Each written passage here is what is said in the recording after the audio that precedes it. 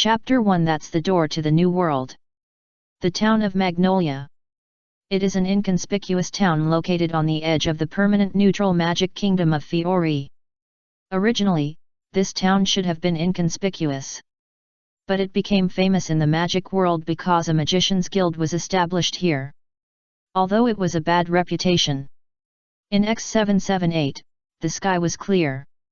In the small town, in front of the Magister Guild, which is notorious in the magic world, a petite guest with striking crimson long hair came. The guest was wearing a neat night outfit, which made her beautiful appearance inherited from her mother look more heroic. "Is this the fairy tale guild?" the little girl murmured and looked up. There were big words written on the door plate of the clock tower in front of her, which exuded a simple and rustic atmosphere. The whole building seemed to have been around for years. There were traces of patchwork on the walls, and even the stone steps leading to the guild gate were covered with moss.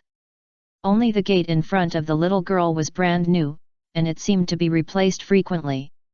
This made the little girl curious. She murmured in her heart, and with infinite longing, she gently pushed the gate in front of her open.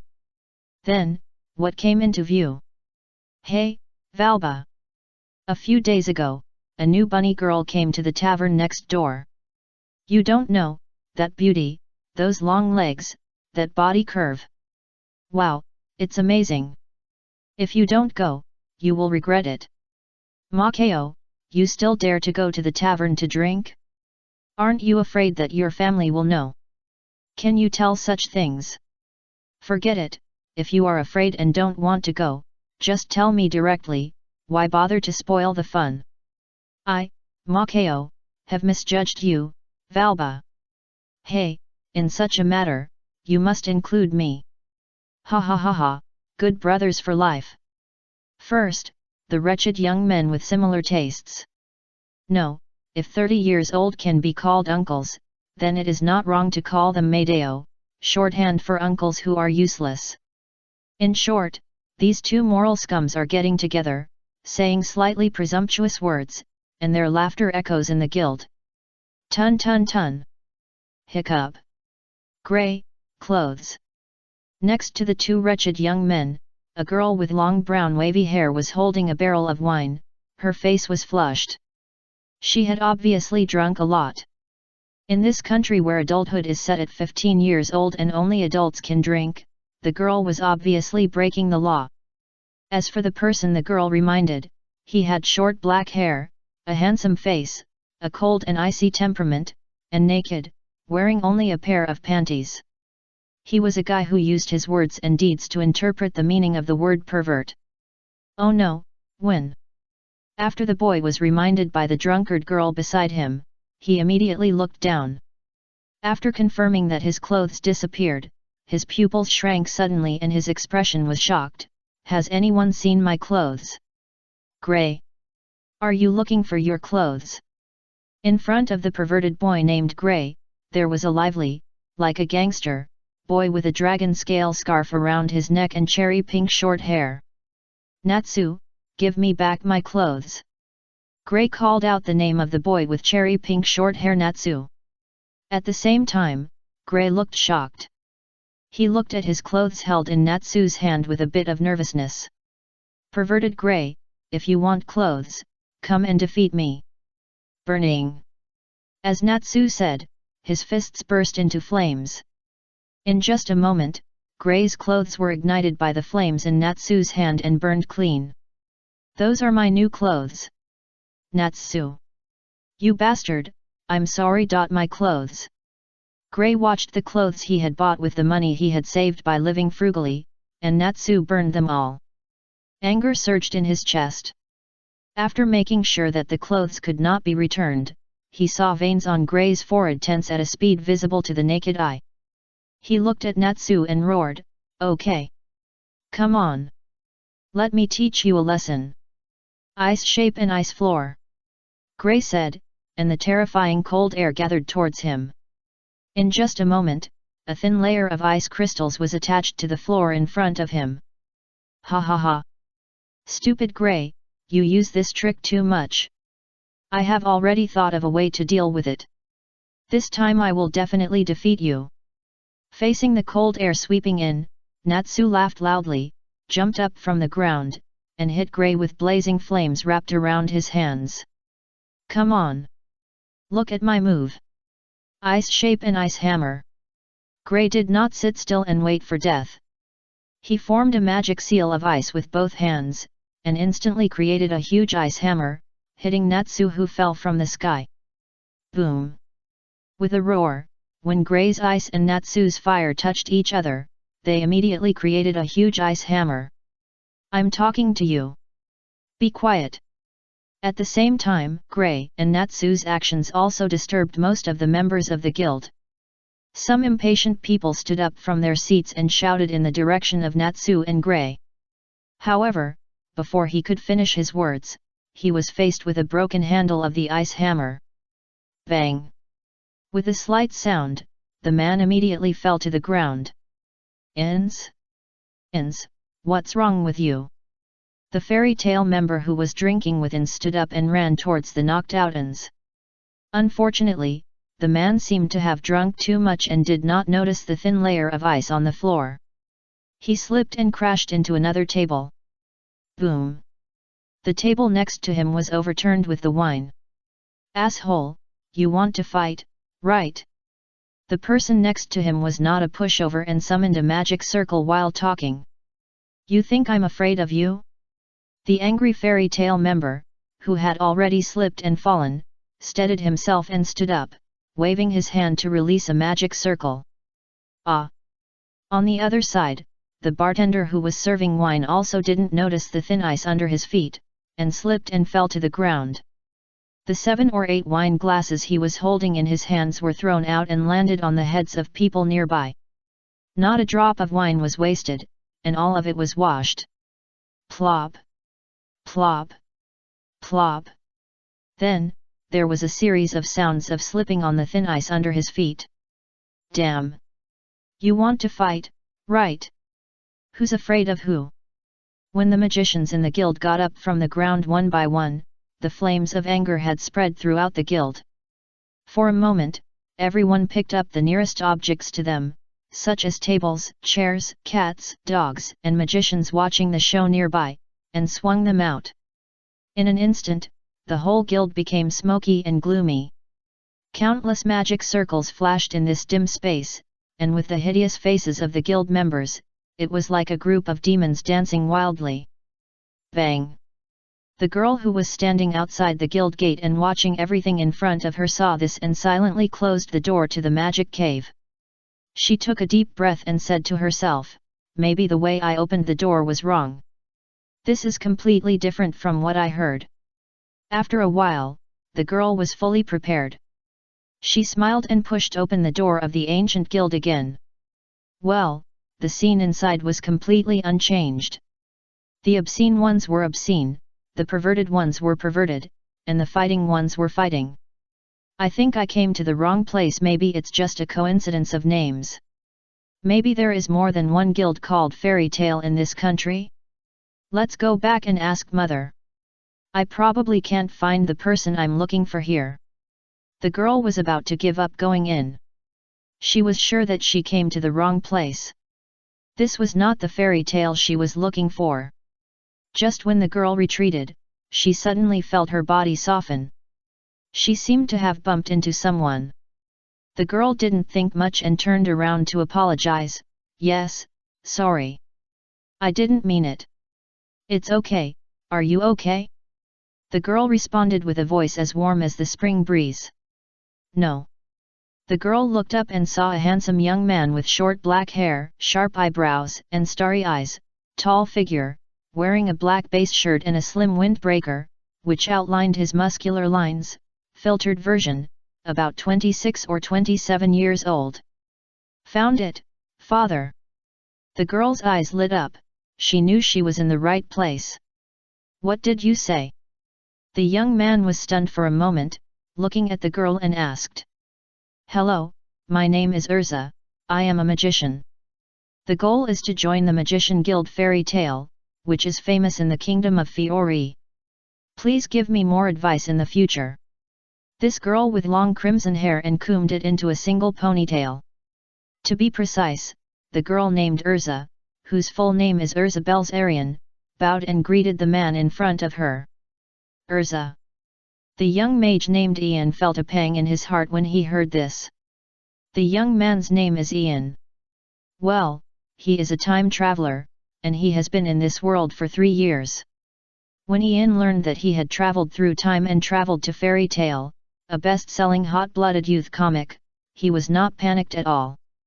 Because Ian knew clearly. No matter how hard he tried, he would never be able to beat the final boss of the comic, the former Dragon Slayer mage who was pronounced as Black Dragon but was actually a magic dragon. And he single-handedly defeated the Dragon King Festival 400 years ago, completely destroyed the human hero of the Dragon Age, and was also the current Dragon King, Lord Akunologia. Well, ask? A mage comic, the final boss is magic immune, what's the point of beating it? Let the protagonist handle it. In his life, Ian only wanted to stay in Fairy Tale and wait for death. Of course, he could still shout slogans and roar, "We are all Fairy Tale magicians," when necessary. As for Ian's current strength, relatively speaking, it should be called very strong. It can be said that in the entire Fairy Tale Guild, he is second only to Guildarts, the strongest in the guild, and Makarov, the president. As for Ian's current strong strength, it all depends on his own practice. Well, system, give me some points. Okay, there is no system to add points this time. Perhaps because Ian is a time traveler, his mental power is very strong and different from ordinary people. He is a real super magic genius. According to President Makarov, Ian's magic talent is not inferior to the legendary Fairy Tale's second-generation president Hito. My heart collapsed. I took a break and started writing Fairy Tale again. I don't know if my strength has declined. This. Chapter 2 Irene Belzarian.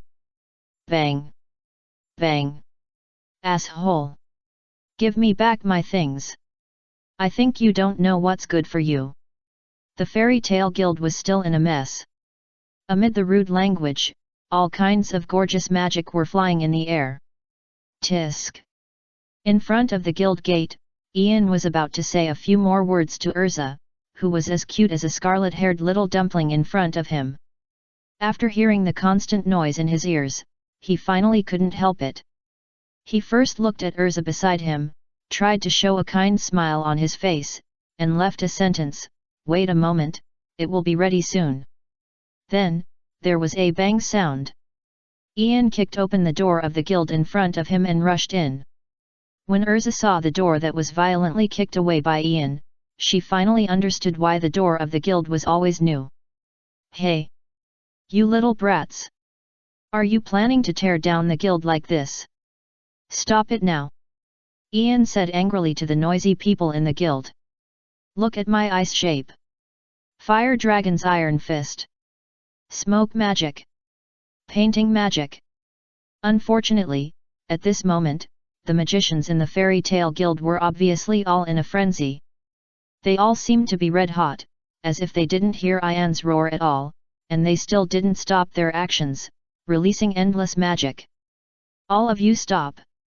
Seeing this, Ian's eyes twitched slightly, and then he raised his left hand. As Ian raised his hand, a huge purple magic circle formed above the guild. The next second, all the people who were fighting in the Fairy Tale Guild felt their shoulders sink. Before they could think about it, the mighty gravity poured down from the magic circle above, pressing them one by one firmly on the ground. It's so heavy. I can't move my body. Is this gravity magic? In that case, Ian is back. When these red-hot Fairy Tale Guild magicians were pressed down hard by Ian's signature gravity magic and rubbed against the ground, they finally calmed down and put away their respective magic circles. "Ah!" In response, Ian sighed and put away his magic. "Ian, is your work going well?" After Ian put away his magic, the logistics girl who was responsible for the guild's miscellaneous work on weekdays and was also the guild's signature girl, walked up to Ian with a smile and asked about Ian's work situation with a smile. The work is going well. Although a few people escaped, it's not a big deal. Ian paused and asked, is the president not here? He actually let these guys destroy the guild. The president went to attend the annual. The president of the Magister Guild under the Magic Council met. The girl immediately replied. Is that so? Ian rubbed his temples and thought that it was no wonder that the guild was in such a mess, but no one cared. With the president going to the meeting and guildarts on a long mission and missing, it was a relief for these guys in the guild. He was given a leave of absence, so that he could do whatever he wanted in the guild. Ian, duel with me.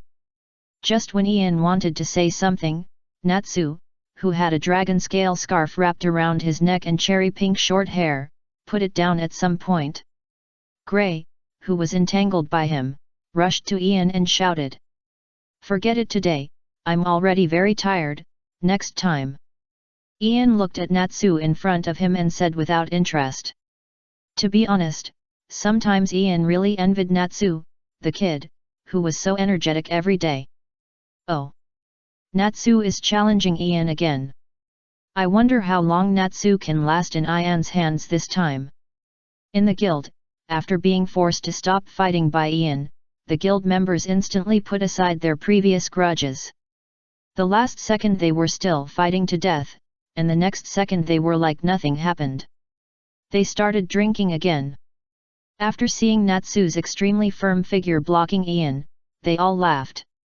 Ian, here I come. The next second, Natsu seemed to not understand what Ian said. He shouted loudly, and a raging flame burst out of his body. He waved his immature fist and rushed towards Ian, shouting loudly, Fire Dragon's Iron Fist. When the strength of your fist is half as strong as your roar, come and challenge me again. Seeing this, Ian blocked Natsu's flaming fist with one hand. Then, he raised his arm holding Natsu's fist towards the sky. Hey! Natsu immediately, under the upward force applied by Ian, pulled his body and flew into the sky. Buzz! Just as Natsu's body flew into the air involuntarily and gradually stopped, a purple magic circle suddenly appeared beside him. Boom! For a moment, everyone only heard a roar. Natsu was knocked out by the horizontal gravity released by the purple magic circle in the sky, smashed through the glass of the second-floor window of the guild, and fell into the canal in the distance. Ha ha ha ha! Natsu was killed again. It's really funny. There's nothing we can do. The gap in strength is too big. After all, Ian is the only S-class magician in our guild. I just mean that Natsu is a little too arrogant. For a while, the Fairy Tale Guild was full of laughter. Hey! Ian was relieved after driving away the annoying Natsu. A bottle of water. Ian came to the guild bar and asked for a glass of water. Okay. As the waiter finished speaking, a glass of water was placed in front of Ian. Tun tun tun tun. Finally I can take a break. Ian sat at the bar, and after drinking a bottle of water, his brain seemed to have a flash of inspiration, and he suddenly remembered something. Oh, and Erza. Ian quickly came to the door of the guild and invited Erza, who had been standing outside the door obediently as he said, into the guild. Ian, who is this person? She's quite cute. Why is a girl wearing armor? The drunken members of the guild asked in confusion after seeing Ian invite a cute scarlet-haired girl in from the door. This is Erza, the new member of our guild. Ian answered everyone truthfully, and took Erza all the way to the bar, and took out the magic seal of the Fairy Tale Guild from the box that the president had left everywhere. Well, next to the magic seal, there is a half bottle of whiskey left by the president. We should find someone to manage the seal. Ian muttered softly, holding the seal and coming to Erza, saying softly, Erza, stamp this seal, and you will be a member of the Fairy Tale Guild. Yes. Erza heard this, looked at Ian and nodded with a smile. She has been waiting for this day for a long time. Okay. Seeing this, Ian nodded gently. While speaking, Ian stamped the Fairy Tale Guild seal on Erza's white arm, which looked like a fairy flying freely in the sky. So far, Erza Belzarian officially joined the Mage Guild Fairy Tale. At the same time, in the Western continent, the Albaraz Empire. A woman who looks 90% like Erza. If I must say, it's the adult queen version of Erza, lying on the sofa, holding the crystal ball in front of her, quietly watching Ian and others on the screen. Finally found you. Hehe, you are not dead. Wait until I eliminate all the obstacles that stand between us. You and I can be reunited as a family. The woman's name is Irene Belzarian. She is the founder of dragon-slaying magic 400 years ago and Erza's mother. She is known as the mother of dragon-slaying magic, the queen of dragons, the wise dragon, the scarlet despair. She is the only and strongest in the Western continent, and is the legendary the empire built by the black wizard Zeref in the story, specifically to fulfill his dream, the highest Qadr in Albaraz, one of the 12 holy shields. At the same time, he is also one of the strongest twins in the empire. It can be said that even if the remaining 10 shields are added together, they are definitely not a match for him. Such a person can be said to be the top combat force in the Western continent, and even in the whole world. There are no more than 10 people who can match or are stronger than her in this era. She is like a queen in the Western continent. At this moment, she is looking at the crystal ball and chuckling. Lady Irene, what's wrong? SHH, don't ask. All those who talk too much are dead.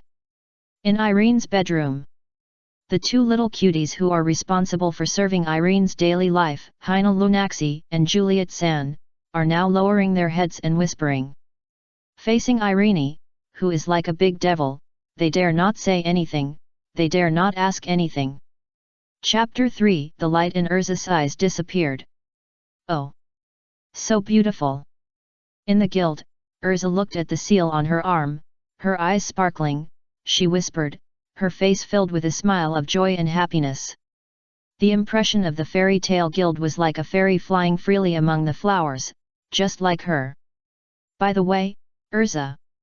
Ian, who was originally sitting at the bar, holding an iced water in a daze, thinking about whether to go to the 2nd floor of the guild to take an S-level task to pass the time, heard the voice and turned slightly.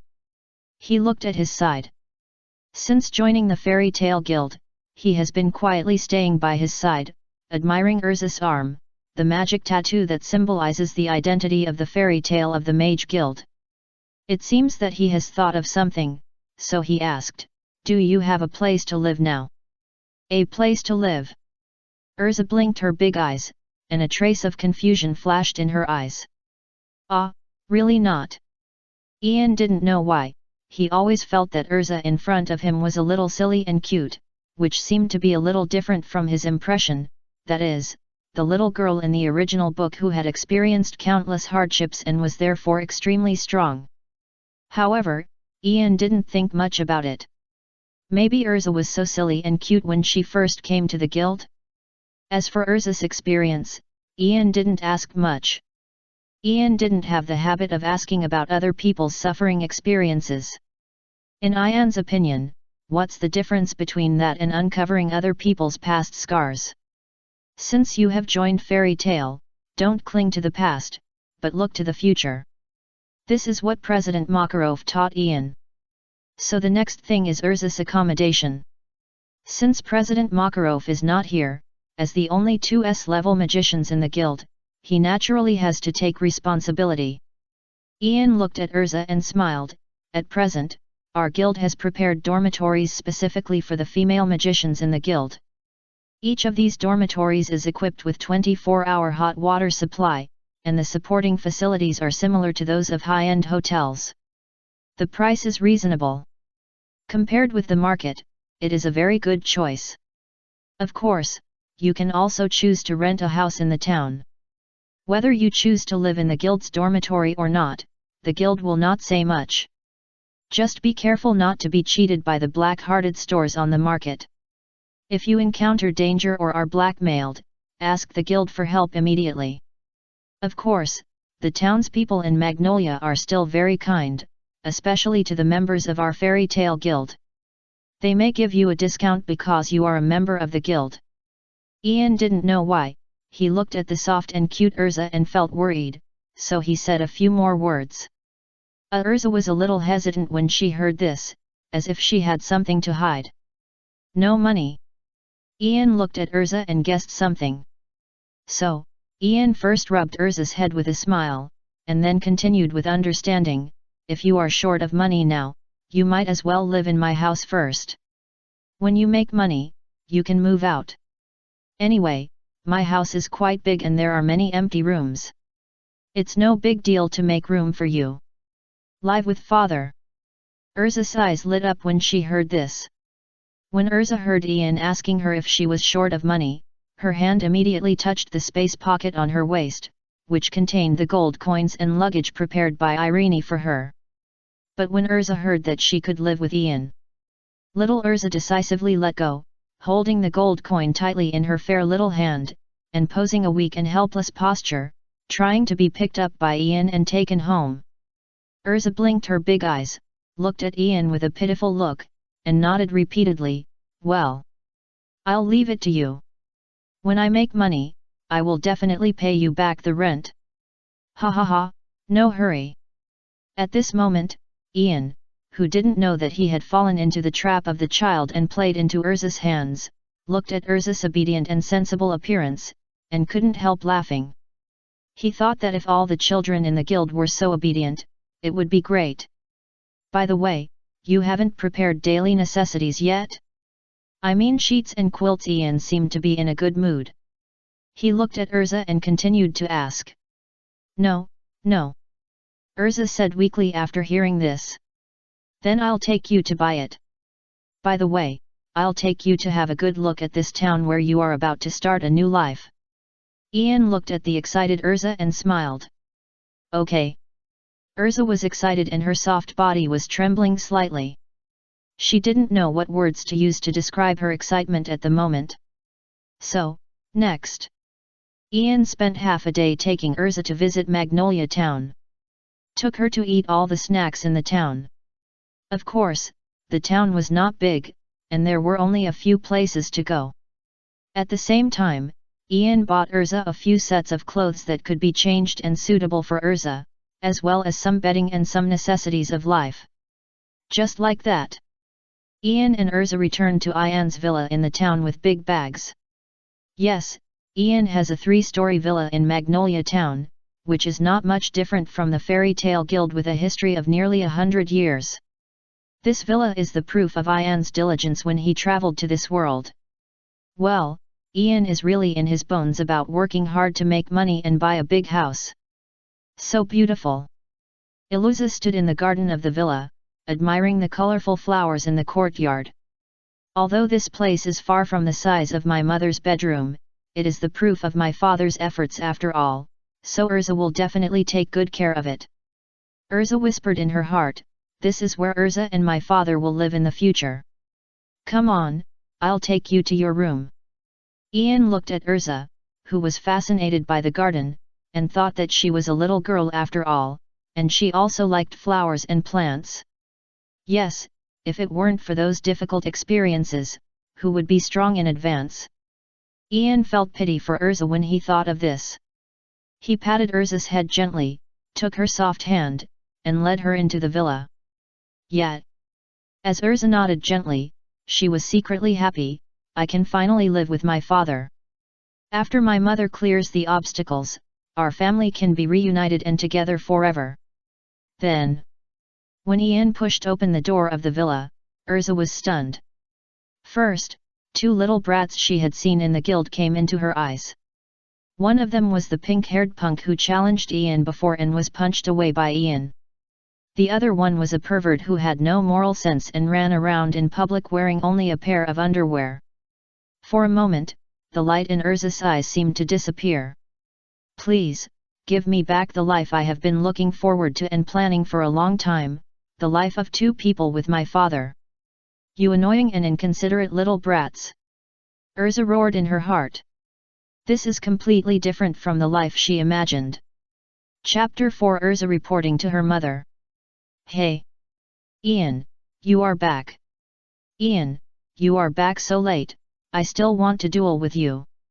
Well, in addition to Ian and Erza, Gray and Natsu also live here.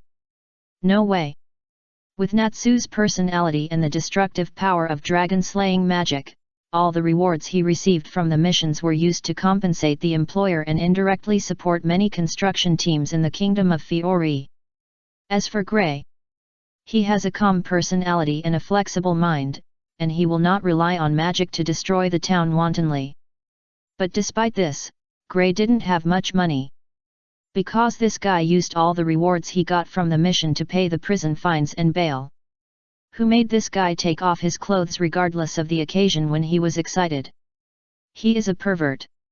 The reason why Gray was not sentenced is purely because he is still a minor. So, if Ian doesn't care about these 2 guys, they can only sleep on the street. Ian, there is no more wine.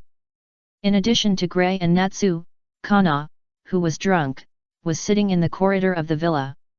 Since Kana was approved by Makarov to participate in the S-level magician assessment held by the Fairy Tale Guild last year, and was killed by Ian in seconds, she has developed a good habit of alcoholism.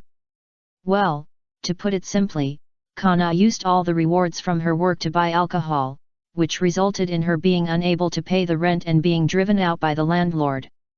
Kana, who had no place to live, also stayed in Ian's villa. Why? Who made Ian's house so big? Ian didn't say anything about this. He wouldn't kick these little guys out until they grow up. Natsu, don't run around on the stairs when you're wet.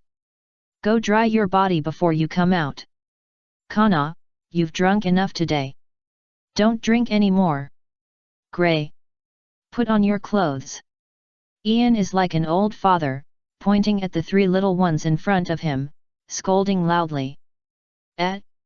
Are you not allowed to drink? I'm not drunk, I can continue to drink. Kana held the barrel and protested loudly. What? When did my clothes disappear again? Did it learn space magic? Gray looked at his clothes that disappeared again, horrified. You took them off yourself, idiot. Natsu covered his mouth and laughed at Gray wantonly. Ah! In response, Ian sighed. He strode to Gray, Natsu and Kana, and punched the heads of the 3 little ones in front of him who made him completely worry. Bang! Bang! Bang! Then, the 3 of them became honest. I'll give you 5 minutes. Throw away the bottle, wipe off the water on your body, get dressed, and gather in the restaurant. If you exceed the time limit, there will be no dinner tonight, Ian said to Gray, Natsu and Kana in a deep voice. Hurry! As Ian finished speaking, the 3 little ones dared not delay any longer. They knew that Ian was serious and they had to hurry up for dinner. So, 5 minutes later, in the dining room, Gray, Natsu, and Kana had already sat down neatly and were ready to eat. Ding! Seeing this, Ian just snapped his fingers lightly, and countless delicacies were already placed on the long table. Before dinner, I'd like to introduce a new partner to you. This is Erza, and she will live here with you from today. I hope you can get along well in the future. Ian introduced Erza, who had just joined the guild this morning and was also staying at the Problem Child Villa, to Natsu and the others. Hello everyone, my name is Erza, and from today on I'm also a member of the Fairy Tale Guild, and I'll live with you all. I hope you'll take care of me in the future. Erza introduced herself to everyone with a polite smile. My name is Natsu. My name is Gray, please give me your guidance in the future. Kana. In contrast, the introductions of Natsu and the others were simple and clear. There is nothing else except a name. Let's eat. Ian didn't expect drunk Kana and Natsu to introduce themselves normally. Gray seemed to be a normal person. If he didn't, it would be better if he took off his shirt while holding a knife and fork. Let's eat. After Ian finished speaking, Natsu had already started, picked up a whole roast chicken, and started to bite it like a hungry dragon. Kana simply ate a few pieces of fruit, then took Ian's wine and blew it into the bottle. Gray was still normal. It would be better if he ignored the shirt he had taken off. Erza was speechless for a while. She silently devoured the food in front of her. An hour later, everyone finished eating. Kana fell asleep holding the bottle halfway through the meal. After eating, Natsu also fell asleep with his round belly. As for Erza, she remained calm. After finishing the meal, she held the napkin and gently wiped her pink lips, showing her elegance. After finishing the meal, Gray had already started to clean up the table for everyone. It was his turn to wash the dishes today. Well, but he washes the dishes every day. Gray is really a good boy. It would be better if you ignore his naked upper body and his lower body with only boxer shorts left. In just 1 hour of dining time, Gray took off his clothes and threw them aside. Ah! Ian was helpless to see this. He first sent the sleeping Kana and Natsu to their respective rooms and covered them with bedding. Then, he went to the kitchen and used water magic to help Gray clean the dishes. Then he returned and decorated the room for Erza. Today is a bit hasty after all. Anyway, let's make do with it for now. When we have free time one day, we will decorate it seriously. Ian looked at Erza and said softly. Well. Erza is very happy to have such a room. Erza was still well behaved at this moment. She bowed to Ian and thanked him. Have a good rest. You are also exhausted. Ian looked at the well-behaved Erza and felt warm in his heart. He patted Erza's shoulder gently and left the room. Erza was left alone so that she could have a good rest. Those annoying guys are so annoying. After Ian left the room, the weakness on Erza's face disappeared instantly. Erza was sitting casually on the soft mattress in the room, with her legs crossed and eyes narrowed, like a queen from nowhere, whispering in her heart, "Father, it's hard enough to face these ignorant kids every day. Let me help Father and discipline these bad kids." If Ian returned to the room and saw the scene in front of him, he would definitely say, "It's just right, it's just right. This is the fairy queen Erza in my impression. By the way, I haven't reported my work to Mother today." As Erza said, she took out a crystal ball from her magic pocket. As a beautiful figure appeared on the crystal ball, Erza smiled said, "Mother, Father, everything is fine today." Chapter 5 Ian, what? Tell me now, weren't you dreaming back then? On the other side. After Ian returned to his room, he fell on the bed. It was so tiring to take care of children. But if Ian didn't stand up, these children would be so pitiful. Who made it so difficult to find a child with both parents in the entire fairy tale guild? Yes, behind the seemingly cheerful fairy tale guild, there are all heinous knives. One knife cuts a household registration book. After chasing a family for 400 years, they still don't let it go and send out razor blades crazily. After reading it, Mr. Yuhua wrote 10 books of To Live Overnight. At least, the life stories of these 4 children in Ian's villa are quite typical. Natsu's parents died 400 years ago. His only. To be precise, it should be the only 3 relatives. One has been sealed in a crystal under the guild for decades, in a state of suspended animation. One was driven crazy by Akunoro and planned to kill his wife and take her heart. Another was distressed because his parents were not in harmony, and because of the curse of Anshin, he could not recognize his parents. His parents were alive but he could not get love. He lived like an orphan. Gray's parents and master all died on Deliora, and now he is also an orphan. Kana. It's better not to mention Kana's father. Guess who supported the construction team of the Kingdom of Fiori and even the entire Ishgar continent? Kana really recognized Gildarts.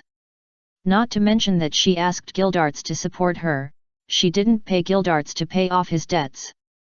As for Erza, Erza's tragedy began 400 years ago when her mother entrusted her to the wrong person.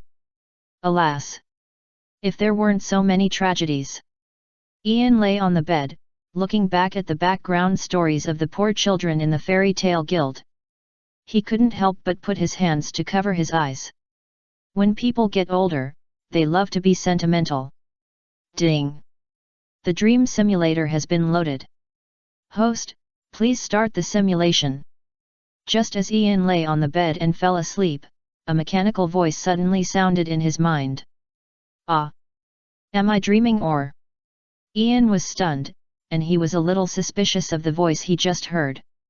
Dream simulator, the host can travel to the timeline before countless tragedies happened, and adjust the results, so that everything will develop in a good direction, breaking the nightmare that has troubled others for a lifetime. After successful adjustment, you will get a certain reward feedback. The quality of the reward will depend on the result of the host's adjustment of the timeline. The system seemed to be aware of Ian's doubts, and it explained this. At this moment, Ian understood, and he finally awakened his cheat. Isn't it that I'm already an S-class magician, and I'm ready to lie down in this world, but you cheated? When I first crossed over, I was alone in a different world, confused and helpless. Where were you? Ian roared at his system. Ding dong, testing. The results have been detected. Reply to the host. The system has activated emergency measures as early as the first moment the host crossed over, and helped the host complete 2 simulations. It's just that the time span of the host's 2 simulations is too long. During the simulation, all the energy of the system has been exhausted, causing the system to fall into a deep sleep before issuing subsequent rewards. Now the system energy has been replenished, and simulation rewards can be issued at any time. Ian's system continued to answer. 2 simulations have been conducted. Which 2 simulations? While Ian was puzzled, the alarm bell in his heart had already sounded. He suddenly had an ominous premonition, as if something sad was about to happen. Ding! Retrieving data. In the first simulation, the host traveled back to 400 years ago, killed and used illusion magic to replace the general of the neighboring country who was supposed to marry Irene Belzarian in the final battle. The Burning Life used gravity magic and illusion magic to control all enemy dragons for 1 minute and 50 seconds, supporting until the arrival of Magnolia, reducing the casualties of Irene's side. In the second simulation, the host also traveled back to 400 years ago, helping a group of young dragons escape Magnolia's pursuit and sending them to the North Continent. During this period, you did that to the moon dragon Selene. The system quickly answered Ian's question. No. Isn't that a dream? I've done it all. Now tell me, are all the things I did real? Ian remembered that, as the system said, he did simulate twice. The first simulation. Ian thought his cheat finally came. In the timeline of 400 years ago, he took advantage of the plot, carefully planned, and finally sacrificed himself to help Irene change her tragic fate, and received excellent evaluations. However, the rewards promised by the system did not arrive. As for the second simulation, because the rewards from the system did not arrive, Ian thought he had time traveler stress disorder and was crazy about cheating. In fact, there was no cheat at all. Everything he did before was a dream. Based on the principle that he could still be bullied by a group of dragon cubs in his dream, Ian was a little more unbridled in the second simulation. Well, for example, using the dragon control secret technique to severely humiliate these dragon cubs. After completing the second simulation, the system was offline. Ian gradually forgot about this matter and spent these wonderful 3 years in fairy tale and adapted to life here. If what the system said is true, then I must hurry up and become stronger. Once the 5 dragons living in the North Continent know of my existence, I will be completely finished. It's hard to say about other dragons, but the bastard Ignea, the flame dragon, will definitely come to trouble me. Ian's eyes were confused. He felt a sense of crisis for the first time after crossing into the world of fairy tale. Because of the second simulation, Ian really thought it was a dream. He offended 5.5 of the 5 dragons that were currently wreaking havoc in the North Continent at once. Well, as everyone knows, there are 5 dragons in total. Igania, the Flame Dragon, Melkobia, the Water Dragon, Alderon, the Wood Dragon, Verns, and the Earth Dragon, Draculamag. These 5 dragons wanted to eat him alive. As for the Moon Dragon Selene, he can only say that a good man does not mention his past achievements. He was indeed a little young and frivolous at that time. That's all debt, so it's better not to mention it. Simulation. System, listen, simulate for me now. Also, remember to send me all the rewards you owe me, as soon as possible. Between life and death, Ian threw away his confusion and turned on his dream simulator. In order to change the tragedy that had happened to the members of the Fairy Tale Guild, and to prevent his own future from becoming a tragedy, he, Ian, must simulate at this moment. By the way, since the timeline that Irene entrusted to the wrong person has been completely changed by me, her story is developing in a happy direction. Whose daughter will Erza be? Before Ian started the dream simulation, he suddenly seemed to think of something, and his face turned pale. Could it be that Erza is?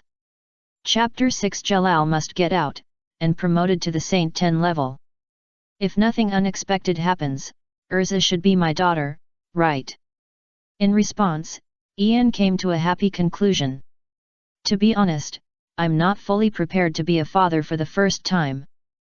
But when I think about having a daughter, I'm suddenly a little excited. But when I think about Erza growing up and falling in love, I, as an old father, feel extremely irritable. When Ian thought of this, his face suddenly changed. When he thought about the future timeline, his precious daughter might be taken away by a wisp of the devil, he couldn't bear it anymore. Fortunately, I am not an old-fashioned person who doesn't know how to adapt. I will not interfere too much with my daughter's future love outlook. It's just that Erza is my daughter, and she must abide by the 3 principles of not dating others. First, guys with large, meaningless tattoos on their faces are absolutely not allowed. Because he is obviously stupid. Second, guys with natural blue hair are not allowed. Because guys with blue hair look like gangsters. Third, guys with Jalal in their names are absolutely not allowed. Because I don't like it. When I hear this name, I feel disgusted. In just a few minutes, Ian prepared himself mentally and thought about it. Now, if he faces Jalal in this world again, he can already do it without any psychological burden and punch hard. Although, Jalal in this world has no intersection with Erza, whose life trajectory has been changed by Ian. At this moment, the opponent is most likely still an innocent and pure boy, but Ian can still attack without mercy. Well, Ian's iron fist is still very hard, enough to break the legs of all the wisp. To be honest, Ian originally had a little pity for Jalal. In addition to indifference, he still had a little pity for him. After all, Jalal, this little fool, was played with by others in the first half of his life, and because of this, he did a lot of wrong things, making him live in atonement for the second half of his life. But since Erza is Ian's daughter, he can only say sorry to Jalal. This blue-haired guy named Jalal. To be precise, all blue-haired guys named Jalal. Don't even think about getting close to his precious daughter. It's best not to appear in his field of vision. Otherwise, he will beat you up every time he sees you. Don't ask why, the old father's anger is always so unreasonable. At the same time, the world of Edras. AQ. A boy with blue hair, tattoos on his face, and the letters Jalal in his name couldn't help sneezing. Prince, are you okay? You've been working too hard these days, you should take a rest. Beside the blue-haired boy, seeing this, the black cat who followed him closely looked a little excited, with worry flashing in his eyes, and spoke in human language. Pansa Lily, don't worry, I'm fine. I just suddenly felt a tightness in my heart. I always feel that my trip to the world of Eslanden this time will be extremely difficult. Gellert frowned, his eyes full of worry. He didn't know why, but suddenly felt a chill in his heart. It felt like there was some fatal terror on his bright road to the world of Eslanden, quietly waiting for him to fall into the trap. The king must have discovered something. It seems that I have to act in advance. I must stop the king's conspiracy. Gellert thought silently in his heart. In Gellert's view, it must be his father who was blinded by ambition who discovered his whereabouts and secrets. Well, no matter how resourceful Jelal in the world of Edras was, even as a teenager, he could fight against the entire kingdom on his own. But he could not imagine that all the malice that frightened him came from a stranger he had never met in the other world he was about to go to. As for the man who gave Jelal the greatest malice, he silently opened his simulator at this moment. Reward extraction. Ian first extracted the rewards from the system after his first 2 successful simulations that the system failed to issue on time. Rewards being issued. For a moment, the magic that Ian had learned in the first 2 simulations, and the magic power that he had improved with great difficulty, all poured into his body like a tide. Yes, the most valuable part of this dream simulator is time. After each simulation, Ian can superimpose the knowledge he learned and the magic power he improved in the timeline he entered in the simulator on himself. The timeline Ian traveled through in his first simulation was X365. The place he traveled through was the Dragon Kingdom where Irene was. In this way, Ian followed Irene silently in this timeline for 5 years. During these 5 years, he used all of them to improve his strength. Until X370, Ian thought that his strength was enough. Then he went to the neighboring country alone, assassinated the general who might marry Irene in the future, and replaced him with illusion magic. Then, Ian spent another 5 years. He cleaned up all the corrupt nobles in the neighboring country, built the neighboring country into a powerful empire like an iron wall, and finally married Irene naturally, and died in battle in X376. Finally, Ian became a household hero in this timeline. So much so that the Magic Council in the current timeline still has epic poems praising Ian's deeds and sculptures promoting his spirit. Even every year on the anniversary of Ian's death, the council will organize memorial activities.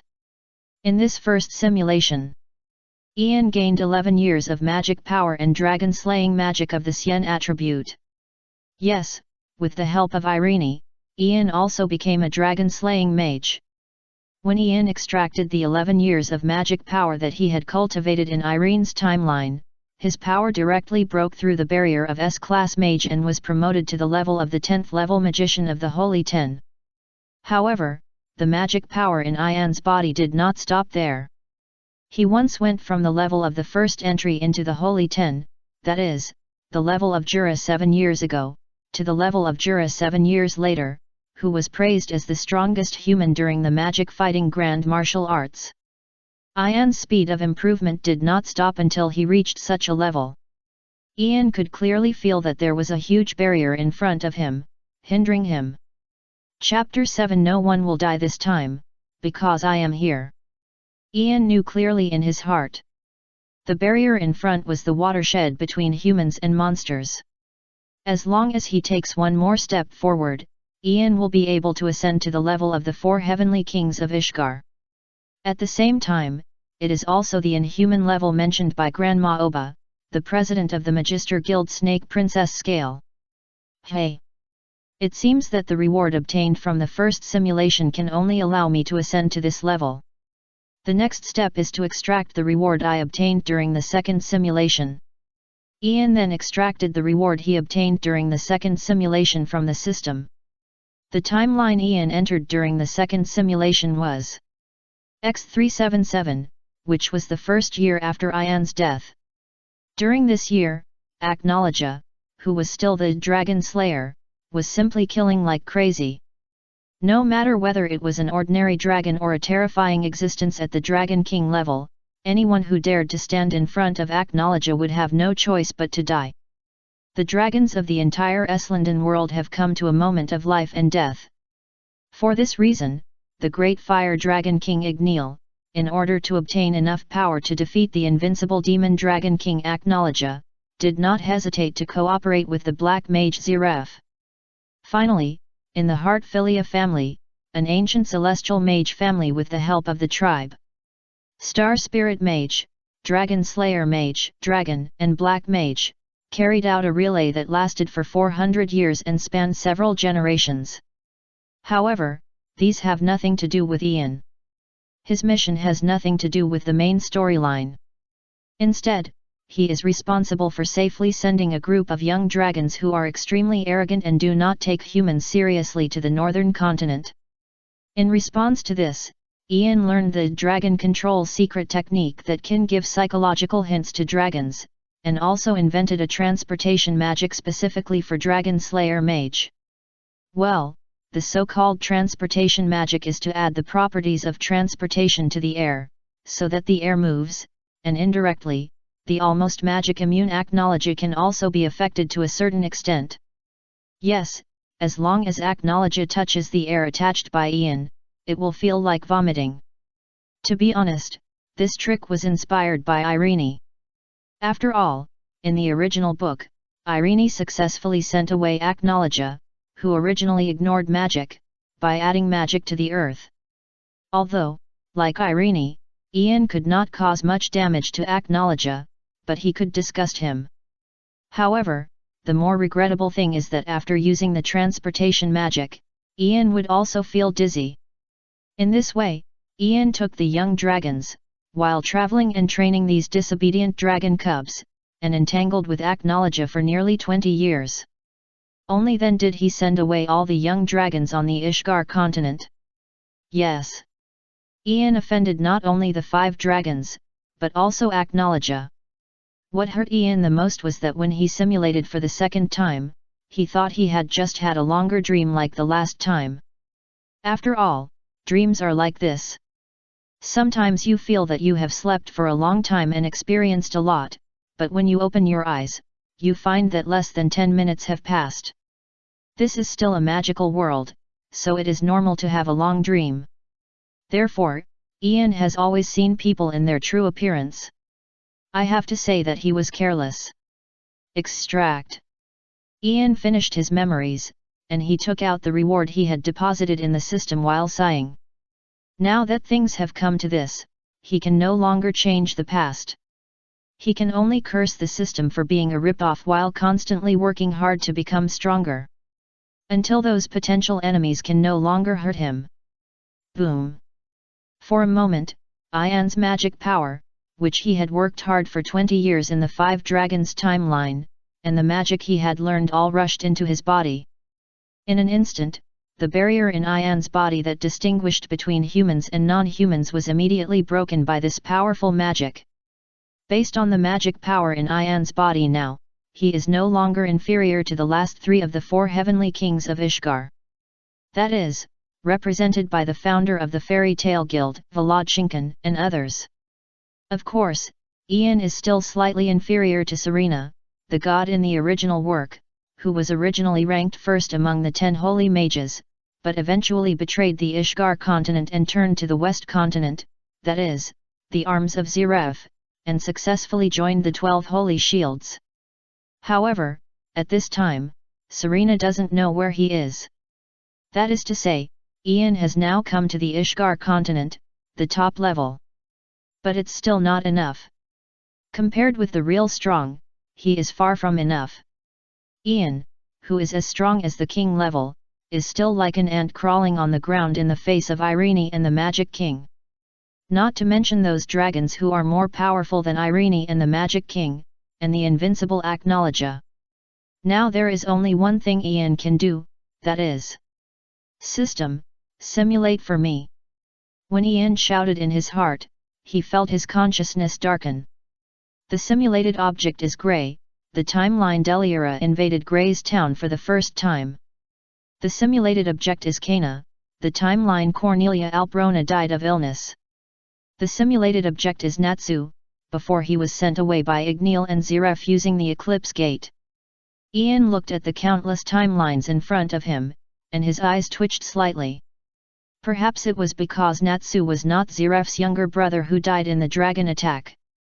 He was actually the flame demon and resurrected by Ziref using his younger brother's remains. So there was only one thing that bothered Natsu, that is, why Igneel left without saying goodbye, and he wanted to be with Igneel forever. This one, Ian directly denied, he couldn't do it at all. Next is Kana and Grey. Ian did not hesitate and chose Grey directly. Ian could not solve the problem that troubled Kana. He knew nothing about treating patients. He had to find Polyasica first and make up for some medical knowledge first. In summary, Ian believed that Grey's timeline was most suitable for him now. Simulation. As Ian determined the object of the simulation, he felt that the world he was in was dark. When Ian regained consciousness, he had appeared in a sea of fire. Help! Who will save me? Put out the fire! Put out the fire quickly! Damn, why would a monster like Deliora appear here? The whole town was filled with wailing and cries for help. Warning, the timeline has changed. Host, please leave immediately, otherwise the timeline will develop in an extreme direction. Grey is very likely to die. Damn! Ian cursed and disappeared in the burning town. In the countless ruins after being ravaged by demons.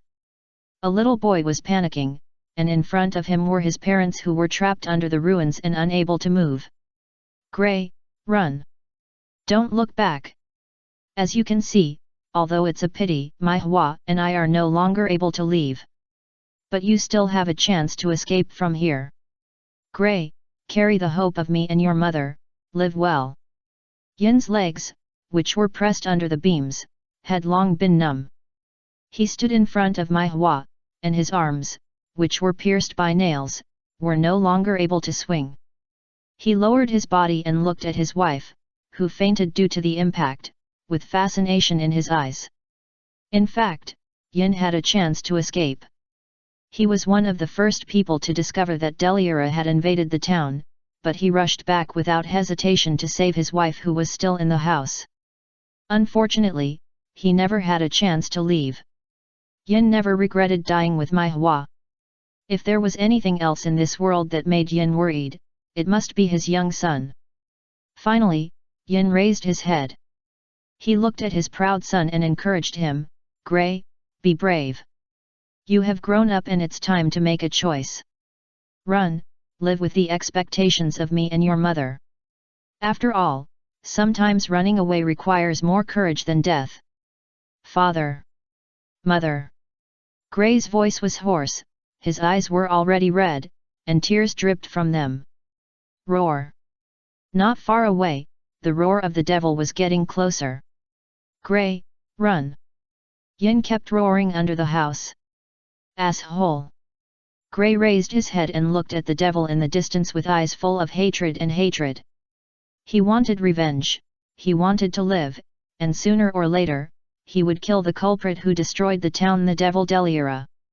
Just as Grey's heart was about to be filled with hatred. Before the catastrophe that made him regret for the rest of his life. A figure like an evil ghost appeared in front of Grey. Yes, Deliora. No. Yin roared, and he didn't know where the strength came from. His numb body was full of strength again. He seemed to want to break free from the 1,000-pound ruins. As for Grey, his pupils shrank slightly. Perhaps, it's not bad to die here. At least I won't kill that person. Who is that person? No. Under Yin's roar, Deliora waved his fist. So that's it. In Grey's opinion, when Deliora invaded the town for the first time, he should have died under the opponent's fist, instead of insisting on killing his master you in the future. But it doesn't matter, Grey, you won't die here, your parents won't die here, the townspeople won't die here, and you won't die here. Because this time, I'm here. At this critical moment, a tall figure appeared in front of Silver, who struggled to save Grey from the ruins.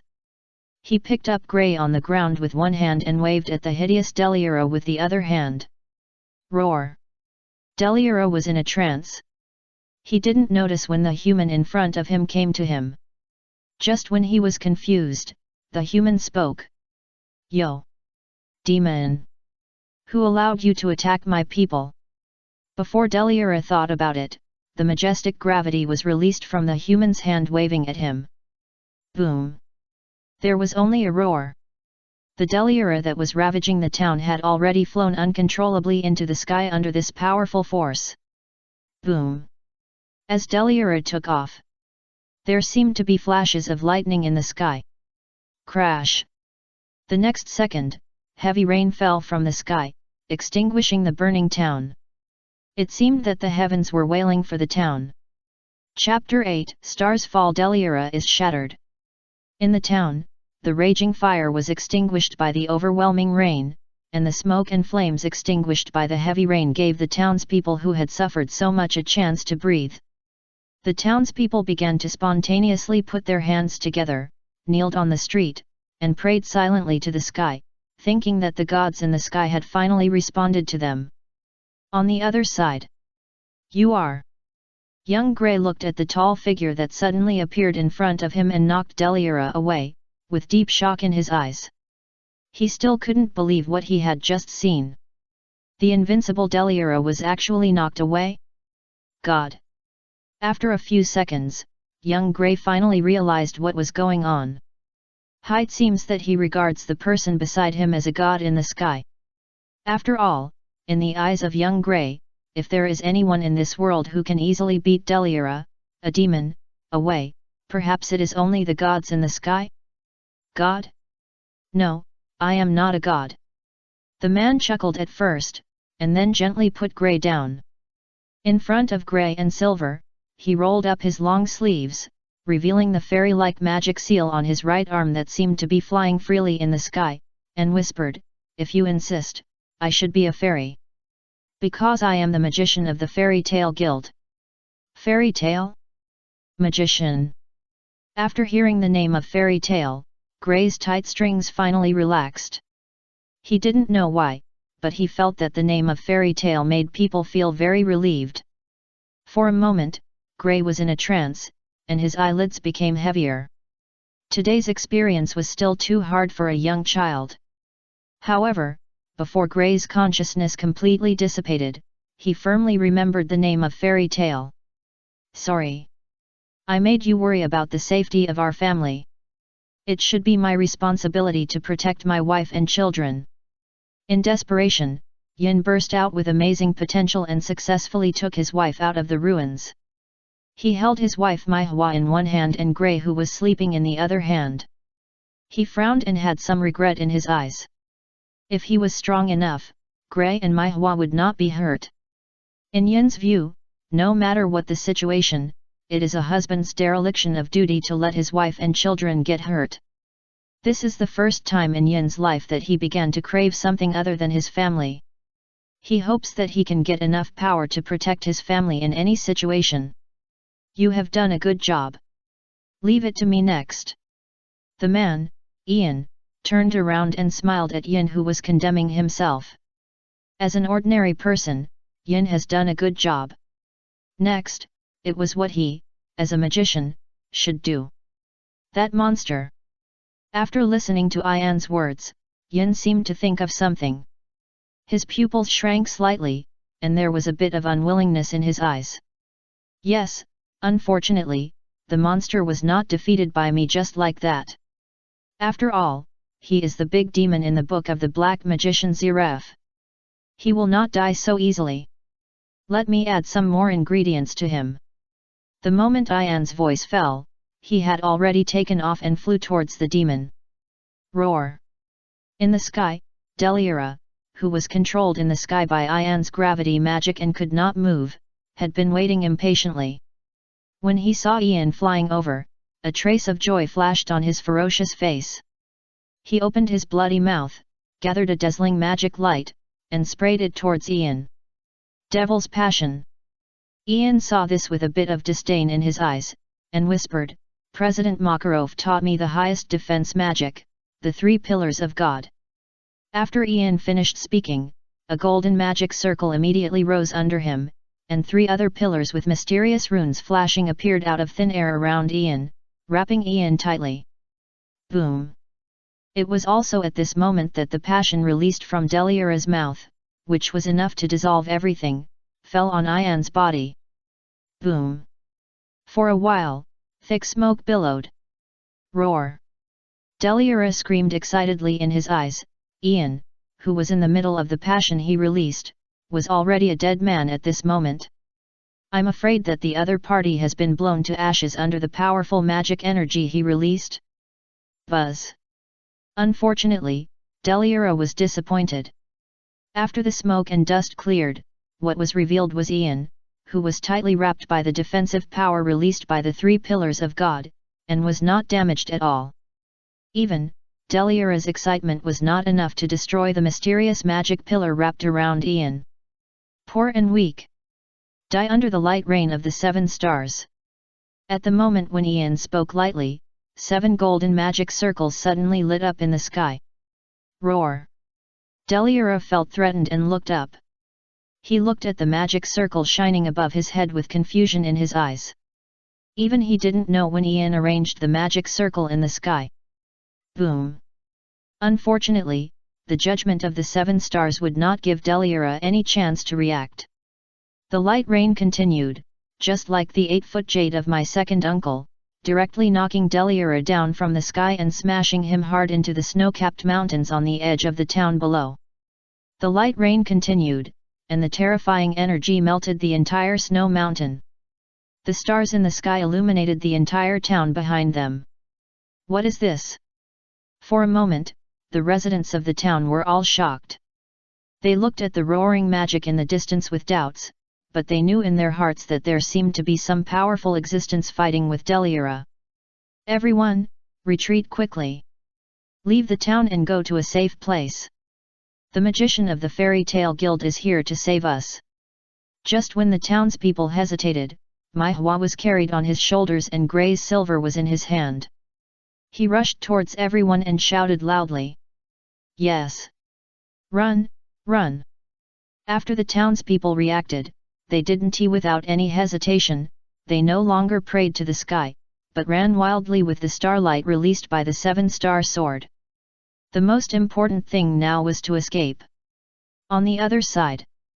Roar! After Deliora took a hit from the 7-star sword, although his body was torn, he was still in high spirits. He raised his head and roared at Ian in the sky. Really tough. Ian frowned at this. He finally knew why you, who was at the level of Holy 10, couldn't deal with this guy in front of him. Although Deliora's destructive power was mediocre, he was strong enough and had strong resistance to conventional magic. In Ian's opinion, with the strength shown by Deliora at this moment, even if it was placed in the gate of Hades in the future, it would be the highest Qadr level, perhaps second only to Pluto Maldo Gil. It's time for a big one. While Ian frowned, he used telekinesis magic to connect to the Silver in the distance. Silver, can you hear me? Silver, who was putting his wife and children in a safe place, was startled by the voice in his mind before he could rest. You, who are you? Silver was shocked and asked the identity of the owner of the voice in his mind. I am the magician of the Fairy Tale Guild. Ian answered truthfully. It's you. Have you successfully solved Deliora? Silver asked Ian excitedly about the situation. To be honest, there are some troubles. Ian in the sky shook his head helplessly. Trouble? Could it be that even you can't solve Deliora? Silver couldn't believe it. If even Ian couldn't kill Deliora, they didn't know who else could help them. No. It's still very easy to get rid of him. But next I will use a very dangerous magic, which will destroy Deliora and the entire snow mountain, and it may affect the town. So I need you to answer me truthfully, have all the residents in the town been evacuated? Ian was also helpless. At his level. To be precise, as long as he reaches the Holy 10 level, he can destroy the world with a wave of his hand, and destroy an entire town in an instant. This is also the main reason why the Magic Council strictly prohibits the infighting of the powerful people at the level of the 10 Holy Magisters. Please give me 10 minutes. Yin frowned when he heard this, and he promised Ian. Okay. Ian nodded and continued to suppress Deliora with gravity magic. Roar. Deliora would naturally not surrender obediently. He kept gathering energy in his mouth and hit Ian in the sky, but unfortunately it was intercepted by the 3 pillars. Everyone, count the number of people. Have they all escaped? Yin ignored his injuries and kept running in the mud, spreading Ian's words to the surrounding townspeople one after another. It's too dark, light the torches. The townspeople looked anxious. The more they wanted to count the number of people, the more they couldn't count. The rain is too heavy and it can't be lit. Then light the magic crystal quickly. Don't be stingy at this time. Okay. The rain was too heavy and too fast. People couldn't see the road clearly, let alone the people. In order to count them clearly, they used precious magic crystals as light sources.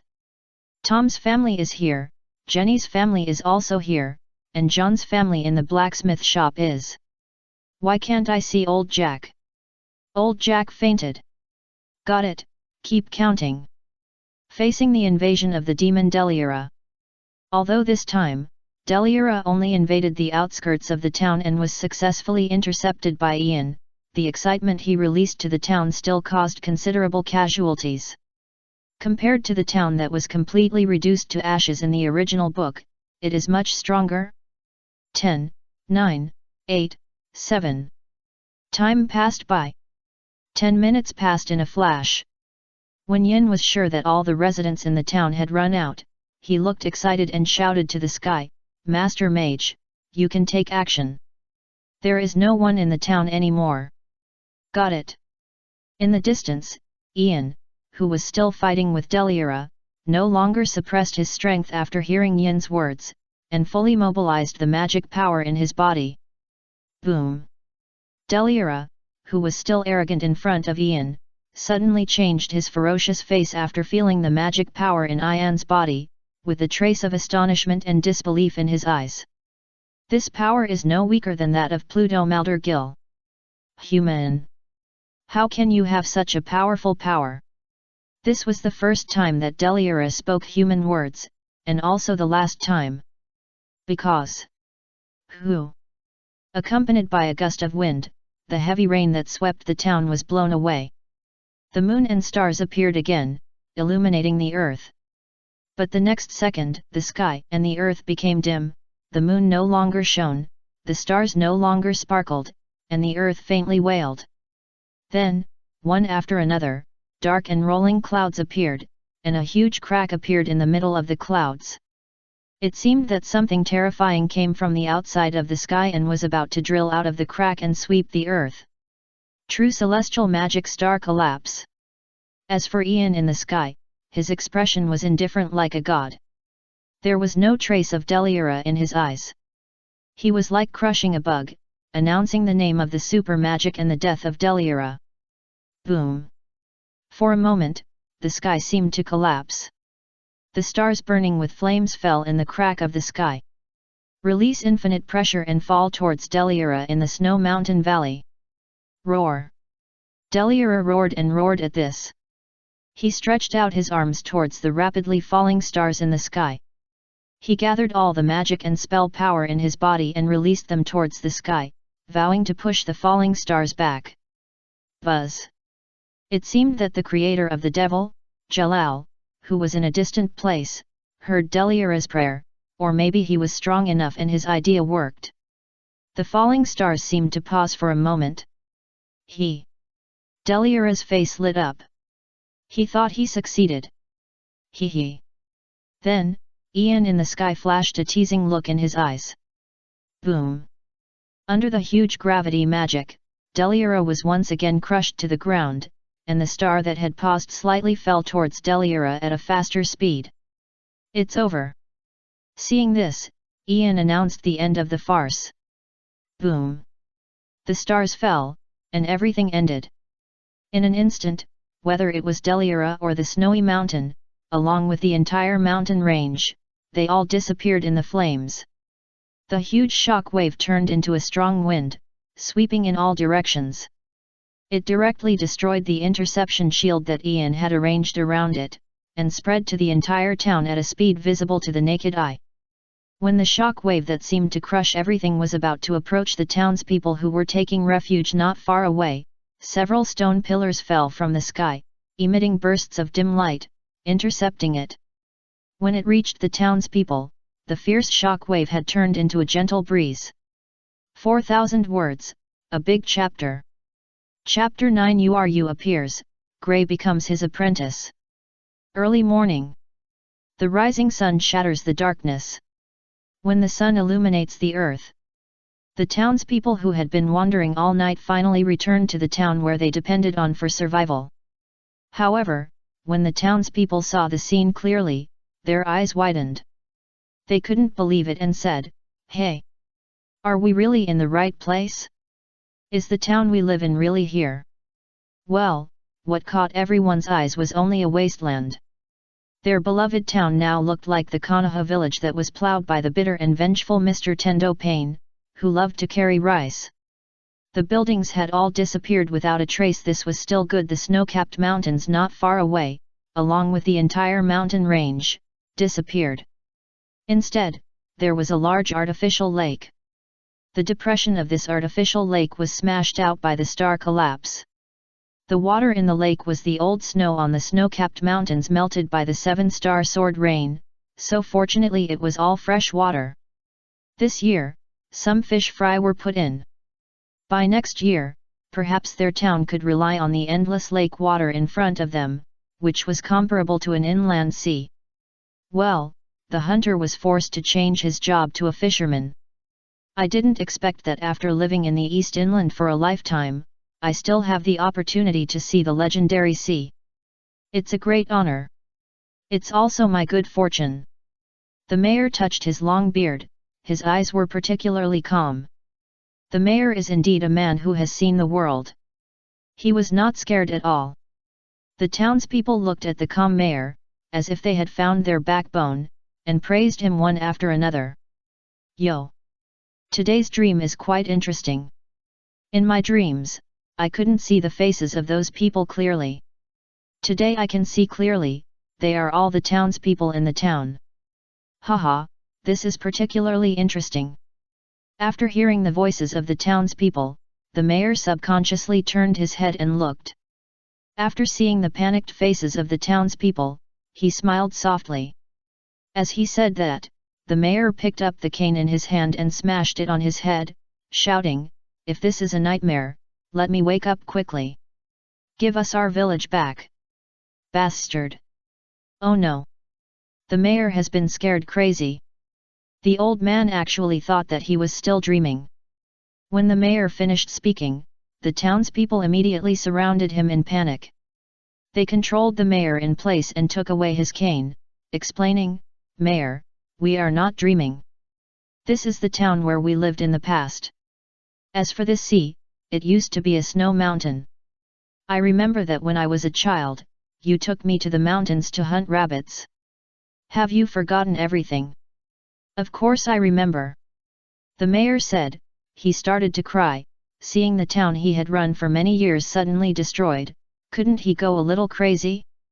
But fortunately, everyone is still alive. As long as people are alive, everything is fine. Anyway, thank you very much for helping us defeat Deliora. If it weren't for you, let alone saving the town, I'm afraid everyone in our town will be buried in the sea of fire, right?" The mayor is a sensible person, so after he clearly realized that this was not an illusion or a dream, he brought the townspeople to Ian, who had just crushed Deliora to ashes, and bowed to Ian to thank him. "It doesn't matter, it's just a little help." Ian smiled and shook his head when he heard it. "I heard from Yin that you are the magician of the guild, right? I, an old man, still understand the rules of magicians. Originally, we should have expressed our gratitude. But you can see that we really have nothing to give you right now. All our property was destroyed in the invasion of Deliora last night. Next year, we will sell all the prey we hunted from the mountains." When the mayor said this, his voice suddenly paused. He seemed to remember something. He looked at the lake in the distance that replaced the snow-capped mountains, cleared his throat, and continued, "In the future, when all the fish in our fish pond are grown, we will definitely make up for your reward today. No need to bother. This is what I should do." Ian heard this, touched the back of his head, and smiled softly. Originally, he was a little sorry for leveling the town by accident, so how could he dare to ask for rewards from these simple townspeople? If he had traveled a few minutes earlier, he might have been able to intercept Deliora outside the town. It was a pity. "May I ask your name? We can also have a chance to repay you." However, the mayor was still very persistent. The town could be rebuilt after being destroyed, but people only have one life, and they can't come back after death. "My name is Yi." When Ian heard this, he was going to give his name directly. But when he saw the endless wasteland in front of him, he cleared his throat and temporarily changed his name. "I am Gildarts, the magician of the fairy tale guild." "Gildarts? Could you say that you are Gildarts, the strongest magician in the west of the Ishgar continent?" Gildarts's name is still very loud. Even in this ordinary town, some people have heard of it. They all widened their eyes and said in disbelief. "That's right," Ian nodded gently. "But I heard that Gildarts is a drunkard, a bastard, a sex maniac, and a wretched uncle. No matter how you look at it, you don't look like that, right?" The townsman looked at Ian with a look of disbelief. "Hey! Uncle Gildarts, you are really famous outside. The whole world knows that you are a bastard, and I am doing this to you." Ian's eyes twitched slightly, and he lied to his conscience and explained for Gildarts, "Actually, those are rumors, I am a good person." "So that's it," the simple townspeople believed the lie Ian said. Although Gildarts was indeed a bastard, a scumbag, and an alcoholic who ran away as soon as he put on his pants as rumored next. After Ian took over the name of Gildarts and accepted the townspeople's thanks, he went to find the Yin family. Just now, Yin used the communication magic that Ian had cast before to contact Ian again, saying that he had something important to tell him. When Ian arrived at the place, Yin said. He saw Yin holding his wife Mai Hua, who had already woken up, and Gray, who was lowering his head. The family of three stood under the tree, as if they had been waiting for Ian for a long time. "Gray, go." After seeing Ian, Yin gently patted Gray's back to encourage Gray. So, before Ian could ask, Gray came straight over, knelt on his knees, and said loudly, "Senior Gildarts, I want to learn magic." "No. Now, what's the déjà vu of me wanting to play basketball, coach?" Ian opened his mouth halfway, and held back the words he was going to ask, and complained wildly in his heart. "Ahem, first of all, I'm not Gildarts, my name is Ian." Ian looked at Gray, first explained his name, and then said with some regret, "As for you wanting to learn magic, I do know. But I'm sorry, I really can't teach you." "Why?" Gray looked up, puzzled. "Because you can't learn." Ian was helpless, the celestial magic he was good at was not suitable for Gray. "Is that so?" Gray's eyes flashed with disappointment, he lowered his head, not knowing what he was thinking. "Although you can't learn my magic. However, if you really want to learn magic from the bottom of your heart, I have someone I can recommend to you. She is a good teacher, and she has the most suitable magic for you in the world." After Ian helped Gray up from the ground, smiled. "Really? I really want to learn magic. I never want to encounter a situation where the person I cherish is attacked by bad guys and I can't do anything about it." Gray didn't seem to expect that there would be a turnaround in his magic learning. So he looked up at Ian, his big eyes full of expectation. "Of course, how could I lie to you?" Hearing this, Ian first gently rubbed Gray's little head, and after ruffling Gray's hair, Ian stopped his action, turned around, looked at someone behind him, and smiled. As for what I said, the person who can teach you magic is her. She. Gray was a little confused. He followed Ian's gaze. Not far away, a woman with neat black short hair was walking towards the crowd. The woman was very peculiar. Even in the cold winter, she only wore a thin coat, which was open to reveal her slightly sexy underwear. The jeans on her lower body made her hips look so beautiful that people couldn't take their eyes off her. When I got closer, I found that the woman's facial features were also regular and beautiful, and she exuded a heroic spirit that a girl didn't have, giving people a heroic feeling. Next to this woman, there was a silver-haired boy with premature gray hair. Hey! Don't accept disciples for others randomly. After the woman came, she rolled her eyes at Ian, and then looked at the young Grey who was stunned in the same place, and said in surprise, "You know what? This child really has a talent for practicing modeling magic. In this case, I will reluctantly accept him. Grey, why don't you become your disciple?" Ian poked Grey beside him and smiled when he heard it. She? Is she strong? What Ian didn't expect was that Grey was still picky. He turned his head to look at Ian and asked. Fool! Of course she is strong.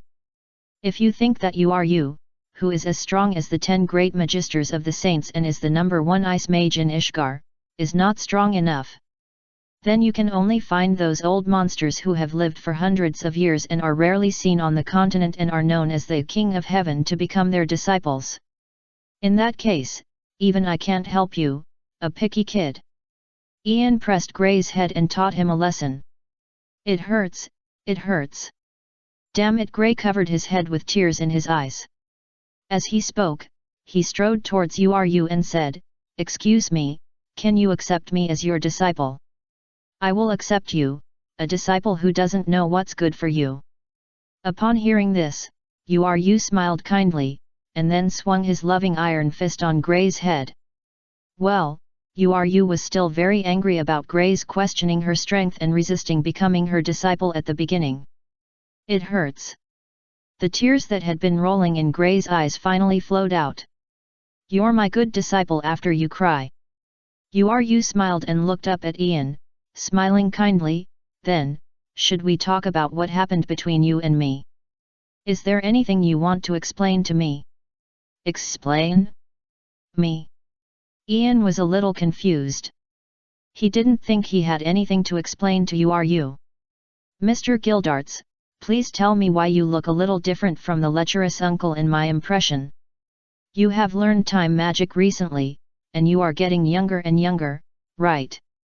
You looked at Ian with a smile and asked. "Oh, by the way, it's said in the extra that Gildarts and you know each other after all. There are only so many magicians who can be called strong on the continent of Ishgar, and it's no big deal to know each other. It's a normal situation." Ian was helpless. He didn't expect you to question his identity. The magic power last night was really terrifying. I could feel it even from dozens of miles away, so I rushed here overnight. As soon as I got here, I heard what the townspeople said, that the great hero Gildarts defeated Deliora and saved all the townspeople in the town. I originally wanted to say hello to Gildarts, after all, we know each other. But I didn't expect that I would meet a fake. Now can you tell me who you are? Why are you pretending to be Gildarts?" You narrowed his eyes and stared at Ian, as if he was going to attack if he disagreed. "As you can see, I am indeed a magician of the Fairy Tale Guild." Ian didn't say anything, and directly showed the fairy tale seal on his arm. "At least this thing can't be faked." After seeing the mark on Ian's body clearly, you was obviously stunned for a moment. She began to doubt her own judgment and Ian's intentions. Originally, in her opinion, perhaps Ian was thinking of using the names of Deliora and Gildarts to perform a self-directed and self-acted show in the town using illusion magic, and taking the opportunity to reap the town's wealth, but now it seems that she guessed wrong. "You know, Gildarts has a bad reputation. I am using his name, not only to wash off the label on him, but also for the reputation of the Fairy Tale Guild. Ian sighed helplessly when he said this. He really worked hard for Fairy Tale. Okay, I understand. You looked at Ian, and she seemed to remember the first time she met Gildarts. At that time, Gildarts left a deep impression on her. Although that guy was as strong as a monster, he was indeed quite worrying. Thinking of this, you walked to Ian, patted him on the shoulder gently, and said, "Yes, you have worked hard." Chapter 10 The Beginning of Gray's Perverted Life. In this way, Gray successfully became Uru's apprentice. Gray's life was clearly arranged during the conversation between Ian and Uru. This is also the beginning of his nickname, Fairy Tale Ice Naked Man. Since the demon Deliora that ravaged the town has been completely destroyed by Ian, Uru leaned over, looked at the young Gray under him, and smiled, "And now, Gray, you have also worshipped me as your master, so come back with me to my home. Anyway, you have no place to live now, right?" Uru glanced at the endless and empty village.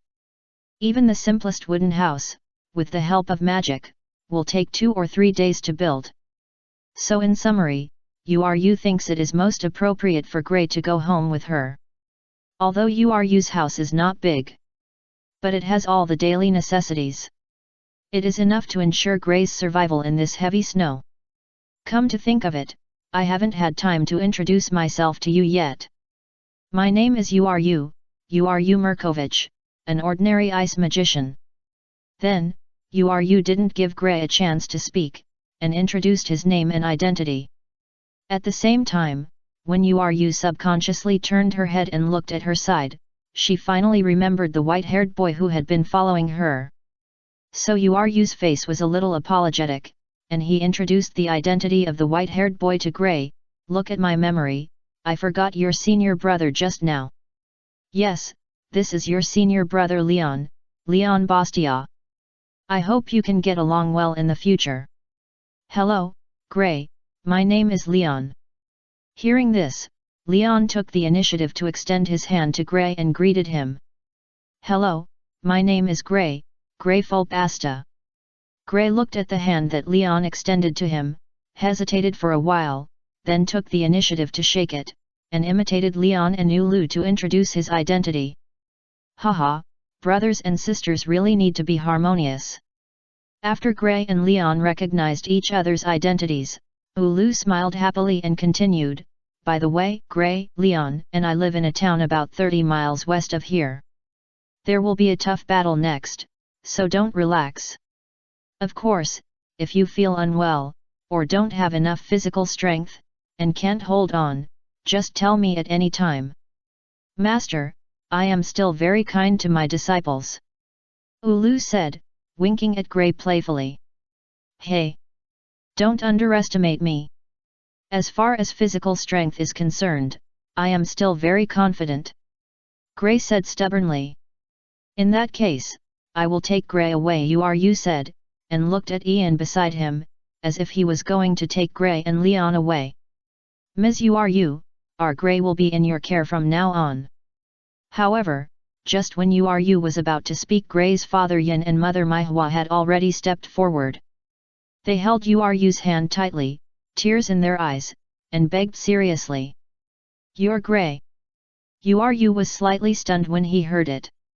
"Yes, I am Gray's father." Yin introduced himself. "I am Gray's mother." Maihua sobbed and explained her identity. "Hey! Gray is not an orphan." Uru was shocked by Yin and Maihua's words. She originally thought Gray was an orphan when she saw Ian making the decision on behalf of Gray and asking Gray to worship her as a teacher.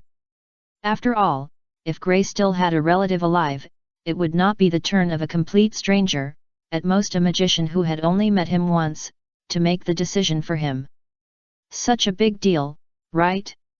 As a result, Gray's parents were still alive and watching them nearby, and Ian, this guy, was so shameless that he made the decision for Gray to become his disciple. It's too much. Hey! Ian, you didn't tell me that Gray's parents are still alive. Uru flashed in front of Ian, grabbed Ian's collar, and asked angrily, since his parents are still here, why do you speak on your own on behalf of Gray's parents and ask Gray to become my disciple?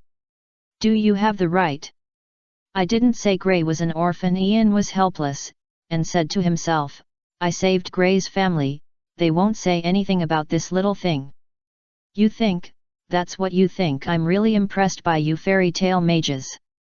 You or Gildarts. You're both so strong, but you don't have any common sense. You all need to have a little sense of boundaries. You said, forcing a smile on her face. She walked towards Yin and Maihua in a self-righteous manner, and after asking them about their well-being, she said softly, that is, what do you think about Gray's coming to me as his master and needing to separate from his family to go to the town where I live to practice magic? Everything depends on Ian. Yin smiled and replied.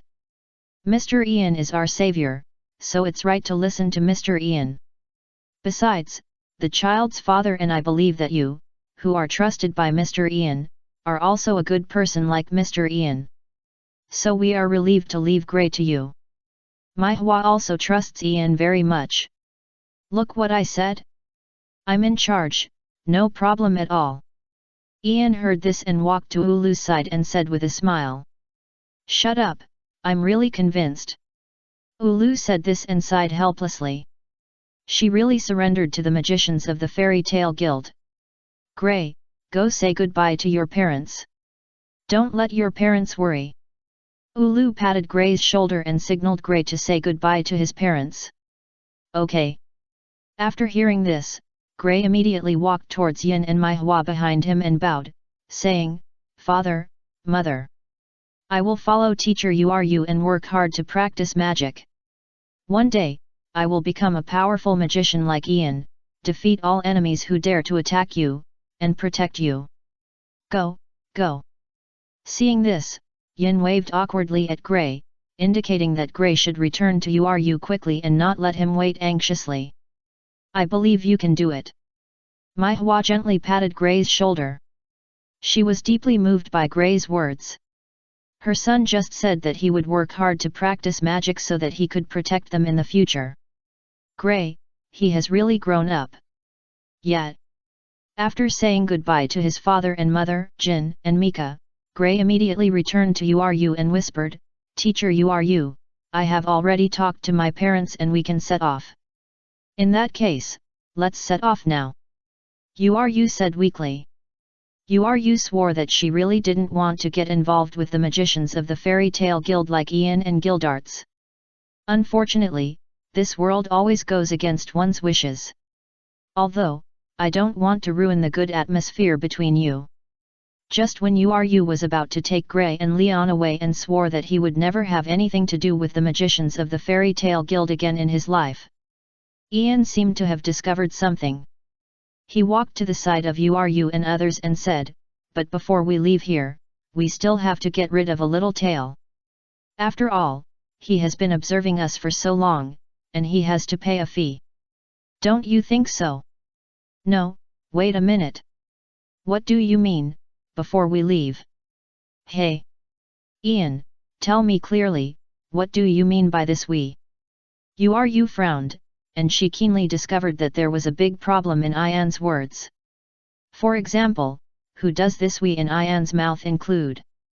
Ian, this guy, is he also planning to leave with them? She doesn't plan to take Ian to her town. Chapter 11 Ian, Magil, do you know? Your president and, privately calls me Ian brother. Come out. Or are you waiting to be invited out? Ian looked at the woods in the distance and said coldly. Is there an enemy there? Uru immediately realized what was happening. She clenched her right fist and smashed it on the palm of her left hand. She took up the posture of ice-shape magic and alerted the surroundings. You are worthy of being the magician of the Fairy Tale Guild. You actually discovered my existence. Just when Uru looked nervous, a tall demon with a monk's zen stick in his hand, wearing a simple cassock, exuding a chilling breath all over his body, and a hideous face, just walked out of the woods and came to Ian and Uru. You, who are you? Yu's pupils shrank suddenly when he saw this.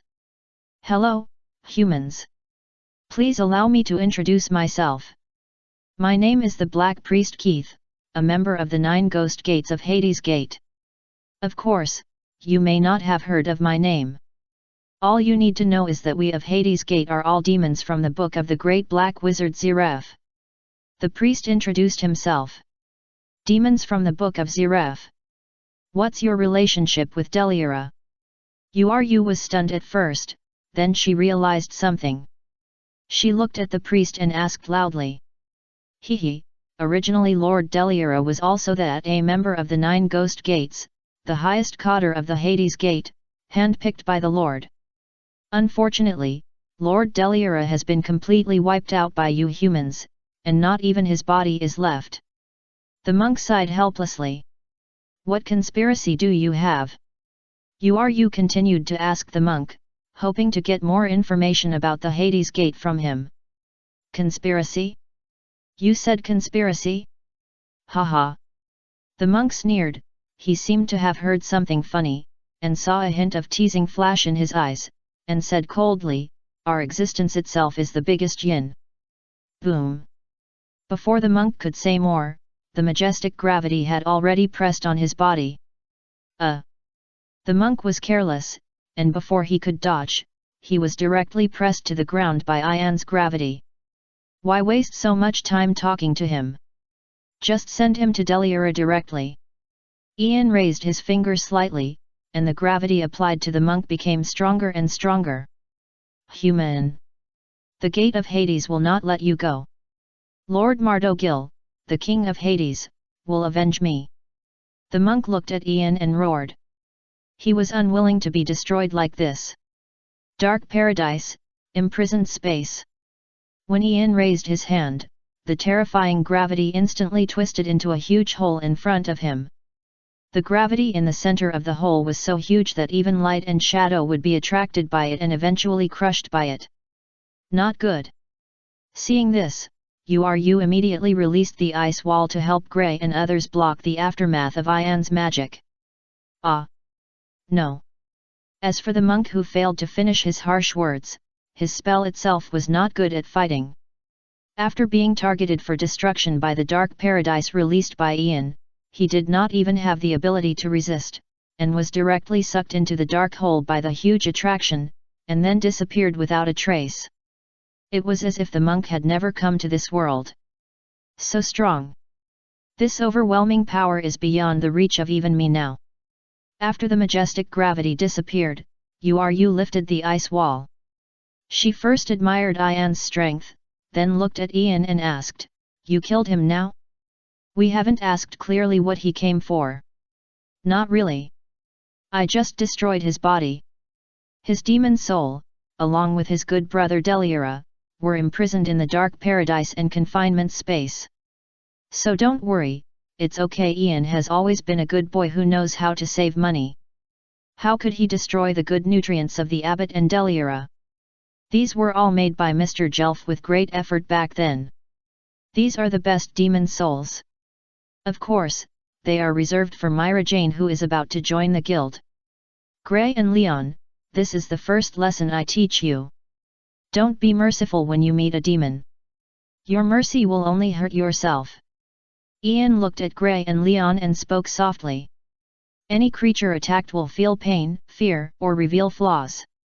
But demons don't feel that way. Demons don't feel pain. The immortal storm, etc., these are all early works of J. Natsu. Hey. Finally. After the death of Monk Zheng and Deliora, the Grey incident finally came to an end. However, Ian found that his simulation was not over. So after saying goodbye to Yin and Mai Hua, he followed Yu, Gray, and Leon and embarked on a new journey. Don't follow me. Yu was speechless. I am Gray's guardian. Gray's parents personally entrusted this responsibility to me. Ian shrugged, and in the name of Gray's guardian, he followed Gray to Yu's house to eat and drink. Mai Hua, it's time for us to go on a spontaneous trip. After watching Gray and the others leave, Yin looked at his wife Mai Hua beside him and said softly. My dear, I'll listen to you. Mai Hua said shyly while lying in Yin's arms. Well, Gray's appearance was just a small accident. Mai Hua and Yin are true love. At the same time, Yin watched Gray leave and thought to himself, Gray, as a father, how could I put all the pressure on you? Go with peace of mind, Mai Hua, and you, I will protect you. Before Yin left, he pointed out the direction for him to move forward. Although the road ahead is extremely difficult, he will definitely succeed in learning the legendary method of destroying demons for the sake of his wife and son. At the same time, the Dark Mage Guild, known as the Bookshelf of Jalal, has the Gate of Hades. Are the monks and Deliora all destroyed? Did the strong men among humans take action? It seems I need to give humans a little warning. Time has passed so long that they have forgotten who the master of this continent is? In the Dark Guild, a black-haired young man with disheveled hair and a magic book in his arms was sitting quietly on the throne to take a nap. Suddenly, he seemed to have a feeling and opened his tightly closed eyes. There seemed to be a sharp light flashing in his eyes. However, just as the young man was about to leave, he suddenly realized that the magic book in his hand, waves of burning heat came. No. That's not right. Those humans are deliberately luring me out. Hundreds of years have passed, and their purpose has not changed. They are still planning to snatch the Book of End from me. Hee, fortunately I reacted. These damn and despicable humans, I will not let you succeed. The great Book of End will be protected by me, Mardo Gil.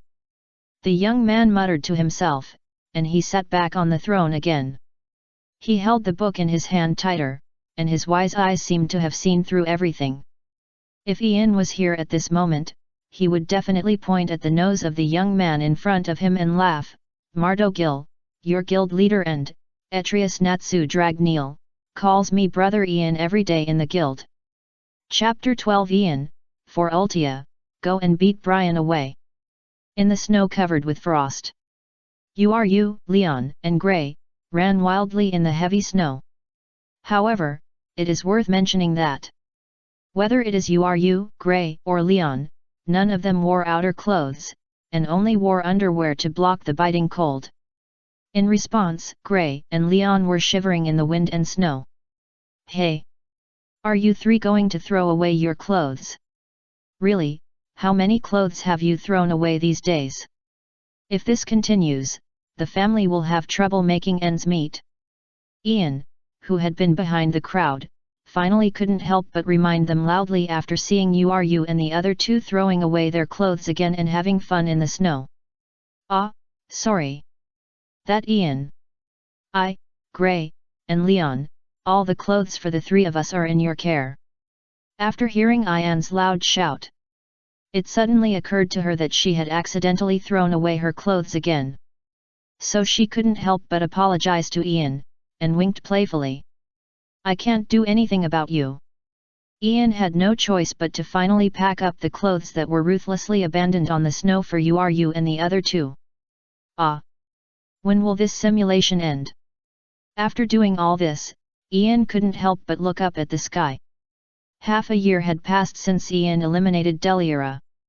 During this half year, Uru was responsible for taking Gray and Leon to practice ice modeling magic, and Ian was responsible for washing clothes and cooking for them. As for why Ian fell to this point, it was mainly because the food Uru cooked was too bad. Uru's cooking is all about not starving people. As for how it tastes, she doesn't care at all, as long as it's edible. Originally, Ian wanted to be patient. He didn't believe that Gray and Leon could keep eating Uru's dark cuisine. No, what Uru made was not worthy of being called cuisine. As a result, Gray and Leon got used to Uru's cuisine. Therefore, after a long time, Ian couldn't stand it anymore, so he took over the cooking job from Uru. Well, Ian could endure any hardship, but not his taste buds. As for the job of washing clothes was an extremely difficult job in this extremely cold place in the east and north. Once the clothes were wet and blown by the cold wind, they became harder than armor. Fortunately, Ian has his own cleaning magic. He uses his unique gravity magic to clean the dirt and sweat on the clothes at the molecular level. So far, the work of washing clothes has also fallen on Ian's shoulders. Fortunately, these trivial matters did not delay Ian's practice. During the past 6 months, Ian has firmly established his foothold at this inhuman level. Anyway, Ian now has enough confidence to defeat the Fairy Tale Guild senior who has magic power but is not good at fighting, Volodchinkin, who is at the bottom of the king. However, Ian still complains. I originally came here to eat and drink for free. How did it end up like this? I really embarrassed the Fairy Tale Guild, which is known for eating for free. If it was that bastard Gildarts, he would have done nothing with a shameless face. Ian sighed, took his clothes helplessly, and went home. Ian is still too kind. Speaking of which, Deliora and the Black Priest have been killed by me. Grey should have woken up from his childhood nightmare. Why hasn't this simulation ended yet? Ian was puzzled by this. According to his guess, the simulation of Grey should have ended as early as when he solved Deliora and the Black Priest. Is there anything that Grey is unwilling to accept? Humph. He is really a greedy child who wants everything. On the other side. Wolo seemed to have been paying attention to Ian's movements. After Wolo confirmed that Ian had left, she chuckled first, and then smiled at her 2 apprentices, Grey and Leon, and said, Ian finally went home. Remember what I told you before? Today seems to be Ian's birthday. In order to thank Ian for washing and cooking for us in the past 6 months, how about we go to the city today, buy him some fruits and cream, and bake him a birthday cake by hand? Yes, during the 6 months of getting along, Ian accidentally revealed his birthday. At that time, Ian just said it casually, but he didn't expect that Wolo would remember it like this. It can be said that the speaker is unintentional, but the listener is intentional. Oh! When Grey and Leon heard this, they waved their little fists and were eager to try. It's not that these 2 little brats know how to be grateful, they are just celebrating that they can finally take a break today. By the way, they are very interested in making cakes. After all, they are children. Once there is no hatred and pressure in their hearts, they are easily curious and interested in everything in this world, things they have not tried. So, Grey and Leon dug out the snow piles under their feet, which they had hidden a few days ago for the surprise for Ian today. After telling Ian that they accidentally lost their clothes during their training, they set off for the town. Shirley, as usual, bring some fruits. By the way, bring more pineapples and mangoes, which are what Ian likes. Uru came to the fruit stand she often visited, greeted the proprietress familiarly, and bought some fruits that they usually ate and that Ian liked. Those 2 kids. I remember they were called Grey and Leon, right? They are both good kids. Most importantly, they are both handsome guys. When they grow up, they will surely charm thousands of girls. That's great, Uru. I envy you for having 2 handsome boys to accompany you. After Shirley prepared the fruits, cream, and other condiments for the cake for Uru, she looked at Grey and Leon who were playing together behind Uru and said with a smile. Like it? Give it to you. Do you want it?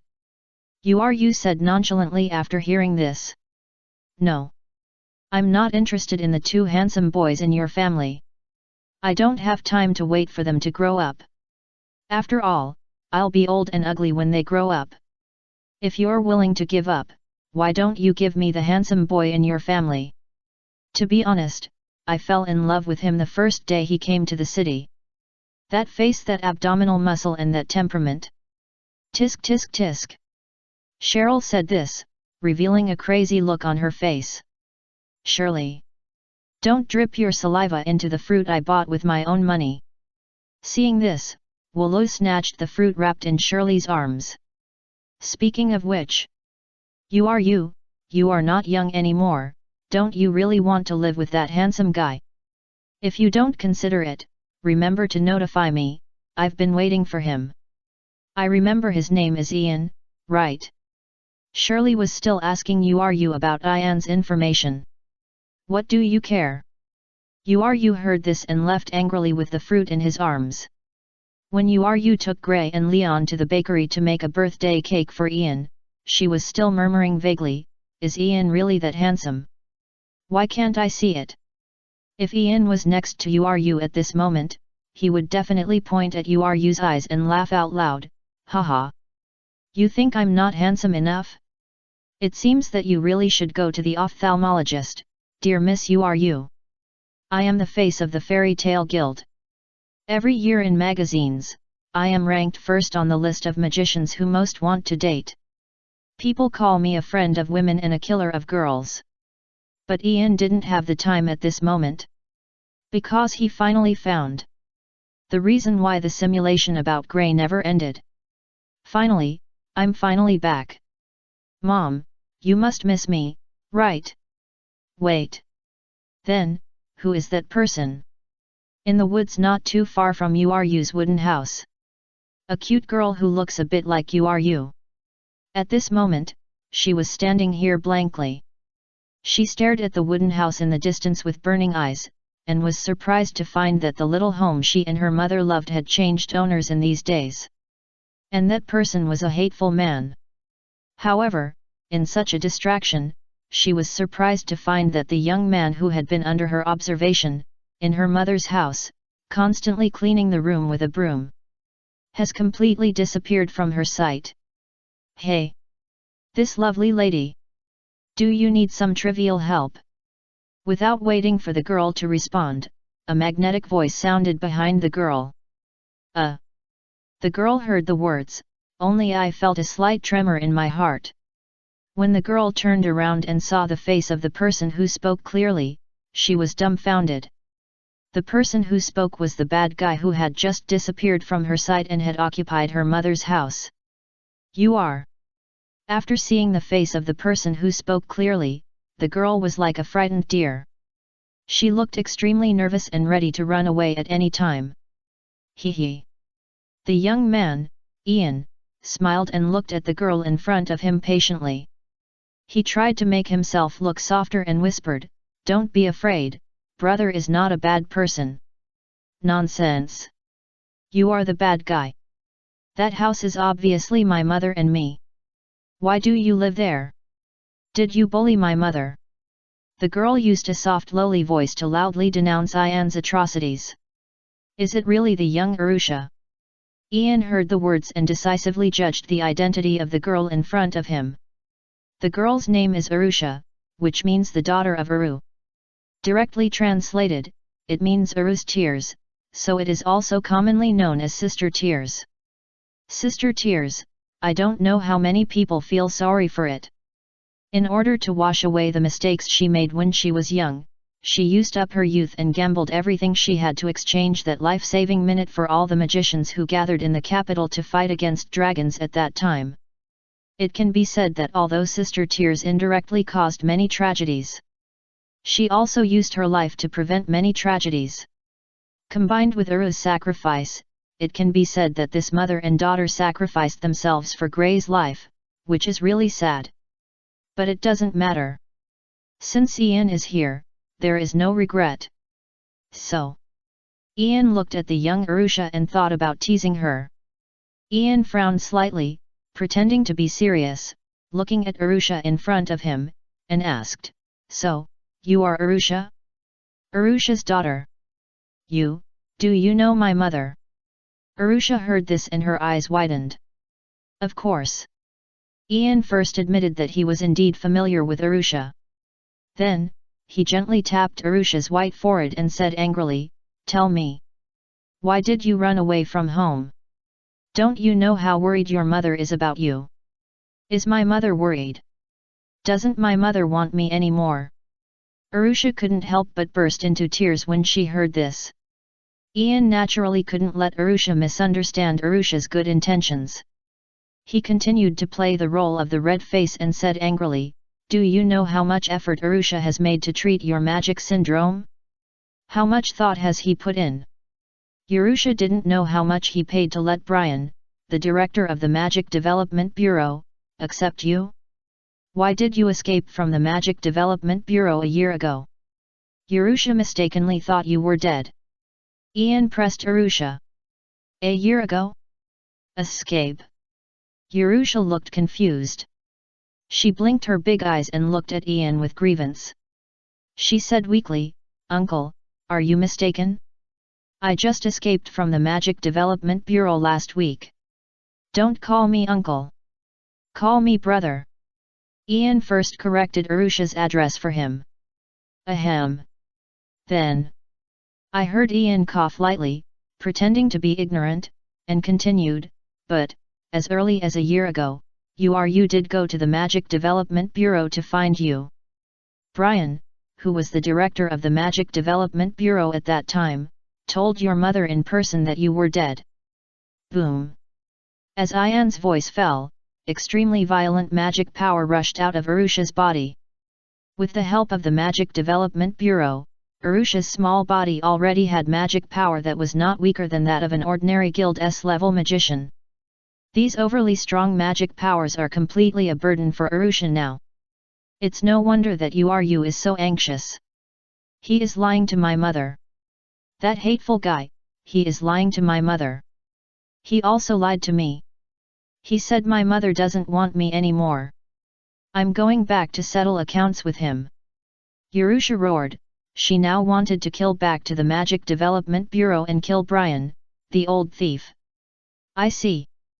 That is to say, that guy named Brian is not a good son. He not only deceived your mother, but also you. He kept stirring up trouble between you and your daughter, just to keep you and cooperate with his development bureau to do experiments. Is that right? Ian pretended to be surprised and concluded. Yes, that's it. Arushia didn't seem to expect that Ian's comprehension was so strong that he understood the grudge between her and Brian with just a few words. So, she slowly put away her magic power, looked at Ian and nodded. If that's the case, then things are simple. Let's wait for your mother to come back and tell her everything that happened in the past few years. Then, we will completely resolve the misunderstanding between you and your daughter. Finally, we will beat the damn Brian away." Ian said. He stretched out his hand and gently rubbed Arushia's little head. Chapter 13. Mother and daughter recognize each other. In the warm wooden house. Ian wore an apron and kept going back and forth between the kitchen and the dining room. He served one plate after another of sumptuous dishes on the table. Today is a good day for a reunion, he has to show his skills.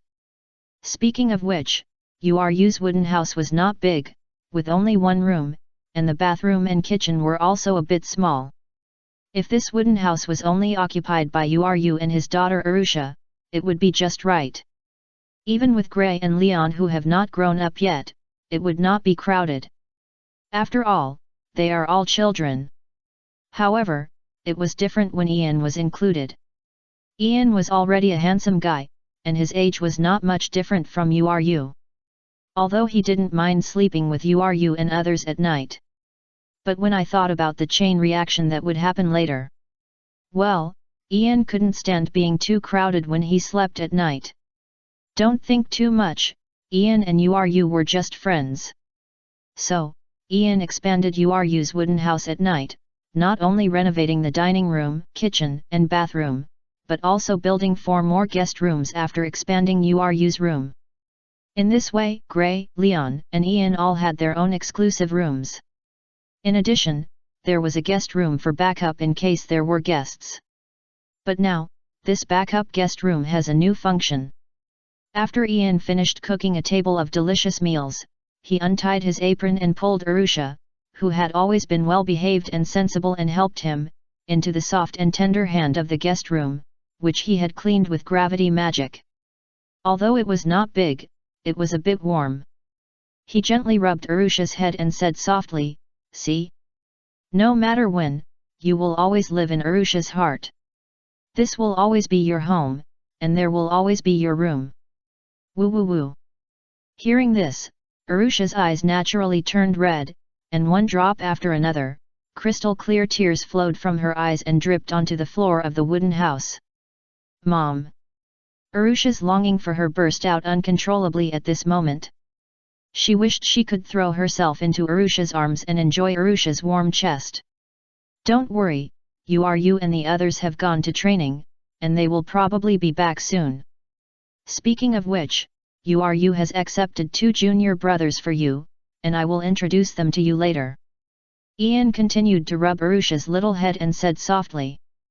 Arusha nodded slightly, and slightly turned sideways, slightly pulling a little distance from Ian, so that Ian's big hand could not touch her head.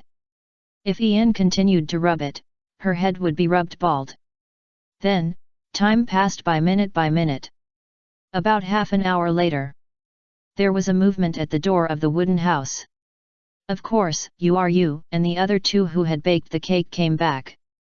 After Gray and Leon opened the door of the wooden house, you walked into the living room with a freshly baked cake in her hand. She looked at Ian, who had prepared steaming delicious dishes in the dining room and was sitting at the long table, quietly waiting for them to come back. She smiled and said, "Happy birthday, Ian. Thank you for taking care of us in the past 6 months." However, when you noticed the little cutie who was sleeping beside Ian, the words on her lips suddenly stopped. Yu's body began to tremble involuntarily. She widened her eyes and looked carefully at the little figure who was sitting beside Ian and dozing off at the dining table. At this moment, Yu's mind suddenly felt dazed. She would not make a mistake. This figure was the one that haunted her all day and night, her good daughter Arushia. Arusha is still alive? At this moment, Yu could no longer care about anything else. She even ignored the cake in her hand and threw it directly into the sky. She rushed to Arushia. She wanted to hug Arushia at the table, but she was afraid that Arushia in front of her was just an illusion, just like the hallucinations she had caused by her excessive longing in the past. This made her hands unable to fall down for a long time. She only asked with her hoarse voice, "Arusha, is it really you? Arusha, wake up, look who's here."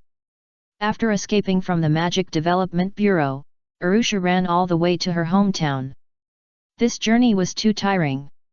In Arusha, she confirmed that her mother did not abandon her, but there was a villain who was stirring up trouble between them. The gap between her and her mother was just a misunderstanding. Her tight string was completely relaxed, and she fell asleep on Ian's shoulder. Even when Yu and others came back, they failed to wake her up. As for Yu, how could Yu dare to wake up Arusha? In her eyes, Arusha was the most precious treasure in the world. So, Ian took action and gently pinched Arusha's round face, waking up the little cutie who was sleeping beside him with a small mouth. Arusha woke up and rubbed her sleepy eyes. After she successfully saw who was coming, she rushed into Yu's arms without hesitation and cried loudly, "Mom! I'm back! Woo woo woo! Arusha misses you so much! Arusha, my daughter! Mom misses you too! Mom is sorry for you! Mom shouldn't have left you alone in the Magic Development Bureau." When Arusha's little hand tightly hugged Yu's waist, Yu realized that the daughter in front of her was not an illusion, but a real person. She tried her best to hug her daughter in her arms, telling her how much she missed her daughter over the years. "Anyway, let's eat first. Let's eat and talk." Ian held a square box and looked at the poor mother and daughter in front of him, sighing helplessly. What he was holding in his arms at this moment was naturally the cake baked by Yu himself. Just now, when Yu threw the cake into the sky, fortunately he was quick-witted and used gravity magic to save the cake, so that the cake kept floating in the air and did not fall. This avoided the ending of this good cake being smashed to pieces. Well, after hearing what Ian said, everyone sat down and ate the food on the table. "Arusha, try this. This is delicious. This is Ian's specialty. This dish is also delicious." After sitting down, Uru kept using chopsticks, knife, and fork to serve food to his daughter Uru. Uru's love for Arushia seemed to overflow, as if she wanted to make up for all the debts she owed to her daughter over the years. Mom. No, I will use chopsticks and knife and fork. Arushia blushed and gently pushed her overly enthusiastic mother. My Arushia doesn't want me anymore. She started to keep a distance from me, woo-woo. Seeing this, Uru immediately looked sad. No. Arushia loves mother the most.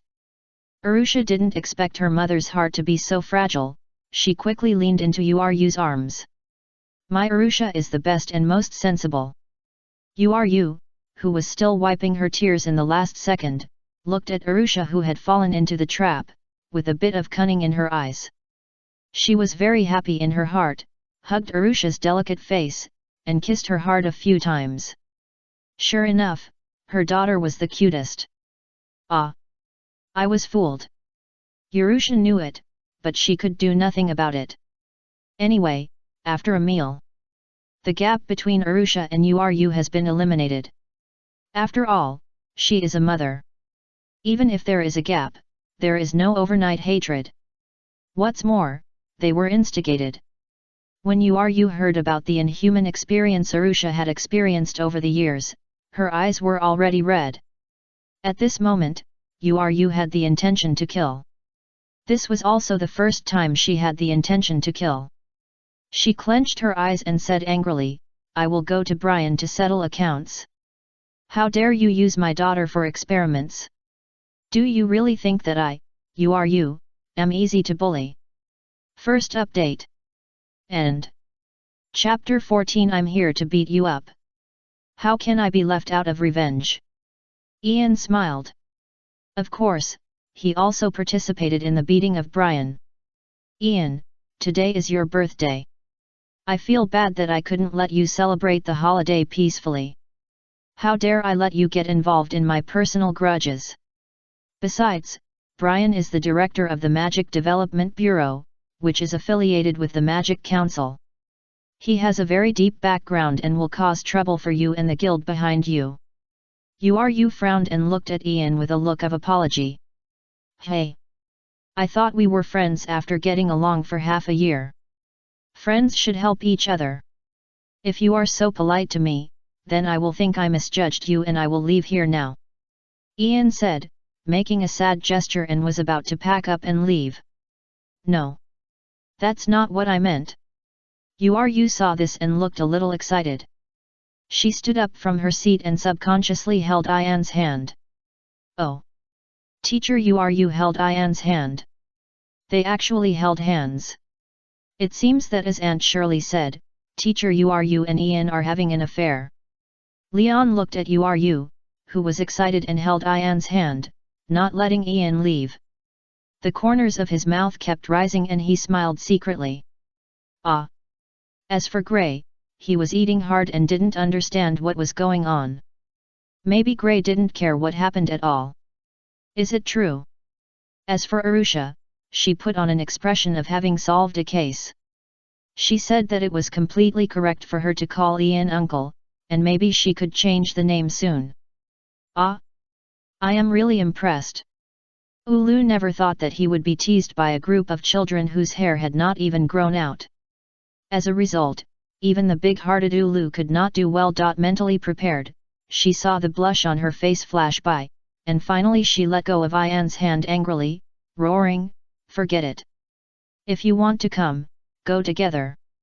Don't blame me for not reminding you. Who do you think I am? The magician of our fairy tale guild is never afraid of trouble. As a fairy tale member, Ian never took the word trouble seriously.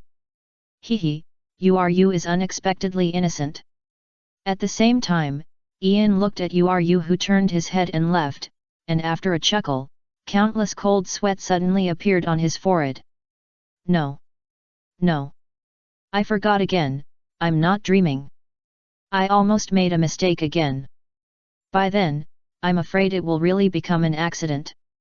Ian felt that his character of flirting with everyone he met must be because he was too familiar with guild arts, and he was infected by that damn scumbag. By the way, he, Ian, is pure love. It means that if you dare to let Irene down, you will be blown to ashes by a burst of God's star. Who did you learn these words from, kid? Why learn something else? Why do you have to learn from that unborn blue cat, Harpy? Ian said, hitting Leon's head hard. I don't understand it at all. Leon's eyes were full of tears under Ian's loving iron fist. He looked confused, as if he didn't understand what Ian meant at all. You don't need to understand. Anyway, everyone, get ready and beat up that bastard Brian. Ian shouted loudly. Oh. This time, Gray responded. When the child heard that he could beat others up, he immediately got excited. He can be said to be a natural fairy tale person. On the other side. Magic Development Bureau. Report to the Director, experimental subject number 3373 has not returned yet. A group of magic researchers in uniform stood in front of a man with long white hair and spoke nervously. We must find her back for me. Do you know? That's the daughter of URU, who is known as the Holy 10 level. Such materials are rare. Even if all the remaining materials in the Development Bureau are added together, they can't be compared with URU's daughter. The man is naturally Brian, the current director of the Magic Development Bureau. At the same time, he is also the future leader and actual controller of the 6 Demon Generals Guild, one of the 3 major dark magician guilds, a corner of the Balamu Alliance. As for the 6 Demon Generals President Wu, it is just another personality of Brian. The reason why Brian, who had great ambitions and planned to establish a dark guild from the beginning, looked down on the Magic Council from the bottom of his heart, and was always rampant when doing things, appeared in the Magic Development Bureau and served as the director. The purpose was to find geniuses who could help him suppress another personality in his body, that is, the personality of the president, Nothing. Yes, Brian was troubled by the violent personality of Nothing for many years. After he spent countless time, he finally thought of a way to suppress Nothing.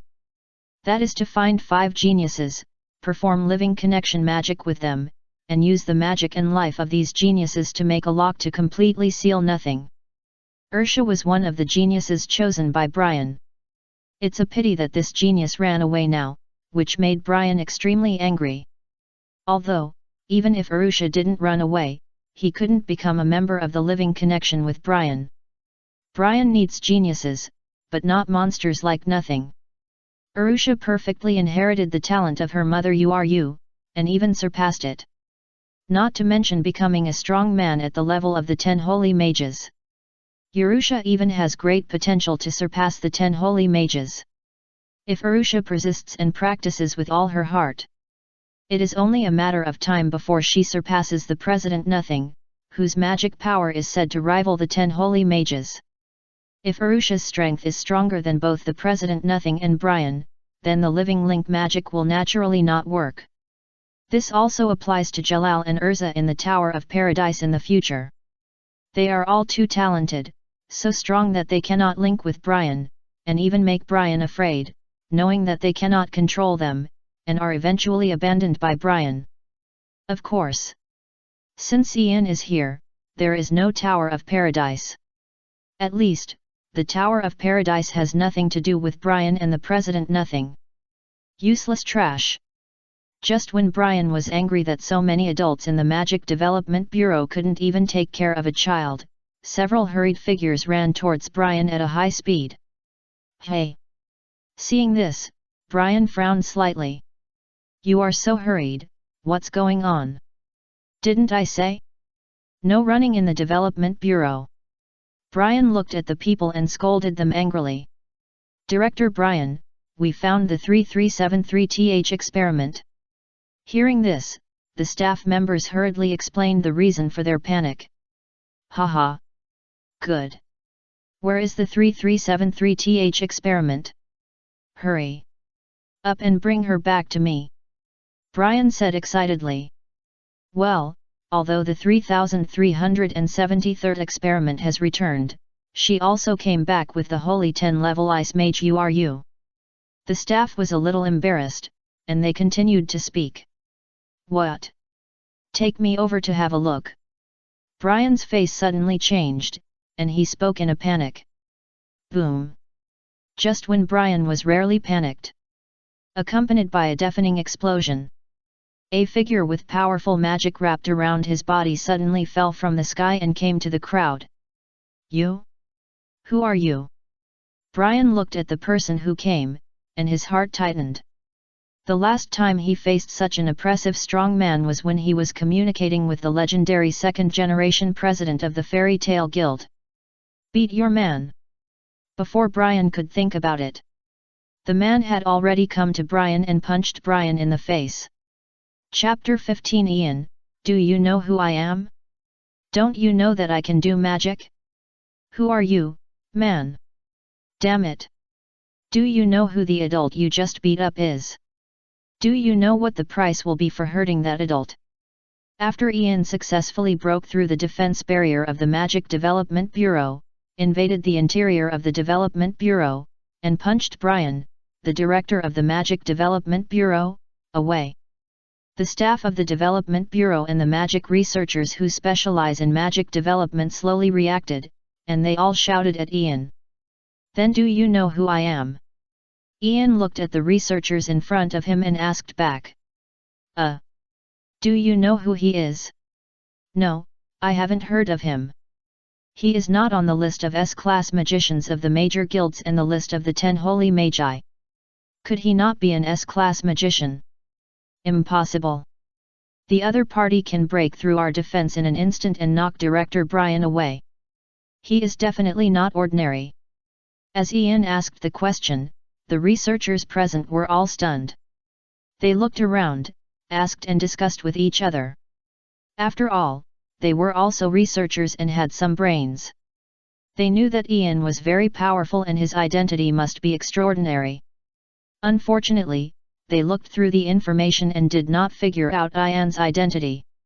After looking at each other for a while, they all showed a blank look. Obviously, they did not know Ian's identity. In the end, they could only look at Ian and shook their heads, saying, "No, I don't know. Don't know." Then let you know, no. Ian didn't waste any words. He waved his hand and released a purple magic circle that covered the entire Magic Development Bureau. The huge gravity magic fell directly on every researcher present. Boom! Facing these guys who were accomplices and colluding with Brian, Ian didn't hold back at all. With a huge roar, the terrifying gravity pressed every researcher to the ground viciously and crushed the knees of each of them completely. It hurts. It hurts so much. Help! Help me! I was wrong. Don't kill me, I'm still useful. My head is full of knowledge. These researchers were overwhelmed by Ian's gravity. Their internal organs kept rolling in their bodies, and large mouthfuls of blood were coughed out of their mouths. I didn't kill you because I didn't want to cause trouble for you and Arushia. Ian looked at the scum in front of him, and he really wanted to kill them all. Unfortunately, if he killed all these scum before the Magic Council confirmed the evil deeds of the Magic Development Bureau, it would probably cause a lot of trouble. Although Ian was not afraid of trouble, in order not to involve Uru and Arushia, mother and daughter, as well as young Gray and Leon, he could only endure it. Ian, you run too fast. Just when the murderous intent in Ian's eyes flashed away, accompanied by a burst of cold air, snowflakes fell from the huge hole that Ian broke from the sky. Several figures appeared at the hole and looked inside. Ice shape, stairs.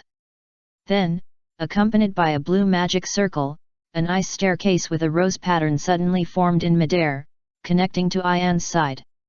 The next second, Uru, Arushia, Gray, and Leon walked through the ice stairs and quickly came to Ian's side. Haha!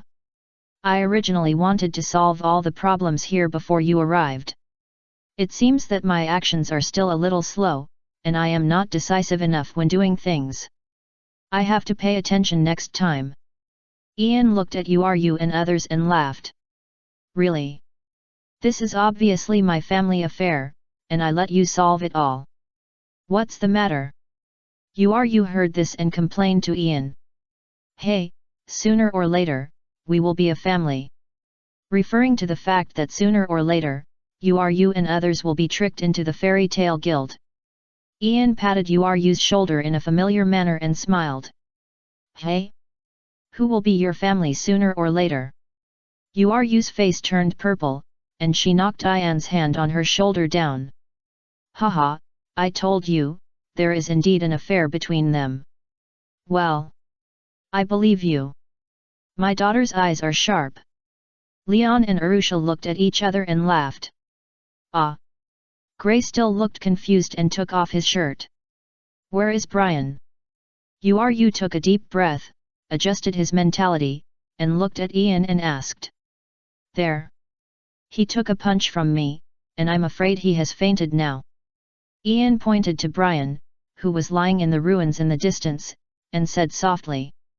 These researchers? Then, Uru looked at the researchers who fell to the ground around him, with a bit of inquiry in his eyes. These researchers are all insiders of the magic enhancement plan. As a result, they not only chose to help Brian conceal the truth about the Magic Development Bureau and did not report it to the Magic Council in time, but also assisted Brian in conducting experiments on children. I didn't kill them all here, but destroyed their magic source and beat them half to death. I have already considered that the Magic Council is still unaware of the dark dealings behind the Magic Development Bureau. Ian looked at Uru and explained. No. I mean you were too gentle. Just leave them alive, I think their limbs can be broken. After hearing this, Uru shook his head gently at Ian. She said that Ian had completely misunderstood her meaning. She did not blame Ian for being too heavy-handed, but she disliked Ian for being too light. As Uru waved her hand, one after another, emitting a terrifying cold air, transparent blades made of ice condensed around her. Spare our lives. Seeing this, the researchers begged. Go and beg for mercy from those children you tortured. While Uru was speaking, the ice blades in his hand kept firing, instantly cutting off the 5 limbs of the researchers of the Magic Development Bureau, and while cutting off these limbs, he used ice to stop the bleeding for them. While Uru was cruel, he also had a trace of mercy. Ah! For a moment, the entire Magic Development Bureau screamed. Ian couldn't help but shuddered when he saw this. So, don't mess with those single mothers, especially don't touch their precious children. When they get angry, they will really take your life. A mother should be strong. Boom! Just then, Brian, who was lying in the ruins, suddenly burst out with terrifying magic power. Then, Brian's body seemed to be unconscious, quietly floating in the air. Ha ha ha! Unsealed. The seal on my body has finally disappeared. Brian, that idiot, was actually knocked down? How pitiful! Forget it, let me make a break with the enemy. Accompanied by the powerful magic power released from Brian's body, he suddenly opened his eyes, different from the wise Brian before. At this moment, Brian's eyes became extremely red, like a demon from hell, with endless madness in his eyes, as if he had become a different person. Let me take a good look, who is the guy who defeated Brian? Brian, who seemed to have cut off his personality, said, and landed gently on the ground from the air. Looking into the distance, when he saw Uru and Ian standing opposite him, he suddenly fell silent. First update, there is more. Chapter 16 Uru, I'm waiting for the magic CD, what are you waiting for? Waiting to die? Is this Brian, the rookie, an opponent that I can provoke? Brian is a rubbish that even the scum of the Bright Mage Guild, who may not be able to pass the S-level mage assessment. How did I provoke such a powerful monster as an enemy? Brian! Don't call yourself the leader anymore. Change your name to Pig Brain. You're always causing trouble for me. I just yawned and you brought me an enemy of this level. Do you really want me to die? When Wu saw Ulu and Ian quietly waiting for him to transform in the distance, he was completely numb. Ulu was okay. Although Ulu was a magician of the Holy 10 level, he was not bad either, also a magician of the Holy 10 level. Even if he fought with Ulu, they were evenly matched. Without fighting desperately, neither could do anything to the other. But what happened to the kid standing next to Ulu? When he saw the other side for the first time, he was directly shocked. The other party's unintentional, wanton magic power was wild and passionate. Just standing still gave him a great sense of oppression. Suddenly, he thought that the old monster Hades, Presheto, the second-generation president of the Fairy Tale Guild, came to settle accounts with him. How to fight this? Wu frowned, and beads of sweat appeared on his forehead. I have no intention of being an enemy of you two. You are all powerful magicians, you should be able to feel that and although Brian is one person, he is actually two people. Brian is actually our common enemy. To be honest, the reason why he sneaked into the Magic Development Bureau and became the director, he searched for children with magical talents and conducted magic experiments. In fact, it was to completely ban me and make me sleep forever. That despicable guy is simply shameful. Now that I have escaped from the predicament, I will naturally take the time to completely destroy Brian's personality and make him unable to turn over forever. In this way, we should be regarded as companions with the same enemy. Wu's voice softened, and he lost his arrogance. Well, Wu is just a little bit too arrogant, but he is not a big fool. On the contrary, he is a genius in the magic way. To be precise, in the Ishgar continent, where magic has declined extremely seriously due to the game between major forces, and countless powerful magics have become lost magic, those who have cultivated to the level of Holy 10 are all heroes among men and geniuses among geniuses. So, when Wu is sure that the enemy is invincible, even if he releases his super magic Genesis 0, he is not sure that he can beat the two people. After that, Wu chooses to show weakness first and strive for peace. To end this boring dispute, Wu believed that the two people in front of him were not stupid. After a master at the level of Saint 10 showed weakness and gave them enough face, they probably wouldn't press on step by step. Unfortunately, Wu overestimated his own strength and underestimated the determination of Ulu and Ian. If it wasn't Wu who came, but old Pu, maybe Ian would temporarily give up and make peace, and run away with Ulu and others. Well, even Ian, who has now entered the king level, is not sure at all that he can beat the most talented of the first 4 people in the first generation except Mavis. Old Pu, who has been suppressing Vlad, who has now entered the king level, since he was young, and after leaving the Fairy Tale Guild, he completely fell into the magic path and invaded the Zeref magic book for decades. But Amir Wu? In the words of Ekizen Ryoma, it's still a long way to go. You come and I come? Ian looked at Wulu and asked. You hold the line, I'll go. Wulu moved her fair neck slightly while speaking, and said angrily, if I don't take revenge personally, it will be completely meaningless. Okay. Then I'll leave him to you. I won't take action unless it's absolutely necessary. Ian smiled and nodded slightly when he heard it. It was as if Ian and Wulu had decided to eat nothing today, and they didn't take nothing at the Saint 10 level seriously at all. My friend. Don't think that you can do whatever you want on this continent just because your magic power is deeper than mine. The real magic is more powerful than you can imagine. Have you ever stared into the abyss? You know nothing about the power of those who have fallen into the abyss of the magic before the person behind me takes action. I advise you to take care of yourself and leave on your own. There is no grudge between you and me. I will deal with that bastard Brian, so you two don't need to worry about it. You are still young, don't make the same mistake again. The veins on Wu's forehead were tense. He didn't know how long it had been since he felt despised. It had been so long that he almost forgot the feeling that made him angry from the bottom of his heart. But Wu didn't dare to get angry because the other party had the capital to despise him. Therefore, Wu could only pin his hopes on the person behind him. Although Wu really didn't want to use that person's name. Although in his eyes, he and that adult were in a cooperative relationship, the other party probably just regarded him as a chess piece. But speaking of it, in the eyes of that adult, there might not be anyone. He regarded everything that could be used as a chess piece to achieve his goals, including himself. Ah! Ian was speechless. Wu made it seem like he was the villain. Wu, you're so talkative. Ian looked at Wu and said sarcastically. You. Wu's forehead was sweating. He wanted to scold Ian, but he didn't dare to. The one who fell into the abyss of the devil, you are not talking about President Preshedo, right? No, now, he should be called Hades. Ian said here, looking at Wu with a bit of teasing in his eyes. What? Wu didn't expect Ian to know his background so well. You may not understand.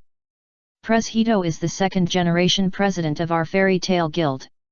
Even if you invite him out, he will be on my side. Ian was going to let Wu die with a clear conscience. He rolled up his sleeves, revealing the fairy tale guild logo on his upper arm. But Ian was not wrong. If he met Lao Pu, if he couldn't beat him or escape, he would just blow himself up and say that everything he did was to protect the first president Mavis. He was willing to die for Mavis. Bis paid the price. At that time, Preshedo, the old Lolita Control and the first generation of Ultimate Distortion fans, would probably show a teachable look and whisper, it seems that Makarov's guild is not without understanding people. The future of Fairy Tale Guild is in your hands. Ahem. Ah. Wu looked at the mark on Ian's arm, his pupils shrank suddenly, and his mouth opened wide. You are the magician of Fairy Tale Guild.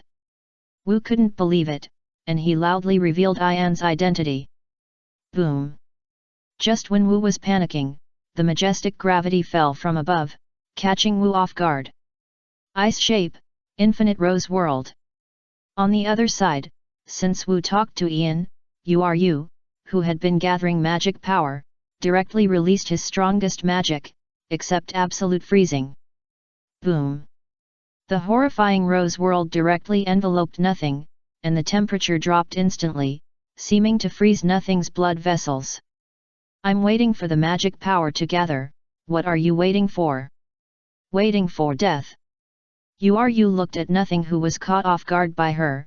Half of his body was pierced, and was frozen in place, with a hint of teasing in his eyes.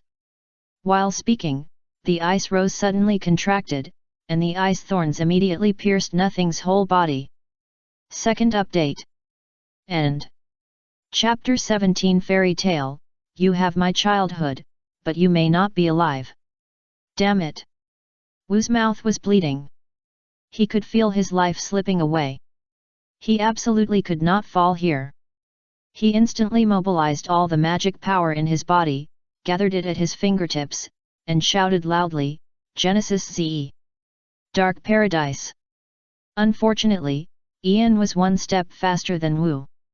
The Dark Paradise he released suddenly appeared behind Wu and sucked Wu in. You lied. You said you wouldn't do it. Wu had been hit by 2 holy 10-level magics in a row. Not only did he fail to use his ultimate move, but even his magic power was exhausted. At the end of his life, he looked at Ian and roared, you shameless liar. Despicable and shameless, light magicians. Idiot, as a dark magician, you actually believe in the enemy. Ian had disdain in his eyes. His principle was that if they could go together, they would definitely go together, and if they could outnumber the few, they would never fight alone. Boom! Without waiting for Wu to react, his magic power and personality were completely sealed in the Dark Paradise. Ah! Only Brian, an ordinary person, was left and fell heavily to the ground. Speaking of which, at this last moment, they had completed the separation they had dreamed of. We need this guy to go to the council for trial. We can't kill him for the time being. Ian looked at Hulu and said softly. After such a big incident, someone has to take the blame, and no one is more suitable than Brian to take the blame. Besides, this is Brian's fault. Is this guy really dead? Oh, fortunately, he just fainted. It's just that his magic source is completely useless, and he can only be an ordinary person for the rest of his life. But it doesn't matter, he won't live long anyway. After killing nothing, Ian walked to Brian and kicked Brian's corpse. After confirming that the other party was just fainted and not really dead, he breathed a sigh of relief. Did you see it? This is the price of those who fall into darkness. Then, Ian turned his head and looked at Gray and Leon behind him, and loudly educated, if you don't learn well in the future, you will also pay the corresponding price. So you must follow your master Uru, study magic well, and make progress every day. Gray and Leon stood in place. They didn't know why, but they always felt that Ian was the magician who fell into darkness. First of all, Ian's words were not counted at all, and he had no upright style. Secondly, Ian chose to shoot cold guns in the back when he had a big advantage. I can kill you in the front, because I am strong. Shooting someone in the back is because I am as steady as an old dog, and I never tire of deceit in war. Of course, Gray and Leon only dared to think about it in their hearts. They dared not say anything in front of Ian. The next step is to rescue all the children who were captured for experiments in the entire Magic Development Bureau. Ian said this, looked at Ulu, and asked, Ulu, have you notified the Magic Council? I have already notified them, and they are on their way. Ulu nodded repeatedly. Long before they came to the Magic Development Bureau to cause trouble for Brian, Ulu had already reported this matter to the council. The council said that they would convene the councillors and hold a council meeting to discuss this matter. Ulu couldn't wait so long, so he left a sentence, we have gone to the Magic Development Bureau to help you catch people. Just remember to send the detention team over. Ah! The head of the Magic Council opened his mouth in astonishment when he heard this. Unfortunately, before he could say anything, Uru and Ian came to the Magic Development Bureau to fight. A few minutes later, with the rescue of Uru and others, all the children detained in the Magic Development Bureau have been released. They were placed in the opening. In addition to the Development Bureau, these researchers and Brian, the director, were all frozen in place by Uru, waiting for the detention team of the Magic Council to come. After doing all this, Ian took Uru, Arushia, Gray, and Leon back to the Development Bureau and came to the huge magic developer. Is this what they use to harm people? Uru looked at the instrument in front of him and immediately raised his right hand, and was about to destroy the entire instrument completely. Calm down, Uru. Just as Uru was about to take action, Ian stopped Uru. He looked at the instrument in front of him and whispered, although this thing is a bit violent, the effect of developing magic is indeed real. You two little guys, are you interested in trying it? Ian looked at Gray and Leon and asked with a smile. Ian. Uru was very angry after hearing what Ian said. She felt that Ian was betting on the future of Gray and Leon. Does Sister Arushia have to be tortured by this thing every day? Gray and Leon looked at each other and asked Ian. Yes. Ian nodded slightly and answered seriously. Then we should give it a try. Gray and Leon looked at each other and made a decision immediately. Ian. Uru called Ian again. Don't worry, I know my limits. Ian patted Uru's shoulder gently and comforted him. Uru finally couldn't beat Ian, Gray, and Leon, and nodded helplessly. Boom. Then, under Ian's gravity magic, the wires were orderly wrapped around Gray and Leon. Well, in order to protect the two little guys, Ian decided to let them both come together and open the smallest gear. Let's do it. Ian said, and directly pulled the gear door. Zzz.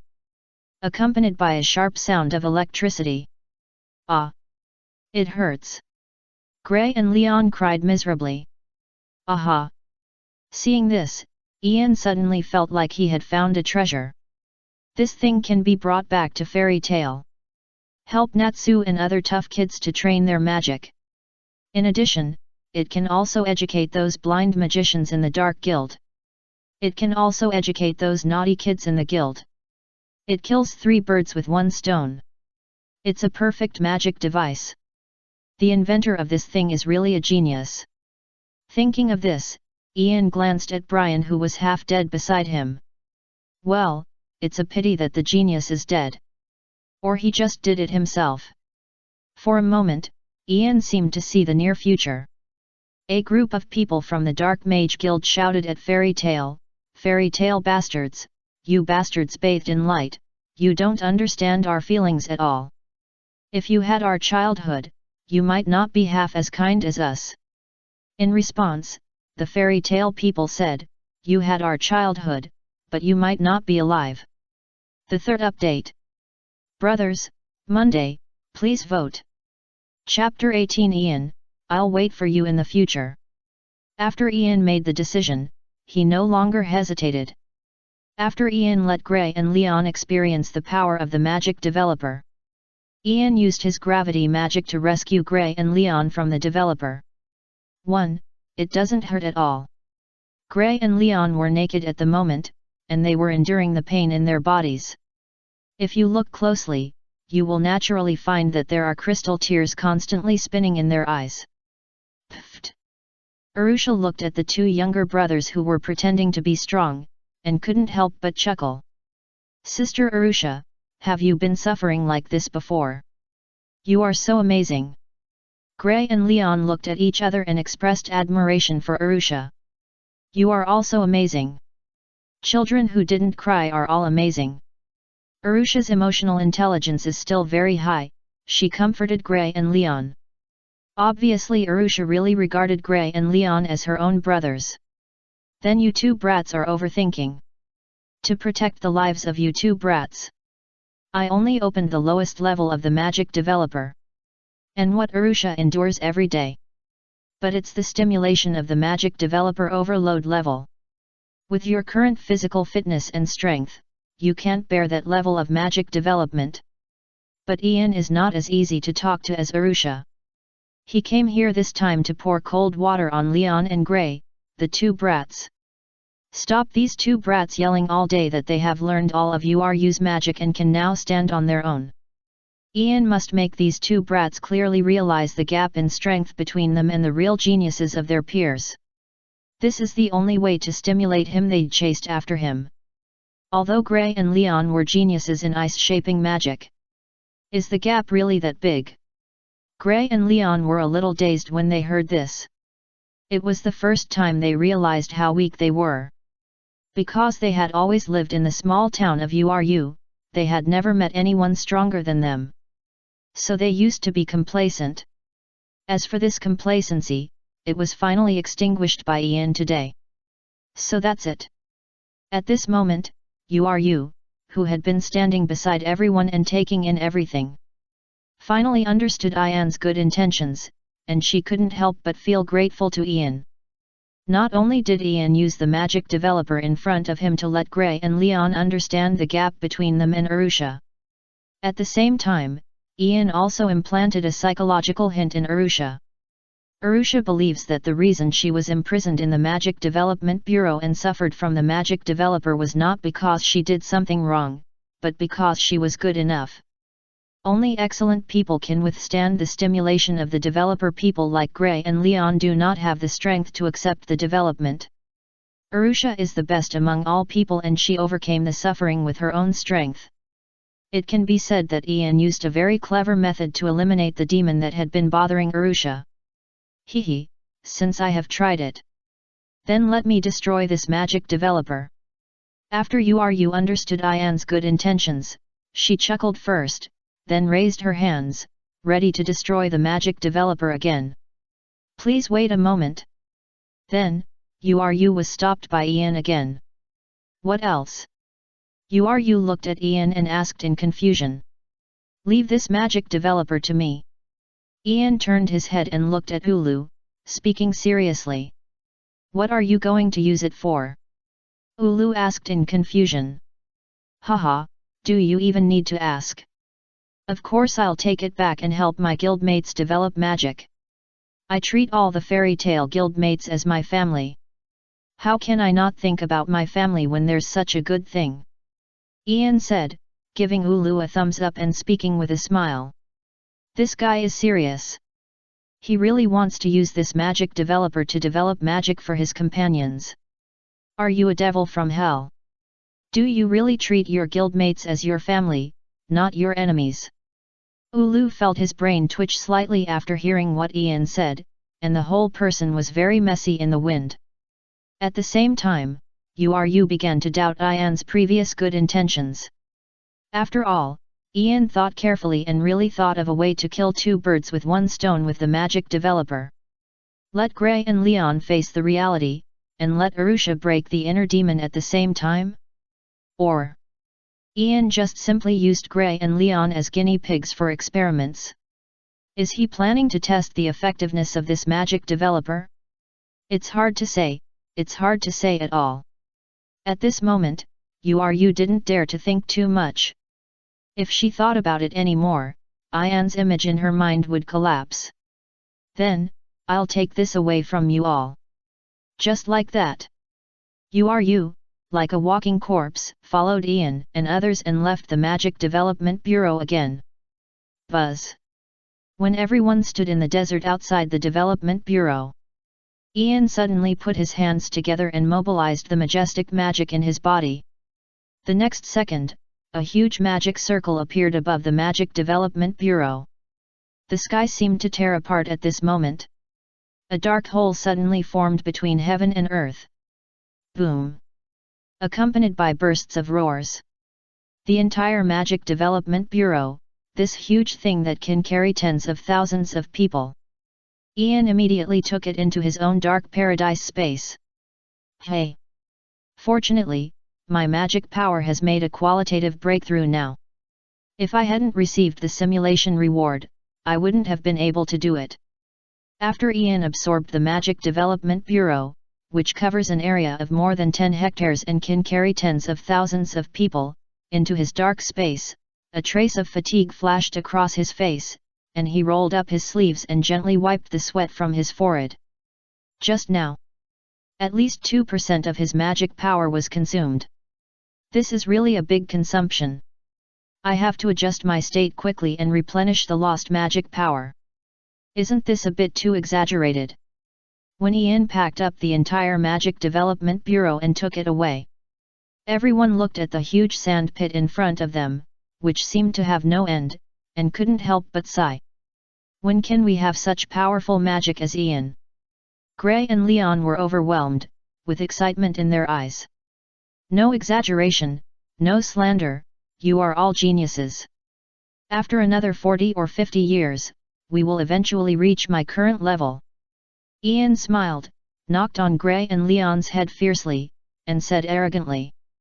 Of course, this is when Gray and Leon are not cheating. If they are cheating, it's hard to say, it will take more than 10 years at the slowest and several years at the fastest.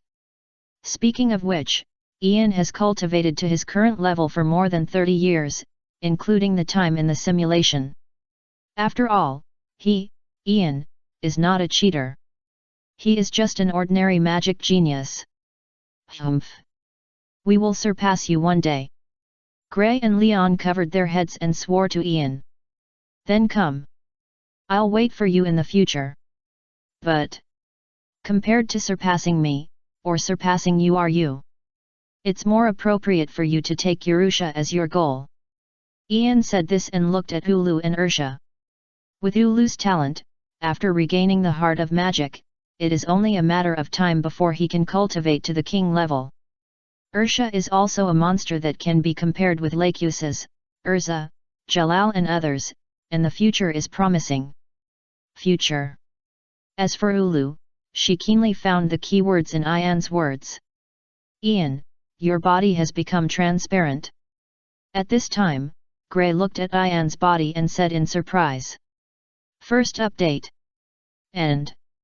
Chapter 19 Fist Bump After 4 years. It seems that the time has come. Ian looked at his gradually fading body and muttered to himself. Ian, what is going on? Uru saw this, she couldn't bear it, and grabbed Ian's hand that was about to disappear. However, Uru grabbed nothing. Uru's pupils shrank suddenly. Why? Why? Uru murmured to herself. She trembled slightly, and it was obvious that she was not calm. Hee, don't panic. As I said, I don't have much time. In fact, I'm not from this time. I'm not disappearing now, but I'm going back to my time. So don't worry about my disappearance. Ian looked at Uru in front of him, showing panic for the first time. This emotion was completely inconsistent with Uru's previous style. He couldn't help but smile and explained. You're not from this time. Gray's eyes were blank. Yes, I accepted your commission from the future. Come to this time specifically to correct some mistakes. After Ian briefly explained, he stopped talking about the issue of time. Future commission. Come to this timeline to correct mistakes. So Uncle Ian, what you mean is that on the original timeline, some bad things happened at this point in time, right? Arushia is a person with a talent for time magic. She bit her fingers gently, and her brain worked quickly. With just a few words from Ian, she analyzed a lot of information. As Arushia finished speaking, everyone present was silent. What is a bad thing? Gray thought of Deliora. If Ian hadn't come, would his town, the villagers in the town, and his parents have died there? Leon thought of Uru. Before Ian came, Leon's life goal was to surpass Uru. For him, the so-called bad thing is probably that he will never have the possibility of surpassing Uru in his lifetime. And under what circumstances will he lose any possibility of surpassing Uru? There are only two possibilities. The first one is that he died. Leon could accept this situation. The second one is that Uru died. Leon could not accept this situation at all. Uru thought of his daughter, Gray, and Leon. Young Arushia looked at her mother Uru. She had a premonition in her heart. If it weren't for Ian, she would have completely misunderstood her mother. And thus did something that she would regret for the rest of her life. Ah! Ian had to admire Arushia's talent in time magic at this moment. Ian sighed lightly and said with a firm look, you don't need to consider what kind of tragedy happened on the original timeline. Because I will eliminate the nightmare of each of you. When Ian traveled through time, he often asked himself, what is the meaning of coming to this world? When he has no power, it is nothing to let nature take its course and muddle through. But after he has mastered the power, he, Ian, will never sit back and watch the tragedy happen. What timeline, what plot collapse? He, Ian, doesn't care at all. He wants to use his own hands to destroy the fairy tale guild, everyone's nightmare. As for what happened in the original world? How many tragedies did Gray and others bear? Gray and others don't need to know these. These tragedies and responsibilities are borne by him, Ian. As soon as Ian finished speaking, Gray and the others' hearts trembled. They felt their noses sour and tears as big as beans could not help but burst out from their eyes. Next, listen carefully. The magic problem in Arushia's body has not been completely solved yet. For Arushia's body and in order not to bury Arushia's talent, you must go to the fairy tale of the Mage Guild and find President Makarov. Let him recommend you to see a man named Volodchenkin.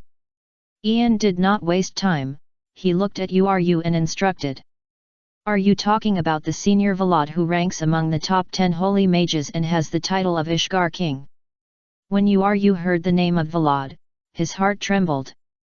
Yes. In fact, he is the founder and senior of our fairy tale guild. He will never sit idly by and watch the problems of the guild members and ignore them. Ian directly revealed the secret that Volod had hidden for many years. Hey! Uru was stunned for a moment.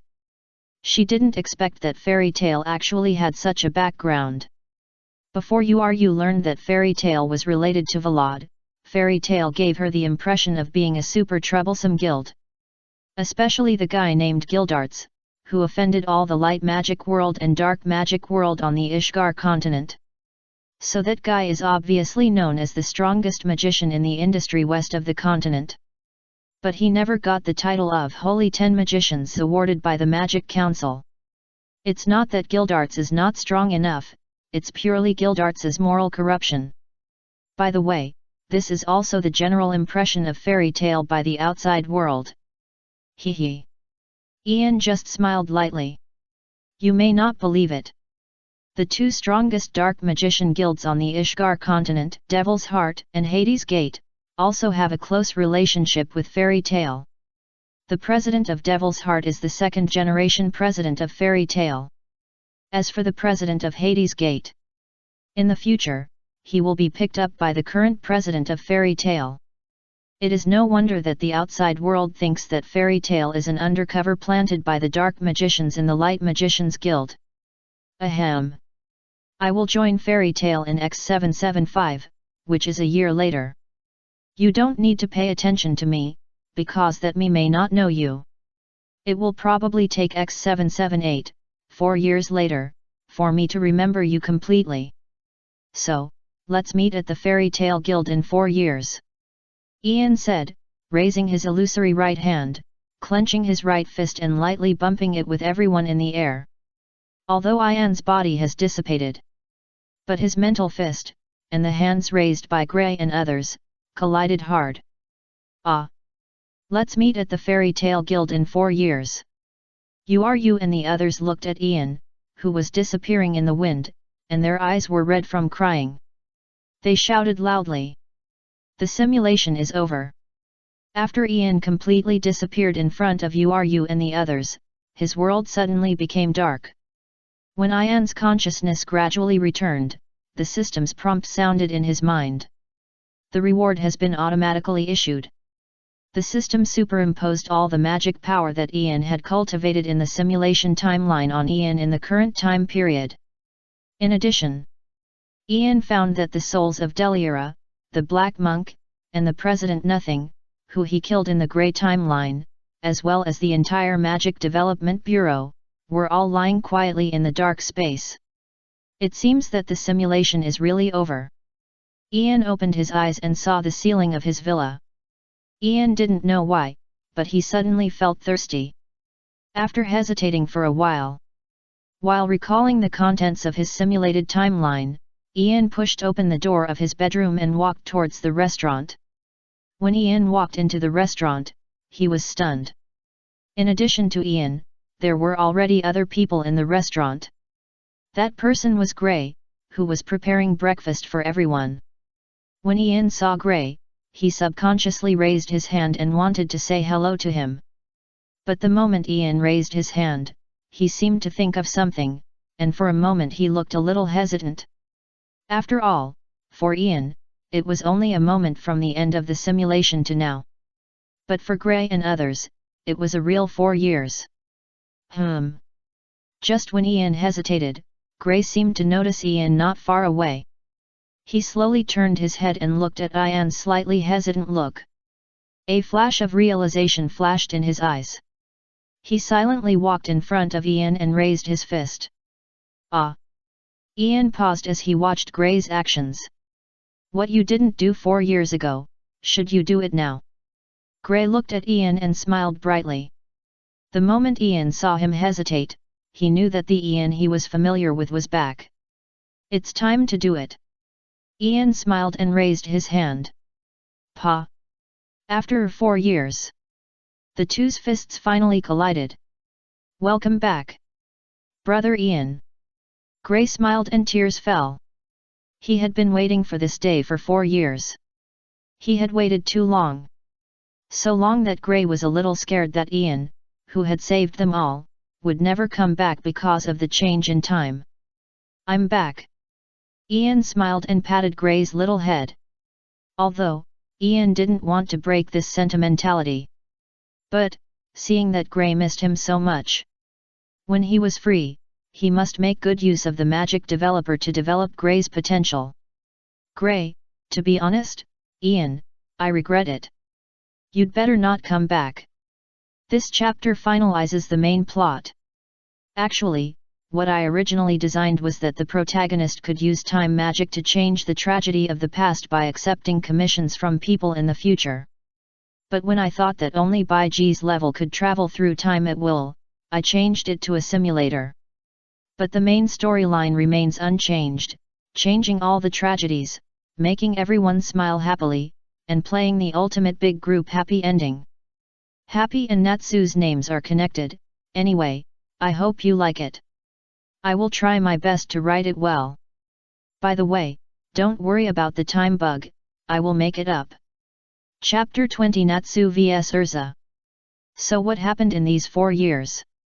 I mean, are you and the others okay? Ian sat in the restaurant, at the long table where everyone usually ate, holding a bottle of frozen yogurt that exuded a burst of cold air, drinking it in big gulps, while looking at Gray, who got up early in the open kitchen across the restaurant and worked hard to prepare breakfast for everyone, and asked. Actually, after you left, Arushia asked us all about you, although we don't know if it was correct or not. But after that, Arushia analyzed everything that happened in the other timeline, the timeline that Ian accepted the commission, combined with the time you appeared and what you did. Gray paused here, and he didn't seem to plan to tell Ian in detail about the tragedy that Arushia analyzed in the other timeline that might happen. Because Ian said, they don't need to know any tragedy. Just live happily without a heart. Gray will never let Ian down. After you left, we stayed where we were, quietly waiting for the arrival of the Magic Council. Together with the investigation team and the detention team of the Council, we sent the children who were privately imprisoned by Brian back to their families, and watched Brian, the former director of the Magic Development Bureau, being tried by the Council for privately conducting experiments on children. Gray baked bread while telling the story of what happened to Brian after Ian left. As Ian expected, the Magic Council sentenced Brian, who had been crippled by him and only had half his life left, to life imprisonment. Note that the life imprisonment of the Council is different from the life imprisonment of a regular prison. Brian will be locked up in a transparent magic ball with a usable space of less than 1 cubic meter by the Magic Council forever. He will be illuminated by dozens of fluorescent lights all day long, and whether he eats, drinks, defecates or urinates, he must do it in this magic ball. Outside the magic ball, the soldiers of the Council will monitor him in shifts for 24 hours without interruption. Yes, Brian's current life in the Council is without dignity. It's worse than the monkeys in the zoo. Brian will enjoy this kind of life until he dies. It can be said that for Brian, who wants to save face, this is more painful than killing him. At the same time, because the magic ball contains spells full of irresistible force written by the magicians using magic barrier particles. So Brian can't even commit suicide, and can only force himself to live, which is worse than death. This is the punishment given to Brian by the Magic Council. They want Brian to accept these punishments alive. We followed your instructions and came to the Fairy Tale Guild, becoming a member of the Fairy Tale, the Wizard Guild. Speaking of which, we encountered many interesting things on the way to the Fairy Tale Guild. Along the way, we eliminated many dark guilds, and were fortunate to meet the active member of the Magic Council, Counselor Taki Andiba. And because of some small episodes, we went to Black Vox, the largest magic prison under the Magic Council, which was controlled by Counselor Taki, and stopped a premeditated jailbreak there. And met Gildarts, who was deliberately arrested and imprisoned for some unspeakable reasons in order to complete the mission. That uncle is a monster. He is as strong as Ian, as strong as Ian who eliminated Deliora in my impression. Gray said this with a lingering fear in his face. Gildarts is strong, but he went too far. In order to prevent the enemy from escaping, he destroyed half of the prison. Well, since the prison was destroyed, it is impossible to escape. It makes sense. He means that according to the logic of the Fairy Tale Guild. Of course, Gildarts also just destroy all the invading enemies. Haha. It's Gildarts' style.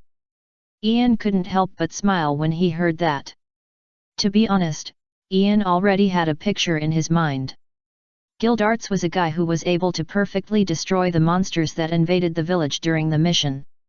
He was hailed as a hero by the villagers, and was so excited that he lost his composure and eventually fell without paying attention to the road.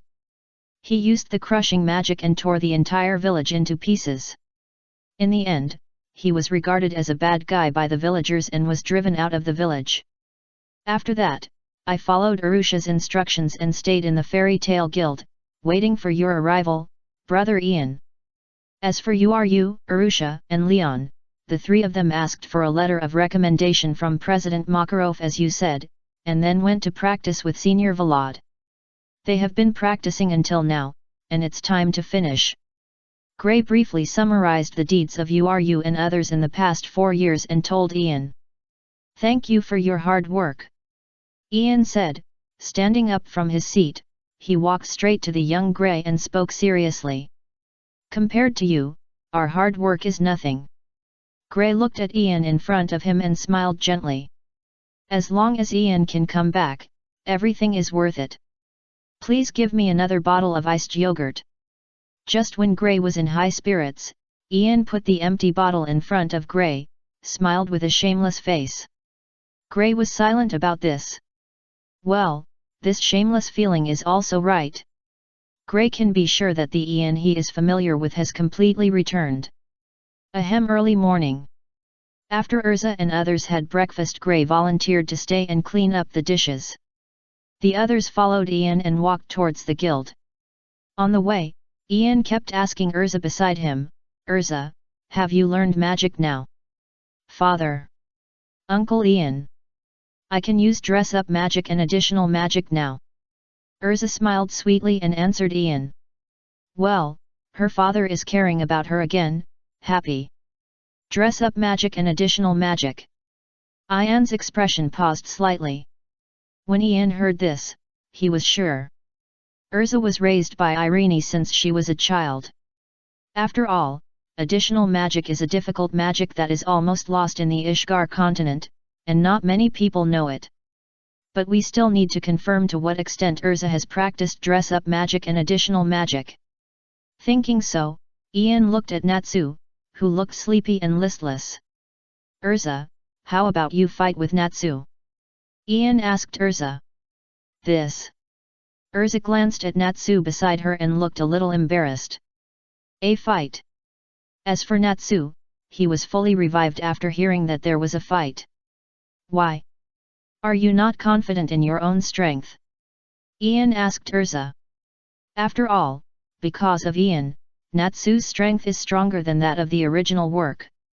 According to Ian's estimation. Even if Myra Jane successfully joined the Fairy Tale Guild a few months later according to the timeline of the original work, he might not be able to do anything to Natsu now. No. I'm just afraid that I might accidentally kill him. In response, Erza smiled and said the most chilling words in the softest tone. Hey! When Natsu heard this, his face flashed with 100 expressions of dissatisfaction. Don't underestimate me. I'm very strong. As he spoke, a raging flame wrapped around Natsu's body. Ah! Then give it a try. Kid. As Erza said this, a scarlet magic circle lit up in her hand, and a sharp night sword appeared in her hand. For a moment, the atmosphere between Natsu and Erza gradually solidified. The first update, end. Chapter 21. No time to regret Natsu's defeat. The next to appear is Laxus. Hey! It seems like there's a fight outside. Ha ha ha, there's something exciting to watch so early in the morning. Front row, popcorn, beer. Outside the Fairy Tale Guild, it was now crowded with Fairy Tale members who were watching the excitement. It can be said that watching the fun has penetrated into the bones of the Fairy Tale people. It seems that Natsu is fighting with someone. The little girl opposite Natsu, is she a new member of the guild? I think her name is Erza. Natsu's strength is not weak. The Fairy Tale people seem to be unanimously optimistic about Natsu. After all, although Natsu is young, his and Gray's strength is deeply rooted in the hearts of the people, and is not inferior to the middle-aged magicians in the guild. Young ones, stop talking nonsense, the betting is open, open. Who do you think will win this time? When Makarov was not around, Ian, the only S-class magician in the guild, directly became the banker. The evil Ian secretly manipulated the odds, and he always won everything. Nonsense, Natsu will win. I bet 5,000 J on Natsu.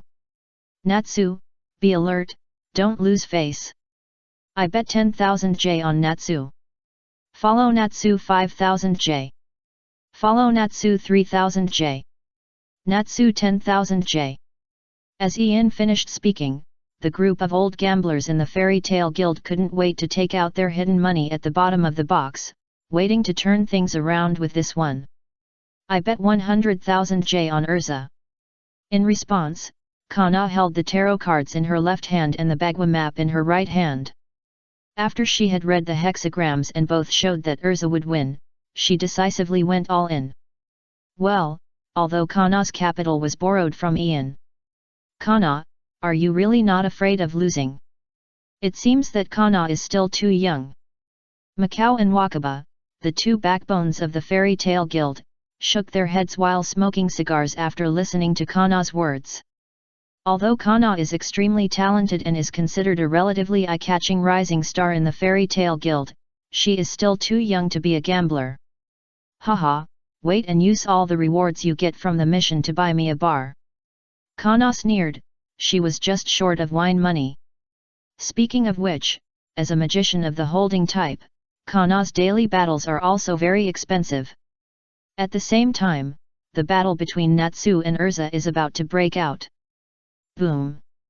Outside the gate of the guild, endless flames suddenly appeared on Natsu's body. The terrifying flames made Makao, who is also a fire magician, tighten his eyelids slightly. He thought to himself, as expected, he is a dragon slayer magician who has mastered the lost magic, which is said to be used by humans in ancient times to fight against dragons. The killing magic has the advantage among the same attributes. This level of flame is a little difficult to use even if I want to use it. And Natsu is only a little over 10 years old. His future is really limitless. It seems that he will win. At this moment, Makao was full of confidence, his mouth corners raised, as if he had seen his own posture of earning a lot of money. Are you a dragon slayer magician? Iluza looked at the flames released by Natsu, her expression slightly dazed, and she asked in confusion. Iluza didn't pay attention before, but now she finally confirmed the magic used by Natsu. Ah ha ha ha, are you scared? Yes, my dragon slayer magic was taught to me by my father Igneel. Igneel is a real fire dragon. Natsu looked at Erza and said confidently. Igneel, the fire dragon king? Ian put his arms around him. When he heard Natsu say Igneel's name, he looked at him deeply. Speaking of Igneel, Ian thought of Igneel's biological son, Natsu's nominal elder brother, Flame Dragon Igneel, who was bullied by him using the dragon control secret technique. At the moment, Igneel is quietly living in Natsu's body, looking at the world through Natsu's eyes. He is constantly accumulating his strength, waiting for the day to fight the Black Dragon King Aknologia. In Igneel's view, by then, the victory or defeat is unknown. Haha, Dragon Slayer magic. What a coincidence. I specialize in Dragon Slayer magic. As Erza said, the corners of her mouth raised a little arc. Change clothes. The armor of the Flame Emperor.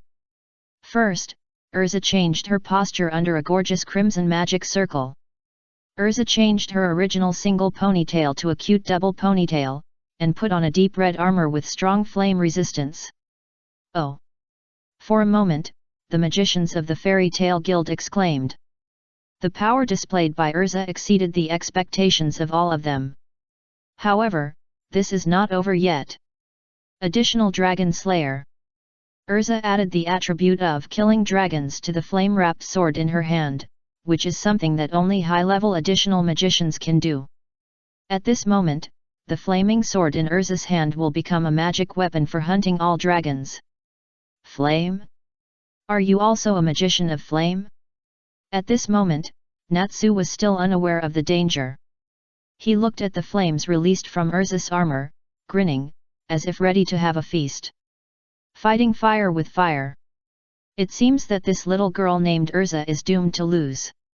Yes. Yes. Natsu is the natural enemy of all fire mages. The people of the fairy tale guild looked at Erza, who also chose to fight with fire, and expressed their disapproval. After all, the killing type mage has absolute suppression power over the mage of the same attribute. This is common knowledge recognized by the magic world. No. Natsu is doomed to lose. However, at this moment, a voice completely opposite to the argument of the crowd came from the crowd. Then, accompanied by a little thunder, a golden figure arrived beside the crowd. Laxus, you are here. When everyone saw the figure with thunder all over his body, they all showed surprise. According to their understanding of Laxus, the other party should be very disdainful of these fights. Haven't you figured it out yet? Natsu and that red-haired girl are not at the same level at all. Natsu will be killed instantly. Laxus said, handing 10,000 J to Ian, and whispered, I bet 10,000 J, betting that Natsu will be killed instantly by that red-haired girl. Laxus, you have a good eye. Ian was very happy that Laxus praised Erza so much, and hoped that everyone would praise Erza more. I'm going to fight. At this time, Natsu said, waving his flaming fist first, rushing towards Erza, and roaring, Fire Dragon's Iron Fist. Accompanied by a red magic circle with a dragon head, the terrifying flames rushed straight towards Erza. One strike. Erza said, putting the flaming knife in her hand back into the scabbard at her waist, and slowly closed her eyes. At the moment when Natsu approached her, she pressed down her body, pulled out the flaming sword at her waist in an instant, and slashed Natsu's body fiercely. Boom! Everyone saw a flash of red light. Natsu lay on the ground, foaming at the mouth, rolling his eyes. What happened? Natsu seems to have lost for a moment. Everyone present was stunned and said in disbelief. Money! My money! Then, there was the roar of the gamblers going bankrupt. Fairy Tale Gambling Management Bureau reminds you, small gambling brings joy, big gambling hurts the body. All in, rooftop warning. At the moment when Natsu approached, he changed the blade to the back of the knife and knocked Natsu unconscious with absolute power. Laxus seemed to see the way Erza won the game, muttering to himself. Well, this game has nothing to do with fire. Father! Uncle Ian, how did I do? Am I great? At this time, Erza came to Ian, looking for a touch and reward. My Erza is the best in the world. The best. Ian ignored the flames on Erza's body and gave Erza a big hug. For Ian now, this flame is not painful at all. Since Laxus is here, why don't you go up and give it a try? Then, Ian stood up, patted Laxus's shoulder who was watching the battle, and said with a smile. With Laxus's current strength, he can be said to be the person closest to an S-class magician in the Fairy Tale Guild. In fact, if he were in other guilds, Laxus would already be an S-class magician. That's exactly what I meant. Laxus said, and thunders burst out from his body. Hee hee. Another dragon. After receiving Ian's praise, Erza was excited. After feeling Laxus's fighting spirit at this moment, she turned her head slightly and looked in the direction of Laxus. She frowned slightly, as if in a short moment, she saw through the magic essence that Laxus had been hiding. I'm a professional dragon slayer. Erza said, changing back into her old knight outfit. No one knows how to deal with a dragon slayer magician better than Erza. After all, Erza has a biological mother who is the mother of the dragon slayer mage. It can be said that they are professionally matched. For a while, Erza and Laxus confronted each other. I don't know why. I always feel that this guy in front of me is a bit annoying. Then, Erza and Laxus frowned almost at the same time. They had a hunch in their hearts. This person will become their great enemy in the near future when they accept guild missions. The fight has begun. The fight has begun again. This time it's Laxus who's on the field. As Erza and Laxus confronted each other, everyone present was immediately attracted again. There's no time to feel sorry for Natsu's defeat. The next one to appear is Laxus, who is closest to an S-class mage. Then, everyone, start your bets. Bicycle or motorcycle, let's go for it today. Ian shouted loudly. Come on. I don't believe I can lose today. Laxus can't lose, if he loses it's a fake match. Really? I never thought Laxus would lose to a newcomer. With Ian's words, the scene became lively again. As for Natsu, who was knocked unconscious by Erza, he lay alone on the ground foaming at the mouth.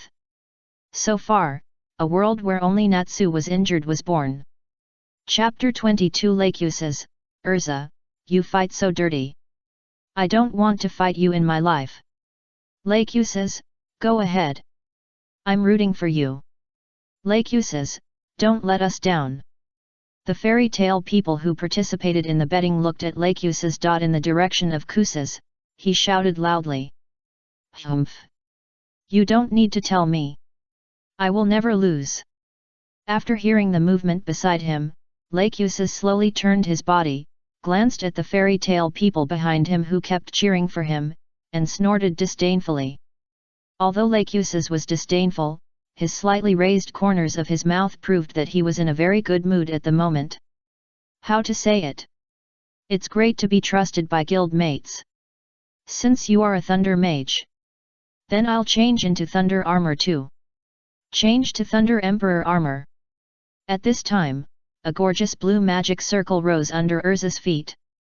The armor on her body changed again. An armor with blue as the main body, inlaid with golden patterns representing thunder, and emitting bursts of roaring armor, has been draped over Erza's petite body. Oh! Interesting. You can not only use armor with fire attributes. Can you also use armor with other elemental attributes? I'm a little curious, how many magic elements can you control? Laxus looked at Erza, who was wearing the armor of the Thunder Emperor and could also control thunder, and couldn't help laughing. Earth, water, fire, and wind are the 4 basic elements. On this basis, the upgraded earth, ice, flames, and sky. There are also more special attributes. Thunder, light, darkness, ghosts. Even gods and demons. I will find the corresponding armor for all the elements in this world. You can try them all. But I'm afraid you don't have the strength to force me to use all the armor. Erza looked at Laxus with confidence. Don't be too confident. Be careful if you lose, you'll cry. Laxus' forehead was bulging with veins, and he roared at Erza. Hee hee. Whether I'm talking nonsense or not, let you experience it yourself. Erza sneered, with disdain for Laxus in her eyes. Lightning Spear. Laxus was too lazy to fight for the victory or defeat in these verbal battles. After all, they had to fight, so he took the lead in Erza and chose to attack.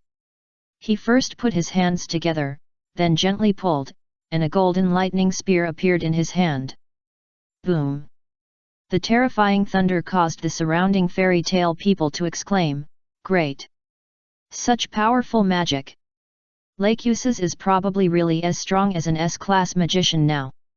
Without waiting for everyone to shout in surprise. "Little devil, give up in front of my lightning." Laxus threw the lightning spear in his hand directly at Erza. He obviously didn't intend to give Erza any chance to react. Buzz! Erza faced Laxus's thunder spear without changing her expression or fear, and there was no trace of fear in her eyes. She calmly placed the spear in her hand that matched the Thunder Emperor's armor in front of her. Suddenly, a blue magic circle lit up around Erza.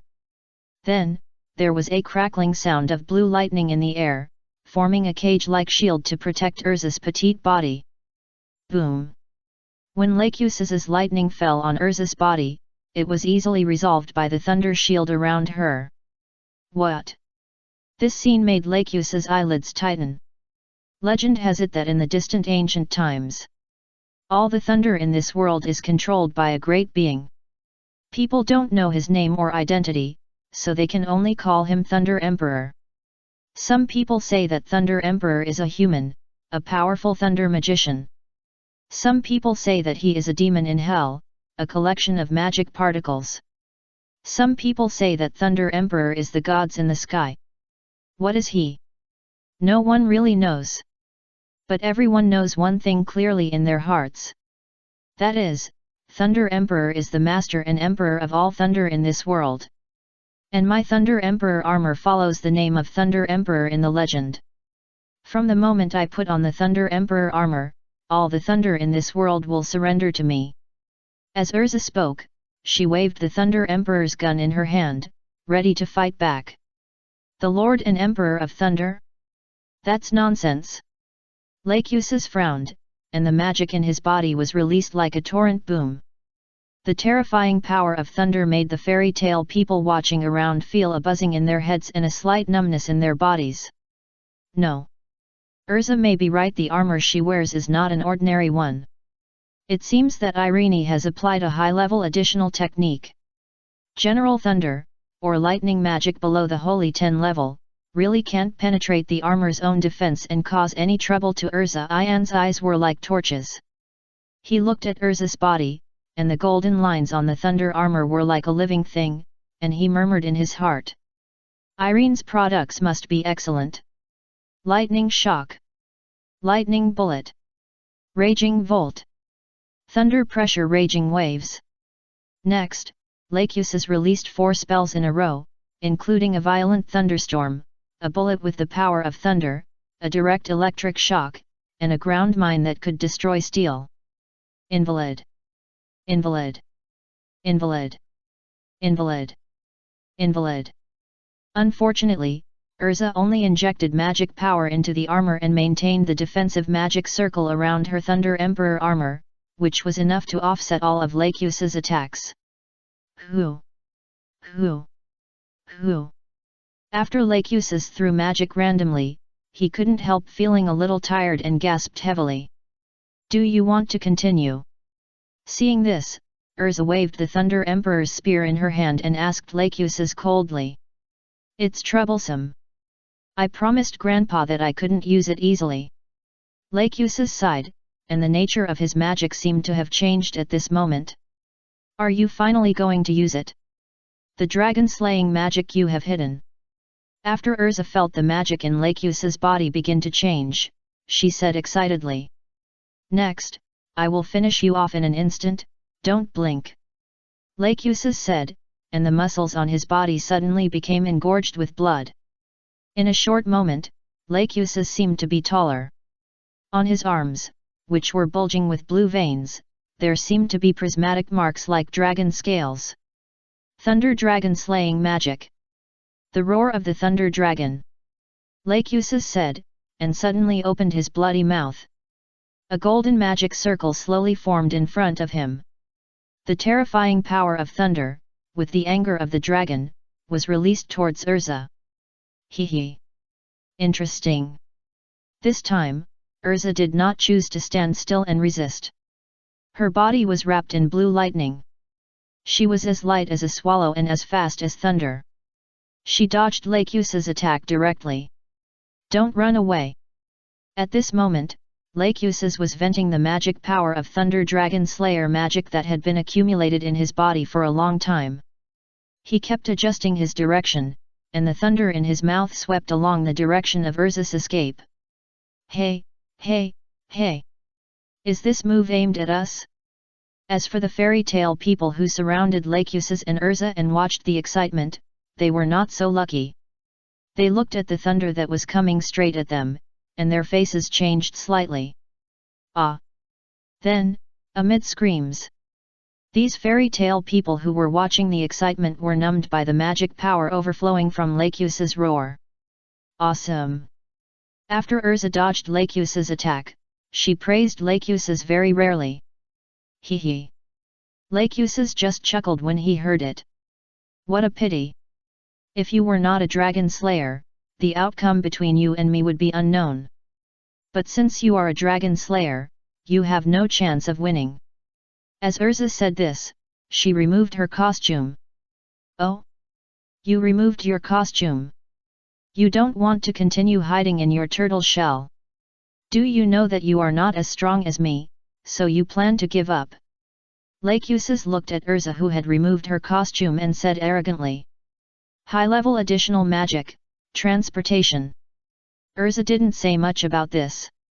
She just added the attributes of a high-speed moving train to the air around Laxus. Hee, just a transportation? Laxus sneered at this, then released the magic power on his body, bent down consciously, and retched, You fight so dirty. I don't want to fight you anymore. Laxus retched and looked at Erza in the distance, and said viciously.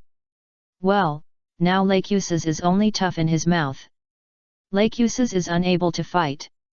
Erza the winner. At this time, Ian announced Erza's victory. Sorry, you lost again. Although I'm sorry, I will accept this money. After Erza successfully won this game, Ian looked at the gamblers around him and smiled grimly. It's the dealer's victory. Let's go to the rooftop. Wakaba's fingers trembled slightly. He fumbled in his pocket for a long time before finding the pipe he used to smoke. After putting it in his mouth, he looked at the endless clear sky and white clouds and murmured. Well, let's meet on the rooftop. Macau stood beside Wakaba, looking at the clear sky, silently shedding tears of regret. As the sun rose, the shadows of Macau and Wakaba became very long. Chapter 23 President Makarov appeared. Pa. After the battle, Ian, Erza, and Kana celebrated with high fives. Erza celebrated that she defeated Laxus and performed well in front of Ian. Kana and Ian celebrated that today was another day of making a lot of money. At the same time, Ian was secretly happy that his daughter was so outstanding and had his style back then. In Ian, Erza, Kana and the other two found seats in the guild and sat down. Ian announced with a smile, I'll take you to the best restaurant in town and have a good meal. Oh! Erza and Kana cheered loudly after hearing this. Go to the restaurant. At this time, Gray, who had cleaned up the restaurant, cleaned the room, and finished the housework, also came to the guild. He looked at Ian with a dazed look and asked, Did anything happen worth celebrating? Gray, let me tell you. This morning, Erza and Laxus had a fight. She actually beat that Laxus, she is so strong. Kana pulled Gray to her side, and after Gray sat down, she began to vividly tell Gray what happened in the morning. It's a pity for you that you didn't see the wonderful battle in the morning. After Kana finished speaking, she didn't forget to feel sorry for Gray. Why do you think Gray comes to the guild so late every day? Gray not only has to prepare breakfast for you, but also clean up the restaurant and wash the knives, forks, and dishes after you finish your meal. In addition, he has to clean your rooms and wash your clothes regularly for you lazy guys. If you were half as sensible as Gray, I would have no more worries. Ian looked at Kana and taught her coldly. That being said, Ian's room was also cleaned by Gray. So, Gray is really a sensible and good boy. It would have been better if Gray had not gone out this morning wearing only his underwear and walked into the guild without any scruples and without paying attention to others. Yes, Gray, who was sitting next to Kana at the moment, was only wearing underwear. Speaking of which, Gray, where are your clothes? Kana suddenly remembered something and asked Gray. Hey! Gray looked down subconsciously when he heard this. When he found his naked body, his face suddenly changed and he said in horror, Oh no! When I was washing clothes this morning, I took off the clothes I was wearing and threw them into the washing machine. Just buy another one, Ian said generously. There is no way, who made him earn so much today? Noon. Ian took Gray, Erza, and Kana to the restaurant. After they had a full meal, Ian suddenly frowned and muttered to himself, I always feel like I forgot something. Forget it, it's not important since I can't remember it. Maybe Ian was used to having 3 children around him. Now that he found that the number of children was not missing, he yawned and prepared to go back for a nap. So far, after being knocked unconscious by Erza, Natsu also achieved the achievement of being hungry at noon. The world where only Natsu was injured was born again. Afternoon. When Ian took the children back to the guild after taking a nap, he saw Natsu lying on the table, who seemed to be about to faint from hunger. Ah! I forgot about Natsu. At this moment, Ian showed a look of realization.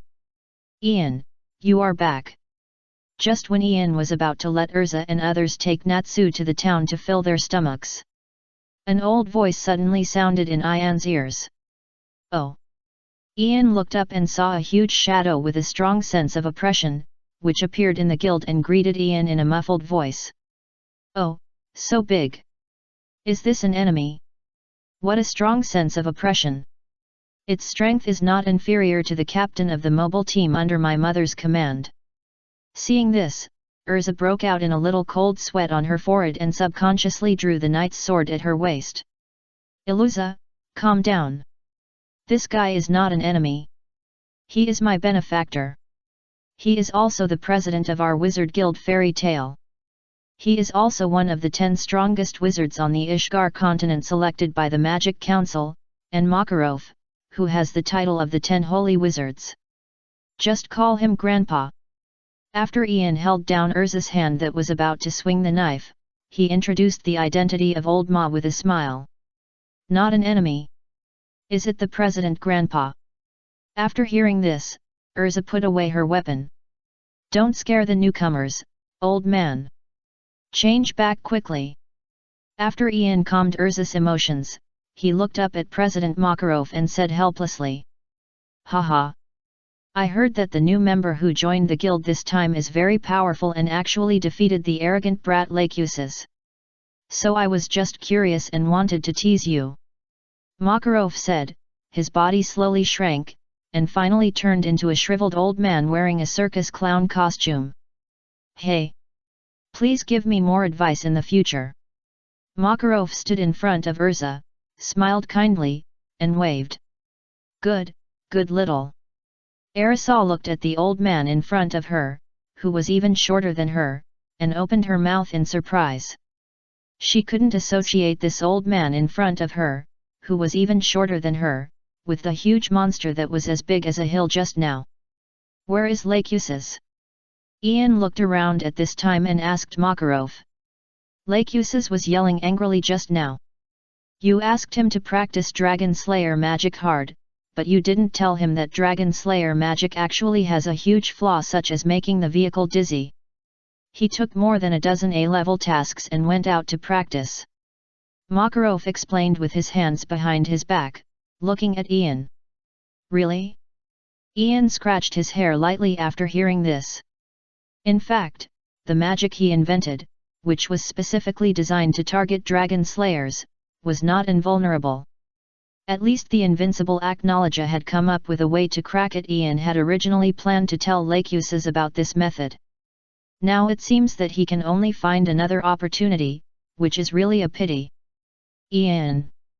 Just when Ian felt sorry for Laxus's impatience, Makarov looked at Ian and said seriously, I have something very important to discuss with you, come with me. What is it? Ian narrowed his eyes. His intuition told him that when this guy Makarov came to him alone, there was definitely no good news. Anyway, you will know when you come over. Makarov didn't say anything and pulled Ian towards the guild's basement. Could it be? President Makarov is going to entrust the guild's top secret, the fairy's heart, to me? How can I be so worthy? Although Ian already knew what the top secret of Fairy Tale was, he was still very happy to be trusted by Makarov, and his mouth corners slightly raised. Erza, Kana and Gray, you wait here for me, I will discuss with the president about the future direction of the guild. Ian said, following Makarov closely. First entered the guild's grocery room, and then, after Makarov's tossing, opened the door to the entrance of the guild's basement. I didn't expect the guild to have such a place. Ian kept mumbling, deliberately showing a shocked look, but in fact, it was all within his expectations. However, just when Ian thought that Makarov would take him to the room where the body of the first President Mavis was placed, Makarov suddenly stopped and murmured, "No one should disturb us here." Ah! Ian frowned when he heard it, and he thought to himself that it was not good. "Ian, save me." Without waiting for Ian to think more, Makarov instantly knelt in front of Ian, hugged Ian's thighs tightly, and cried with tears and snot, "In the entire fairy tale guild, only you can save me." Hey! Ian was stunned for a moment, and he first pulled Makarov off his trouser legs. Then, looking at Makarov, he asked, "President, don't worry, tell me what happened first." "That's right, Ian, you should know. Didn't I go to the Fiori Kingdom, the meeting of the presidents of the Light Magister Guild?" Makarov knelt on the ground, like a primary school student who had made a mistake. "Then what?" Ian put his arms around his body, looking at Makarov with a bit of scrutiny. "Then, I drank a little bit of wine."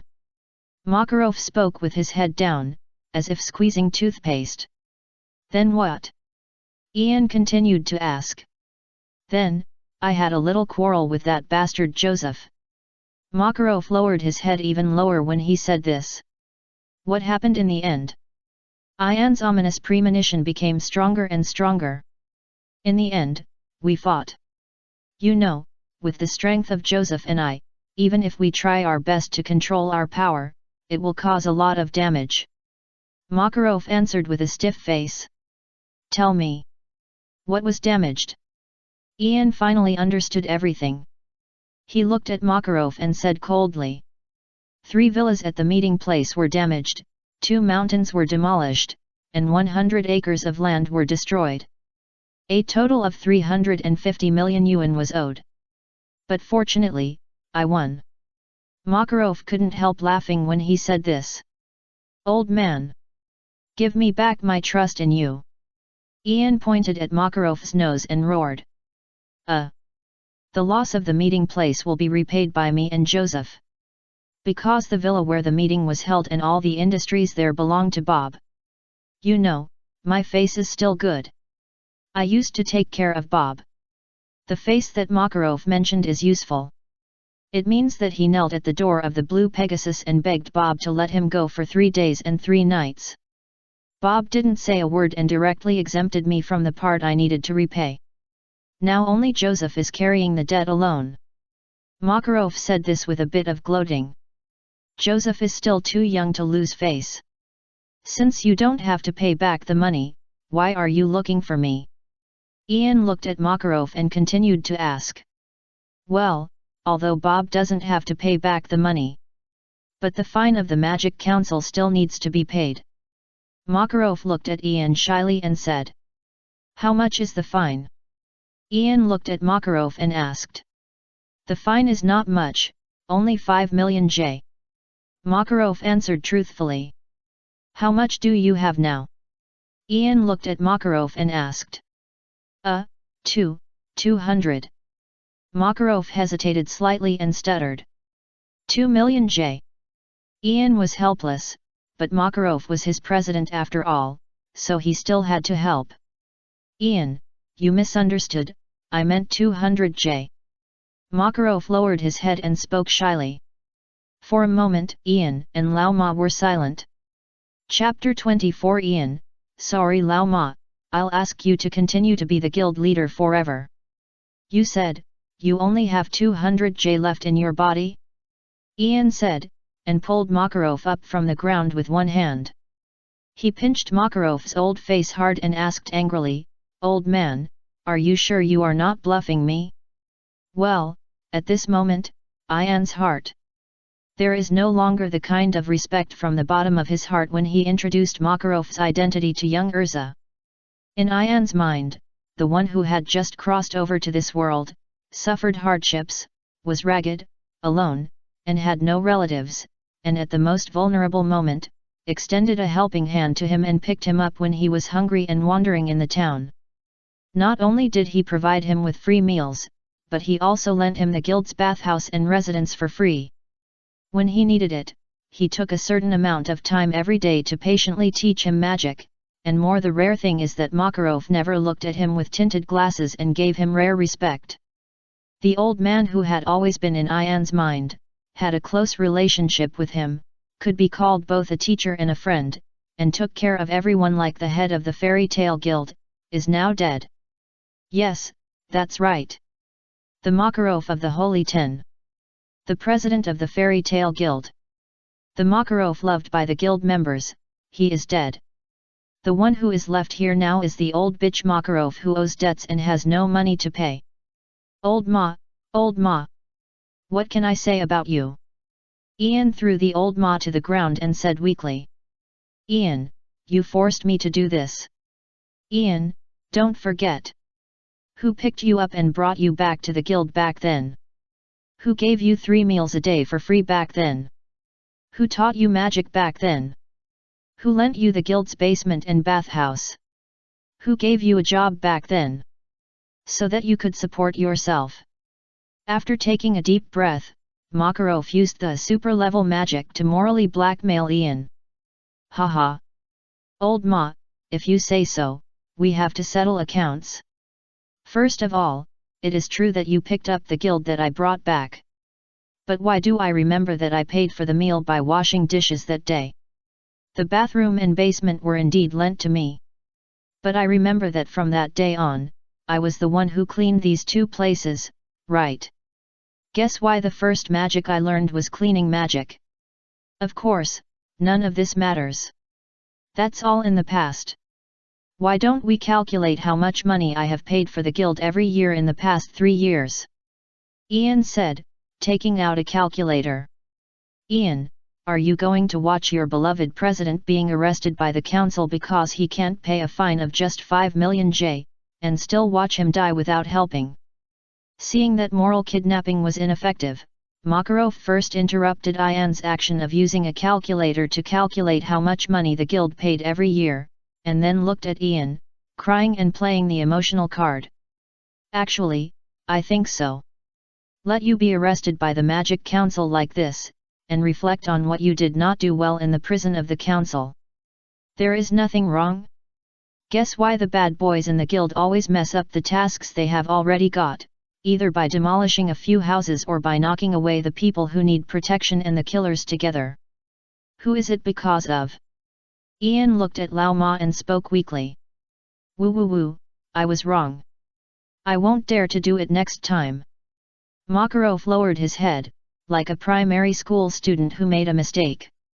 The main reason was that I was happy that day, so I drank a little bit of wine. Plus, that bastard Joseph actually said in front of me that the magicians of the Fairy Tale Guild are far inferior to their phantom magicians. Makarov gritted his teeth when he said this. Hey? What else did Joseph say? Ian was immediately upset when he heard this. He also said that all the S-class magicians in our Fairy Tale Guild are fakes. Makarov clenched his fists and spoke angrily. Hey? What else?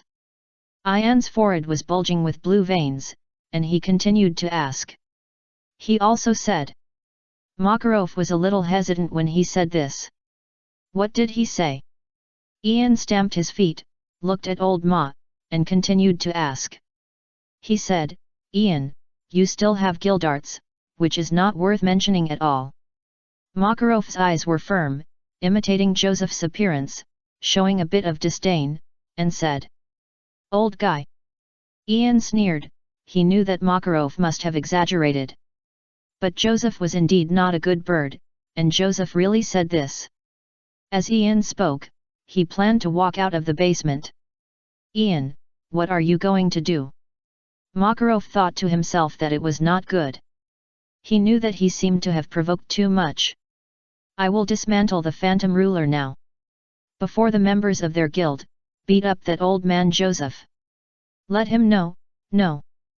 Who is the fake one? Ian moved his neck, looking eager to try. Ian, calm down. If you continue, it will turn into a war. If you have no reason to do it, it will not be good for the reputation of our fairy tale guild. Our guild is regarded as a thorn in the eyes of the Magic Council.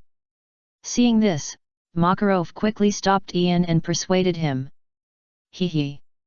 Ian just chuckled at this. To be honest, Ian never took the Magic Council seriously. These people are always thinking about removing the Fairy Tale Guild from the Magister Guild. The problem is actually here. When Fairy Tale was still the Guild of Light Mages, your Magic Council still has the right to manage. Once Fairy Tale becomes the Guild of Dark Mages, then it will become the head of the Balamu Alliance. Although, the Magic Council is just talking. If they really want to remove Fairy Tale, Vlad, who has been in seclusion for many years, should take action. After a short farce, Ian still took out 5 million J and gave it to Makarov. Well, in fact, all this money came from the sponsorship of those gamblers in the morning. It's just that this money hasn't been warmed up in Ian's pocket yet. He gave it away right away, which made Ian feel distressed. I knew, Ian, you wouldn't give up on me, Makarov said, accepting the money without any psychological burden. Ian, actually I asked you to come here because I have a secret to tell you. After doing all this, Lao Ma's face became serious and he was going to talk about business. Don't say it, I don't want to hear it. In response, Ian raised his eyebrows and said nonchalantly. Ian, listen to me, this time it's really business. What I'm going to say next is the top secret of the guild that only the successive presidents of the Fairy Tale Guild can know. I also tested you many times before deciding to tell you this secret. That's right, you are the 4th generation president of the Fairy Tale Guild appointed by me. Makarov put his hands behind his back, and his eyes were rarely serious. If the 1st generation knew that you sold the top secret of Fairy Tale to me for 5 million, she would probably be angry with you, and now she will be resurrected from the cemetery to show you. After glancing at Lao Ma, Ian joked happily. No. This has nothing to do with whether you lend me money or not. I'm serious about what I said to you. Ian, don't you want to be the next president of the Fairy Tale Guild? To be honest, I'm too old and I feel a little overwhelmed. In a few years, I plan to retire completely. Makarov was a little impatient. He looked at Ian with a serious look. Let me be the president of the guild. Sorry, I'm not the material to be the president, and I'm not interested in the position of president at all. When Ian heard that Makarov actually asked him to be the next president of the Fairy Tale Guild, he was immediately confused. He wanted to live a few more years. Don't even think about throwing this worry to him. So, Ian looked at Makarov and said seriously, Old man, you will stay in the position of the president of the Fairy Tale Guild until you die. No. Even if you die, I will dig your grave, resurrect you with necromancy, and let you continue to work. So, just rest assured. Retirement is impossible, don't even think about retiring in this life. Ian patted Makarov's shoulder and then smiled brightly. Great. Treason. You actually thought of using necromancy on me. I was planning to tell you the top secrets of the Fairy Tale Guild. You stinky brat, you really pissed me off. Hearing this, Makarov shouted at Ian angrily. So. Don't say anything nonsense about me being the president. After Ian finished speaking, he turned around and left. If you say, who is the Fairy Tale Guild, the most gifted president of the Fairy Tale Guild? It is most likely the girl who was subjected to the same calming curse as Zerev, who is like a real fairy, the founder of Fairy Tale, and the 1st generation president Mavis. If you ask, who is the most knowledgeable president of the Fairy Tale Guild? It must be Hito, the 2nd generation president of Fairy Tale, who has studied the calming curse for many years and created an infinite source of magic power, which is the heart of the fairy, by using the curse bug. But who is the best and greatest president of the Fairy Tale Guild? In Ian's opinion, only Makarov, the third-generation president of the Fairy Tale Guild and the founder of the Fairy Tale Spirit, can be competent. Although Makarov may not be as strong as the second generation, he taught the guild what love is. So, dear President Makarov, please take the position of the president of the Fairy Tale Guild forever. Chapter 25 Ian, after all, Erza is my daughter. Speaking of which, the new girl named Erza who joined the guild is really talented. She can defeat Laxus at such a young age. Her teachers and parents must be extraordinary. Speaking of which, Ian, have you asked Erza's parents whether they agree with Erza joining our fairy tale? If Erza ran away from home, we should at least contact her family. We can't let them worry. Of course, if she is backed by an evil force like the Magic Development Bureau that caused a sensation back then we must also be prepared. We must never let these bad guys persecute these young children again.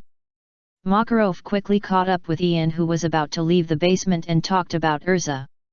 Since Ian is not interested in becoming the president of the Fairy Tale Guild, and the guild's top-secret meteoric star. To be precise, it would be more appropriate to use the fairy heart.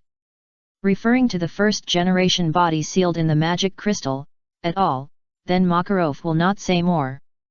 Makarov never likes to force children to protect anything. He also doesn't want children to take on some responsibilities that they don't need to take on. If possible, Makarov hopes to protect these children for a lifetime. Isn't that natural? After all, Erza is my daughter. Ian walked in front of Makarov and spoke proudly. So that's it, Erza is your daughter. Then everything is clear. I said this girl's talent, why is it so terrifying? Makarov was relieved when he heard this. Originally, Makarov was worried that after Erza joined the Fairy Tale Guild, the forces behind her would come to him. After all, a force that can train a 13-year-old child into an S-class magician. How powerful is the energy behind it? Makarov felt a headache just thinking about it. Although there are already too many problem teenagers in the Fairy Tale Guild, one more Erza is not too many, and one less Erza is not too few. But Makarov must be mentally prepared to avoid unnecessary troubles. After all, it is his responsibility as the president of the Fairy Tale Guild to prevent his companions from being hurt or getting involved in unnecessary troubles. Wait, Ian, you just said. Whose daughter is Erza? Just when Makarov put down his hanging heart. Ian's words made Makarov's heart, which had been put down, once again raised to the throat.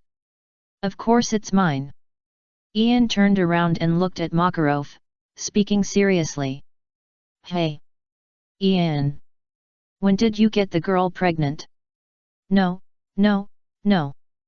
Erza is only a teenager, so, long before you joined the Fairy Tale Guild, I really misjudged you, Ian.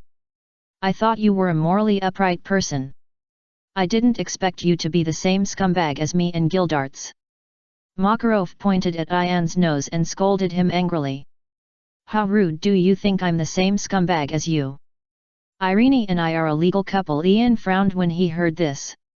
He and Makarov, Gildarts, these damn scumbags, are fundamentally different. Are you married? Makarov was shocked. What do you think? Ian looked at Makarov, shrugged his shoulders, and looked helpless. Then you is probably out of luck. Makarov was stunned, thinking in his heart. What are you thinking about? Ian looked at Makarov in a daze and asked coldly. He always felt that Makarov was thinking about something nonsense again. Ahem. Why didn't I listen to you before? Did you tell me about this? Come to think of it, I haven't seen Erza's mother come to the guild. Did something happen between you two? Makarov thought silently. Makarov combined the time when he picked up Ian. Ian looked extremely miserable, like a homeless person. Therefore, he concluded that Ian must have been abandoned by the woman and left with nothing. You asked me why I didn't tell you before. Hehe, because I just found out about it. Ian thought to himself, and he was a little silent at the moment. Nothing happened between Irene and me. Don't let your imagination run wild. The relationship between Irene and I couldn't be better. Ian paused when he said this. As for why she didn't come to the guild? If she really comes, you should panic. Ian said at the end, leaving Makarov with a rather intriguing sentence, and then left the basement on his own. Ian walked out of the basement, looking at the slightly dazzling light outside. He gently rubbed his slightly sore temples. He looked at Erza, who was gradually getting along with her guild companions outside, and the corners of his mouth slightly raised. Well, what Ian said about getting along is literal. At this moment, Erza was alone, chasing Grey and others and beating them up. Erza's fairy tale assimilation rate has reached more than 50%. Speaking of which, it's time to ask Erza about Irene. Although, for Ian, it was only a few short years. But for Irene, it was a lonely wait of 400 years. What happened in these 400 years? Ian was still a little curious. Ian. Just when Ian was slightly stunned by Erza's look that looked like Irene, a weak cry suddenly came from under his feet. Where did this mummy come from? Ian was shocked when he looked at the mummy under his feet, which seemed to have been forcibly drained of its vitality by the devil. It's me. Natsu. Ian, food. Give me food quickly. I'm starving. The mummy explained hurriedly after seeing Ian was frightened. If he didn't explain, he was afraid that Ian would launch the fairy law in his direction in the next second. After all, Ian had already made the fairy law gesture. Although, the fairy law released by Ian is likely to be useless against the fairy tale people. As for the small probability, it depends on whether Ian can recognize the identity of the mummy in front of him at the critical moment, that it is actually Natsu. And whether the fairy tale metal on Natsu can be effective at the critical moment. By the way, the fairy law used by Ian was the 1 year he stayed in the simulation line after fighting with Deliora in Grey's simulation line. Based on the fairy law taught to him by Makarov, it is specially improved to deal with demons, and it is a demon-designated crusade version. Are you Natsu? Didn't you have lunch at noon? Ian finally recognized Natsu. He pointed at Natsu and said in shock. After I woke up, all of you were gone. Natsu said rather aggrievedly. Chapter 26 Our Endurance Race? With the prototype of the strongest team. Crack. Crack. Crack. In the restaurant near the Fairy Tale Guild. Natsu was like a hungry beast that had been hungry for 10 days and a half months. He cleaned all the food on the table and devoured it. He stuffed fruits, meat, vegetables, and all kinds of edible things into his stomach, shocking the diners around him. All of them widened their eyes. Perhaps, this is the secret and strength of the Dragon Slayer mages who can always maintain sufficient mental power. They have an appetite different from ordinary people. This guest, do you need more food? The waiter who had been guarding Natsu's table found that the food on Natsu's table had been basically eaten up by him. He first took a handkerchief and gently wiped the sweat from his forehead, then squeezed out a few polite smiles, approached Natsu and Ian's table, and asked. Look at him. Ian waved to the waiter and asked Natsu. 10 more roast chickens from that big plate. Natsu didn't mean to be polite at all, looking at the waiter and grinning. 10. The waiter thought he had heard wrongly and repeatedly confirmed with Natsu. Yes, 10. After hearing this, Naz stretched out his big, greasy hands and gently touched his bulging belly. He weighed the remaining space in his belly and finally nodded to confirm. Okay. After the waiter confirmed again and again that the number of roast chickens ordered by Naz was correct, he hurried to the kitchen. Chef, the guests at table A10 ordered 10 roast chickens. After the waiter reported the number of roast chickens ordered by Naz. What did you say? The guests at that table ordered 10 roast chickens. The chefs in the kitchen were shocked, their eyes widened, and they said in disbelief, that kid is really a human. An hour later I'm full. I'm full. Thank you for the hospitality, I'll come again next time. After Ian paid the bill, he left the restaurant with Natsu, who was full. The chefs in the kitchen, including the owner of the small shop, all gathered around. They came to the table where Ian and Natsu were before, looking at the small plates and large plates stacked one after another, each of which was extremely clean. Even the chicken bones were eaten clean, and there was not much food residue left. It can be said that the table was really clean. They were shocked and said, "He actually ate everything clean, incredible. I remember that kid just now, it seems to be the magician in the fairy tale of the Magician Guild next door, right? I remember that his name seems to be Naz, and he joined the guild in the past year. From now on, all those who come to our restaurant will get a 50% discount." The owner of the small shop thought for a while and said so. Hey? The staff and chefs in the small shop were shocked after hearing the boss's words. You know, their boss is known as a stingy person. Not to mention discounts, even the side dishes that other restaurants often give away are charged in their restaurant. And they often deduct their wages for various reasons. Don't you think that the child was very happy just now? The boss said, with a slight smile on his face. He no longer paid attention to the staff of the small shop and walked towards the kitchen, leaving behind a group of confused waiters and chefs. Hey! Have you seen enough? If you have seen enough, hurry back to your respective positions and work hard.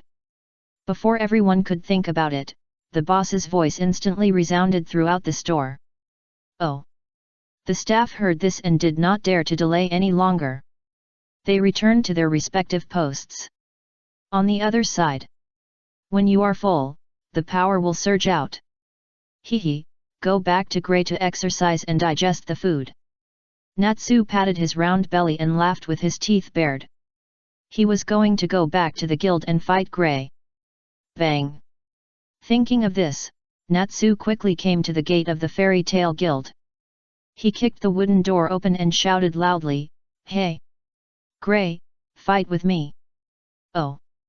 However, when Natsu kicked the wooden door open, he happened to catch up with Makarov, the guild president, standing on the podium of the guild, announcing something important to everyone in the guild, so that all the magicians in the guild who were not out on missions looked up to the sky and let out a long cheer. So lively! Did something interesting happen? At this time, Ian also returned to the guild. He looked at the members in the guild who kept looking up and cheering, and couldn't help asking. Brother Ian, you were not in the guild just now. Just now, President Makarov announced that the Fairy Tale Guild will hold this year's 24-hour rally in a week. And require all guild members who are not on missions to participate without unnecessary special reasons. Of course, this is not the most important thing. The most important thing is that the prize money for the champion of this year's 24-hour rally is as much as 1 million J. Even the runner-up and third-place winners will receive 300,000 and 100,000 J respectively, which is simply too luxurious. After Ian asked back, the members of the guild answered excitedly. Hey! Old Ma, you have money to give out bonuses, but no money to pay fines. Ian heard this, with a murderous look in his eyes. He looked at Makarov on the podium in the distance and asked silently. Ian, you know. The guild's assets belong to everyone in the guild, and my assets are just my personal assets. The two cannot be confused. I really don't have money to pay the fine. Makarov's eyes, after briefly crossing Ian's eyes through the crowd, he suddenly understood something, and he lowered his head and muttered silently in his heart. And he used telepathy magic to explain something to Ian. Forget it, I'll spare you. Ian could only sigh helplessly and said nothing more. Ahem. When Makarov saw that he had finally explained the money issue to Ian, he breathed a sigh of relief and coughed twice to clear his throat. Then, Makarov looked serious and acted like the president of the past. He looked at Ian and continued, speaking of which, it just so happens that you are back, Ian. I have a task here that I need you to complete. This time, Makarov said it in front of everyone. Oh? What task? Ian raised his eyebrows slightly when he heard this, and asked what mission Lao Ma was going to send him to complete. It's an S-level expedition mission. It is said that there are traces of wyverns on the snowy mountains east of the kingdom of Fiori. It just so happens that we need the scales of these beasts for our 24-hour endurance race this year. With your strength, Ian, I give you a week, you should be able to come back, right? Makarov put his hands behind his back and looked at Ian. More than enough. Ian moved his slightly stiff neck slightly and smiled confidently. With his current strength, there are not many creatures that can threaten him in the entire Ishgar continent. Then I'll leave this task to you. Makarov looked at Ian with confidence. Old Ma was still confident in Ian's strength. Are you going to separate from your father? Just then, Erza, who had been in the guild with her companions from Fairy Tale, suddenly showed a lost expression. She had just met up with Ian, and it had been less than a day, and they were going to separate, which made Erza a little sad. Ian saw this scene naturally. So, Ian raised his head and looked at President Makarov and said, President, it's just to deal with some wyverns. I can take some of my guildmates with me, so it shouldn't be a problem, right? It's up to you, but it's better to be careful. Makarov didn't say much about Ian's decision. Makarov believed in Ian's strength. What? Ian is going to take us to complete an S-level subjugation mission. Are you kidding? This is a rare opportunity to complete an S-level mission with an S-level magician in the guild. Ian, take me. I'm super useful. Ian, let me go. I don't want any reward, I just want to see the world. Idiot, can you beat a wyvern? You actually want a reward. As Ian finished speaking, the entire guild was in chaos. Then those whose names I call, go with me. Natsu, Gray, Kana, and Erza. Ian ignored the noisy guild and announced loudly the candidates who would go on the mission with him. Ah! As Ian finished speaking, Gray and Natsu, who were fighting, were stunned for a moment, then stretched out their hands at the same time, tearing each other's cheeks, and almost said angrily in unison, Ian, why do you want to bring this burden with you? Ah! Can I go too? In the guild, Kana was the only one who was not very interested in participating in the S-level mission, or who did not think she had a chance to complete the S-level mission with Ian. After hearing Ian's words, she froze in place, and even the red wine in her glass spilled all over the floor because of her daze and disbelief. Stop it, both of you. If you say who is the burden. In my opinion, both of you are. Erza, with long crimson hair and wearing knight armor, came between Gray and Natsu on her own, and said angrily after forcibly separating the two. Erza, Erza. Natsu looked at Erza with some fear. He was somewhat traumatized by Erza's punch in the morning. After all, the power of that punch made him dizzy all the time. He didn't even have time to eat lunch and almost fainted from hunger. Everyone, get ready to go. After announcing the list, Ian looked at the people present and spoke softly. Chapter 27: A world where only Natsu is injured has been achieved. Erza, Natsu, Gray, Kana. These children are the future of the Fairy Tale Guild. This is also the first gathering of the Magician team, which is hailed as the strongest team of Fairy Tale in the near future. Of course, the members of the team are not all yet. A certain celestial magician is still her eldest daughter and secretly planning her own escape plan. As for the other Dragon Slayer magicians who traveled with Natsu from 400 years ago, they are still lost in their own life paths, wandering and helpless. At the same time, in the Fairy Tale Guild. Alas, I was not selected. It's really abominable.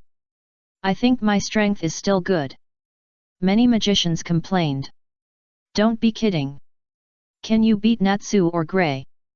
Or, you can beat Erza, who just joined our guild yesterday and showed amazing strength, easily defeating our president's grandson. She is also recognized in our guild as the one closest to the S-class mage Laxus." In response, the mages around him looked at him and teased. "Hehe, I'm just joking." These mages also know their own weight, but they are just venting their emotions. As for Kana, no one in the guild dares to talk about Kana ever since Kana showed her extraordinary talent in divination magic. She has been regarded as the goddess of money and the last savior by the gamblers in the guild. Anyone who dares to talk about Kana or offends Kana doesn't need to say much. The gamblers in the guild will make that person look bad. "President, let's go." After Ian's fellow guild members gradually quieted down, he waved to Makarov on the podium and said goodbye. "Well, be careful on your way." Makarov smiled and wished Ian well. "Don't worry. I will definitely complete this S-level mission." This year, the champion of the Fairy Tale Guild, the 24-hour endurance race, IIT's also been decided. Haha. I'll take the 1 million. I said it. Even if the Black Wizard Zeref comes, it won't work. As Ian said this, it seemed that a great amount of magic power poured out of his body. This terrifying magic power turned into a gust of wind and smeared everyone's face, shocking everyone's eyes. "Makarov, wait for me." After Ian finished speaking, he showed a hideous smile to Makarov, and slowly turned around, and at the same time signaled to Erza and others to quickly follow him to leave the guild and go to the east to complete the task. That's 5 million. He has to make up for it. Although the prize money for the 24-hour endurance race is not much, any money he makes back is good. So scary. Ian, so scary. It feels like he's going to kill someone. In response to this, the companions in the guild looked at Ian, who suddenly burst out with magic power, with fear on their faces. Ian's strength seems to have improved again? Is Ian now stronger than me? Unlike the mages in the guild who have not yet entered the threshold of the Holy 10, they just think that Ian is very strong, but don't know how strong Ian is, so they just get together to watch the fun. Makarov, as a strong man who has already entered the threshold of the Holy 10 for many years, has been completely unable to calm down the moment he felt the majestic magic that Ian had just released unintentionally. He was full of shock in his heart. Perhaps Ian can now compete with Guildarts. From this point of view, it won't be long before the identity of the strongest magician in the guild will be replaced. If Ian heard what Makarov said, he would definitely chuckle and say, "Don't say that my strength is comparable to Guildarts." In the Fairy Tale Guild, the most unbelievable metaphor is that someone's strength is comparable to Guildarts. From Jura in the Great Magic Tournament, to the Gods Arena made by alchemy in the 100 Years Quest, to the Black Dragon Slayers of the Dragon Eater Guild. Anyone who is praised as having strength comparable to Guildarts will eventually be beaten by others. It can be called the world's first curse, like poison milk of fairy tale. Whoever has strength comparable to Guildarts will be beaten. Although Guildarts is a bit of a scumbag, his strength is indeed undeniable. After all, he is a monster that survived the invincible Acknowledgia. In fact, Ian is not very interested in the title of the strongest in fairy tale. Let's go. Ian has arrived at the gate of the guild at this moment and spoke loudly. Oh! Behind Ian, Erza, Grey, Natsu, and Kana all looked up and shouted. They kept venting their excitement. After all, the mission they were going to complete was an S-class mission that only the S-class mages of the guild were allowed to participate in the past. As for those non-S-class mages, let alone seeing the task list of these S-class missions, they were not even allowed to go to the second floor of the guild. So, the train station. Well, can we not take the train? Natsu looked at everyone present with some embarrassment. No. If we don't take the train, we can't go to the east. But don't worry. I know that as a Dragon Slayer mage, Natsu, you can't take public transportation. I have a way to deal with it. Ian looked at Natsu and chuckled. After all, he couldn't take public transportation now, but fortunately, as long as the Dragon Slayers used high-level additional magic in advance and added the attribute of ignoring public transportation, they could spend the time on the train safely. Please let me help Natsu. Just when Ian was about to use high-level additional magic, Erza raised her hand and got closer to Natsu, who was dizzy just by seeing the train. Oh. Since Erza is going to use anti-stun magic for me, then leave Natsu to Erza. I believe you can. Ian knew that Erza would most likely use anti-stun magic. After all, this trick was created by him and Irene. Bang! However, before Ian could finish his words, Erza had already come to Natsu. She gently patted Natsu's back, calmed him down, and then punched Natsu's abdomen. You! Natsu fainted before leaving any last words. Ah, this! Ian was silent about this. Well, I have to say that this is also a method. Anyway, no matter what, his daughter Erza did a great job. Well done! Gray cheered loudly for Erza. Well, the world where only Natsu is injured has been achieved. Chapter 28 Natsu, why am I always the one who gets hurt? 2 days later. Dear passengers, we have arrived at the easternmost station of the train. I wish you a pleasant journey. With the blessing of the conductor, Ian took Erza, Gray. After spending 2 full days on the train, the heart was almost broken. Natsu finally set foot on the land in the east. Unlike the warm west, the east is still covered with ice and snow. The president gave us a total of 1 week to complete this crusade mission. However, after deducting the 4 days we need to take the train to and from, there are less than 3 days left. Time is not abundant, so we must hurry up. Ian was wearing a cotton coat and carrying a backpack. He looked at the white mountains and forests in front of him, which were all covered with ice and snow, and exhaled white breath from his mouth. Got it.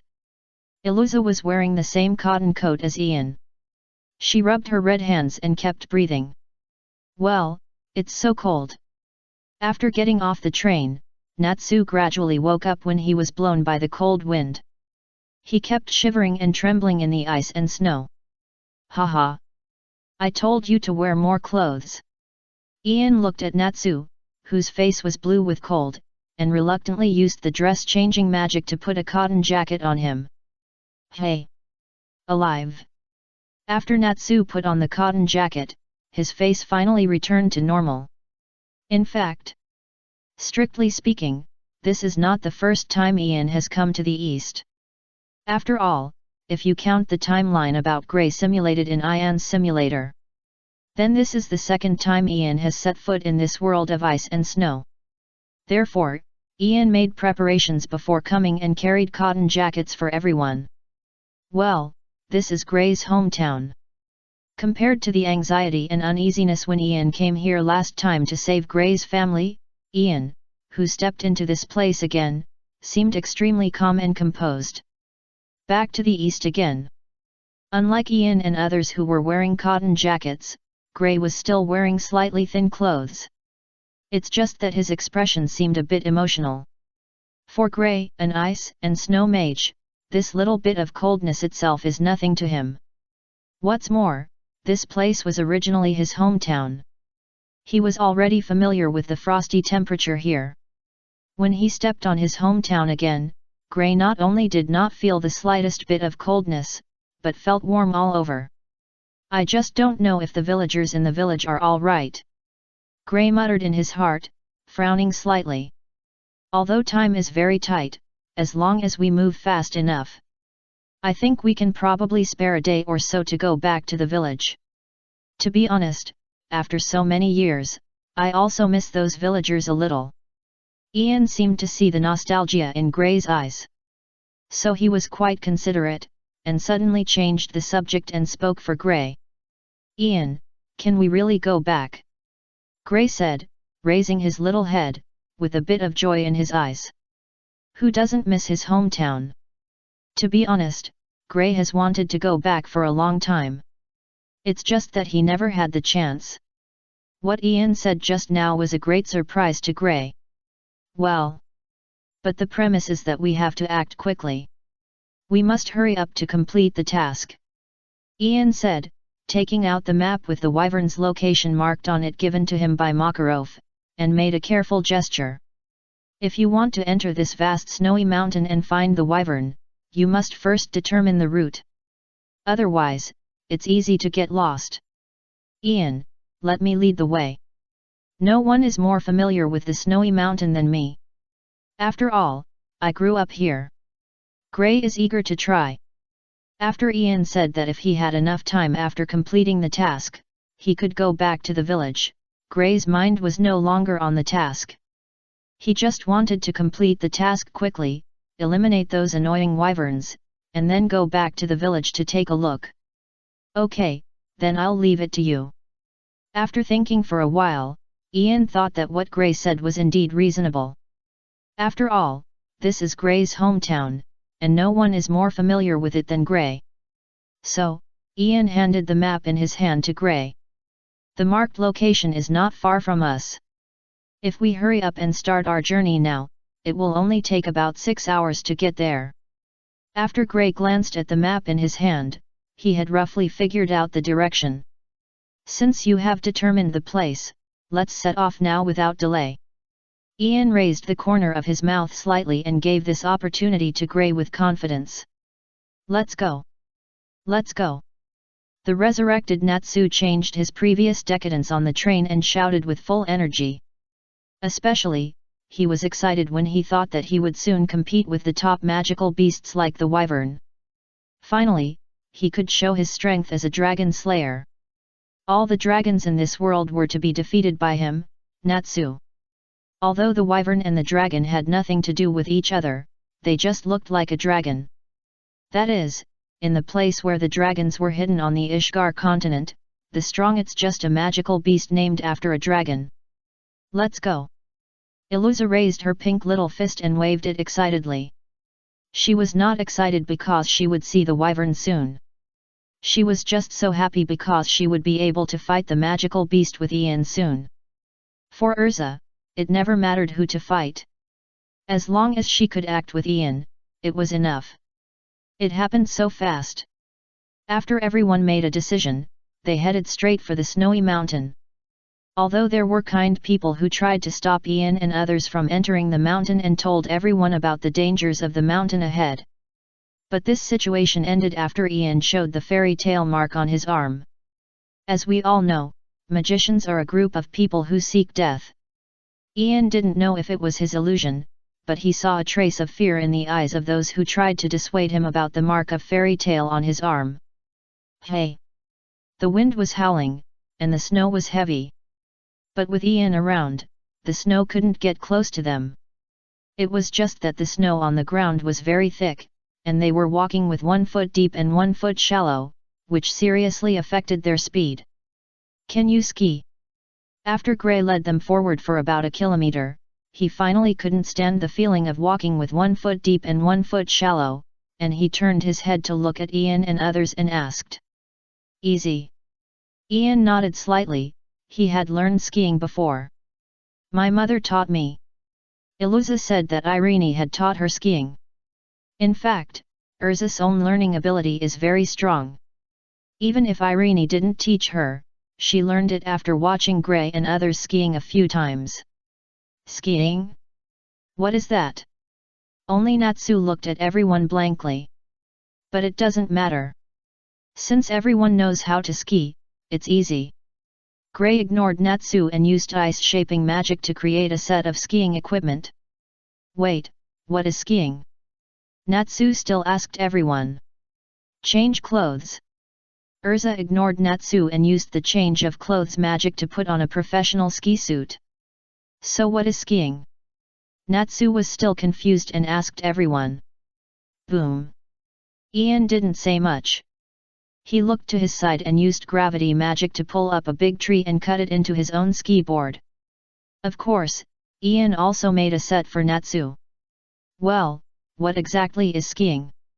Just when everyone was fully armed and ready for skiing, Natsu still asked in confusion. Let's go. As Ian finished speaking, he immediately activated his gravity magic as a propulsion force for everyone to move forward. The purple magic circle lit up a brilliant light behind Ian and others. Ian, Erza, and Grey, like swans dancing on the ice lake and eagles flying between snow-capped mountains, were quite chic. Ah!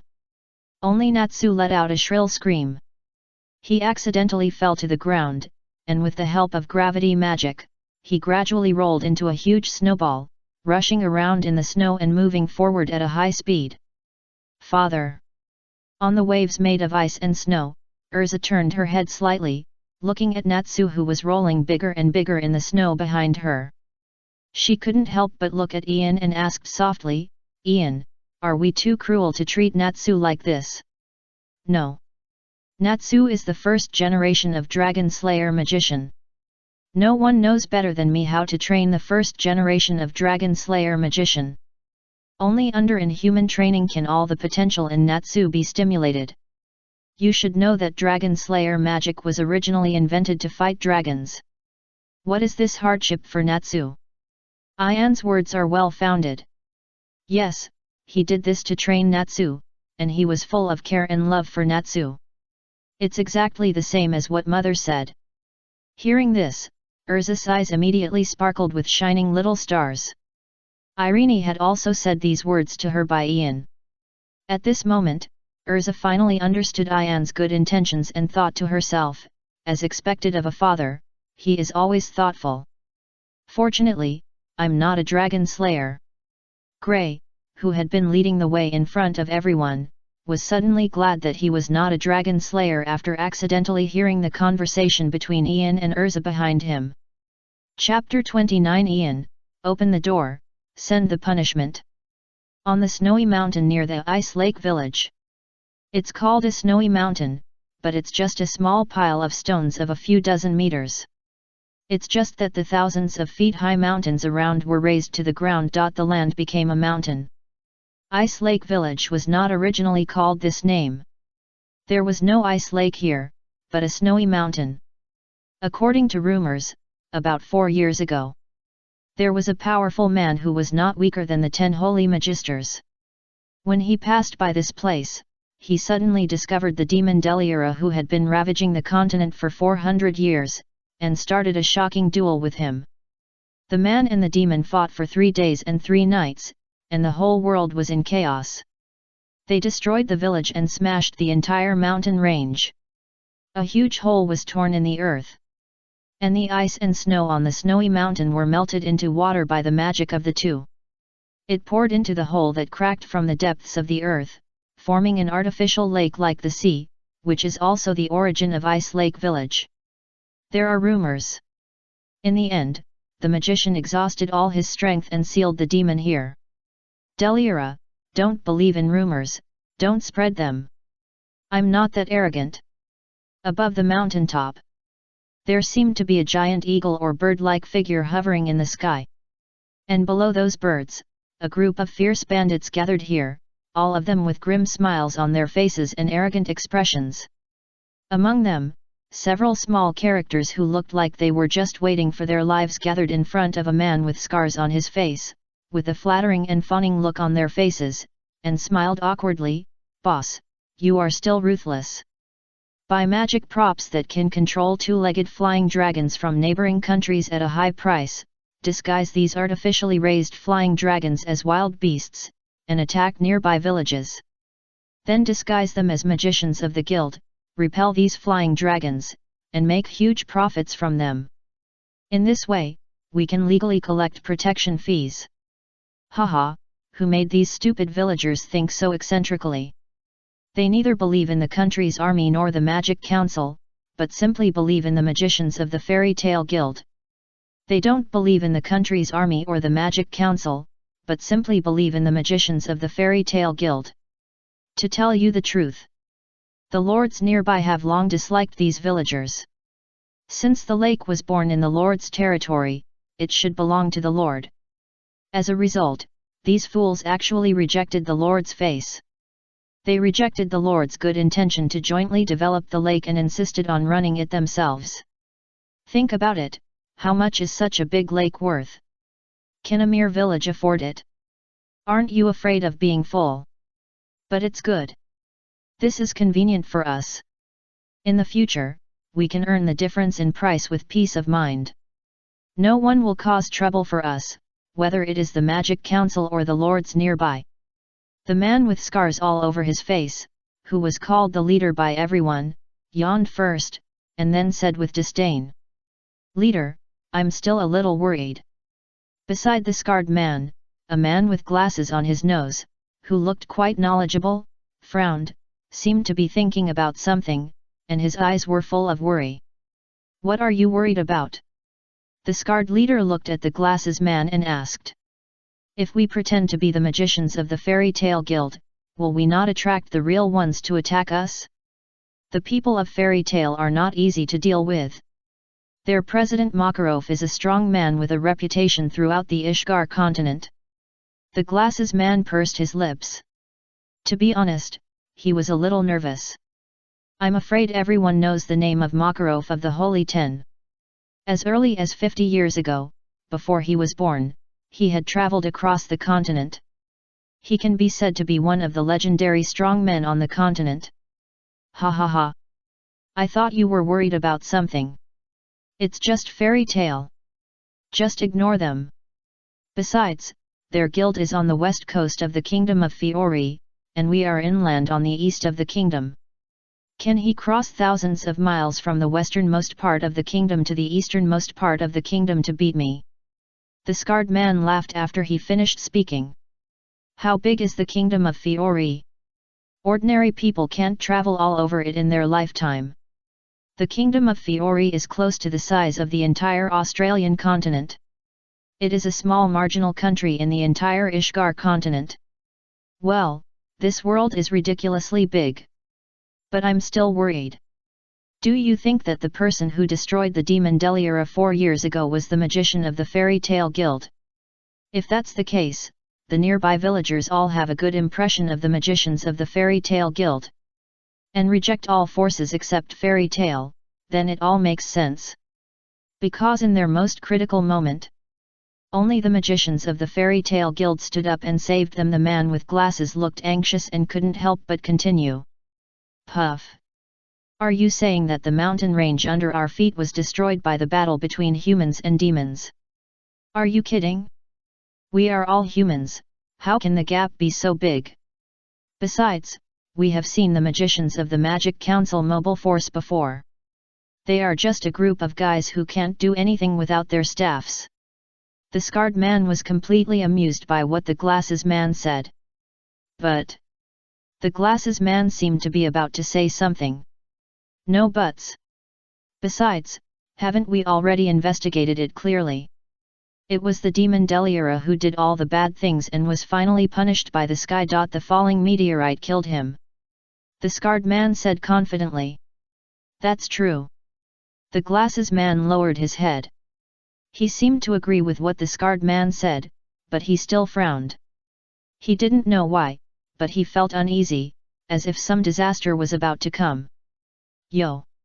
You also know that Deliora was punished by God because of all the bad things he did? Then aren't you afraid that you, who pretended to be the magician of the Fairy Tale Guild and cheated on the mainland, will also be punished by God?" Just as the scarred man and the glasses man finished speaking, an ethereal voice seemed to come from all directions, towards everyone. Who's there? Come out to us quickly." At once, the faces of all the bandits present suddenly changed. They picked up their weapons and looked around nervously. "Haha! If there is really a punishment from heaven, let it come. I can take it. As for you, what's the point of hiding and talking? If you have the ability, show up and talk." The bandit leader, the scarred man with scars all over his face, also picked up his weapon at this moment, looked around nervously, and said coldly, "Who am I? I am your punishment from heaven. Look up, the gift has been delivered. I hope you are satisfied with this gift." When the bandits were panicking, the voice sounded again in everyone's ears. When everyone heard the voice and really looked up, they saw 3 black shadows in the sky, falling towards everyone at high speed, but these were not what really made everyone panic. What really scared them was that behind the three black shadows, there was a huge snowball with a diameter of nearly 100 meters, falling from the sky like a meteorite. This. The scarred man looked at the snowball in the sky and was dumbfounded. It came true. The punishment from heaven really came, but the scarred man seemed unable to catch it. Chapter 30 The Crusade mission is completed. Meteorite. Help! I'm going to die. The robbers looked at the snowball in the sky with their eyes wide open, and the nearby ice surface reflected their terrified expressions. They wanted to escape, but unfortunately there was no way to run. After all, even if this was only a pile of rocks of a few dozen meters, they would die if they jumped down rashly. Therefore, they could only watch the huge snowball fall. There was nothing more terrifying than watching the danger coming, but being unable to do anything and waiting to die in fear. Boom! When the snowball fell, accompanied by a huge roar, the only pile of stones that could be called a mountain by the lake was razed to the ground. In a short moment, the entire robber's den was destroyed. For a moment, the world was quiet. 1 second, 2 seconds, 3 seconds, 4 seconds. Unfortunately, the world did not stay quiet for long, and a pair of strong hands stretched out from the snow pile. Not long after, several figures stood up from the snow in a very embarrassed manner. Among them, there was the bandit leader with a face full of scars. You are not dead yet? It's really strange. Is there any way to save your life? Ian stood on the snow, looking at the embarrassed bandit leader and others, and asked curiously. Cough cough cough. Damn, the magic props I used for self-defense are directly useless. As for the bandit leader, he had no time to deal with Ian. He quietly looked at the broken magic amulet in his hand, feeling heartbroken. Who knows how much money he spent to buy this magic item? That was his income for 1 or 2 years. Today you all have to stay here and die. While speaking, the bandit leader looked up at Ian and others and said coldly. Just you. Ian heard this with a bit of disdain in his eyes. Haha. Just me. Let me show you my real power. As the bandit leader said, he carefully took out a horn from his arms. Suck! He raised the horn in his hand, took a deep breath, and then blew it hard, buzz. Suddenly, a dark magic circle expanded from the horn. Then a piercing howl came from the horn. Roar! As the sound wave spread out in the sky, there was an angry roar.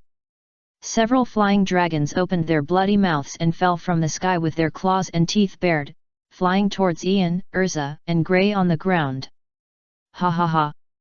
You all go to hell! The bandit leader looked at the scene in front of him, and a hint of excitement flashed in his eyes. He seemed to have been completely overwhelmed by anger. Unfortunately, the scene that the bandit leader imagined, Ian and others were scared and fled in panic when facing the flying dragons in the sky, did not appear. Ian and others still standing calmly, he seemed not frightened by these flying dragons at all. Are you scared silly by my power? The bandit leader asked doubtfully. Finally, we've arrived. These are the flying dragons, right? In that case, I'll start. The roar of the fire dragon. Just as the bandit leader was puzzled, a roar suddenly came from the snow, and a young man with cherry pink short hair and a white dragon scale scarf around his neck suddenly emerged from the snow near the bandit leader. Who is he? Is there this person in our bandit group? This scene attracted the attention of the surrounding bandits.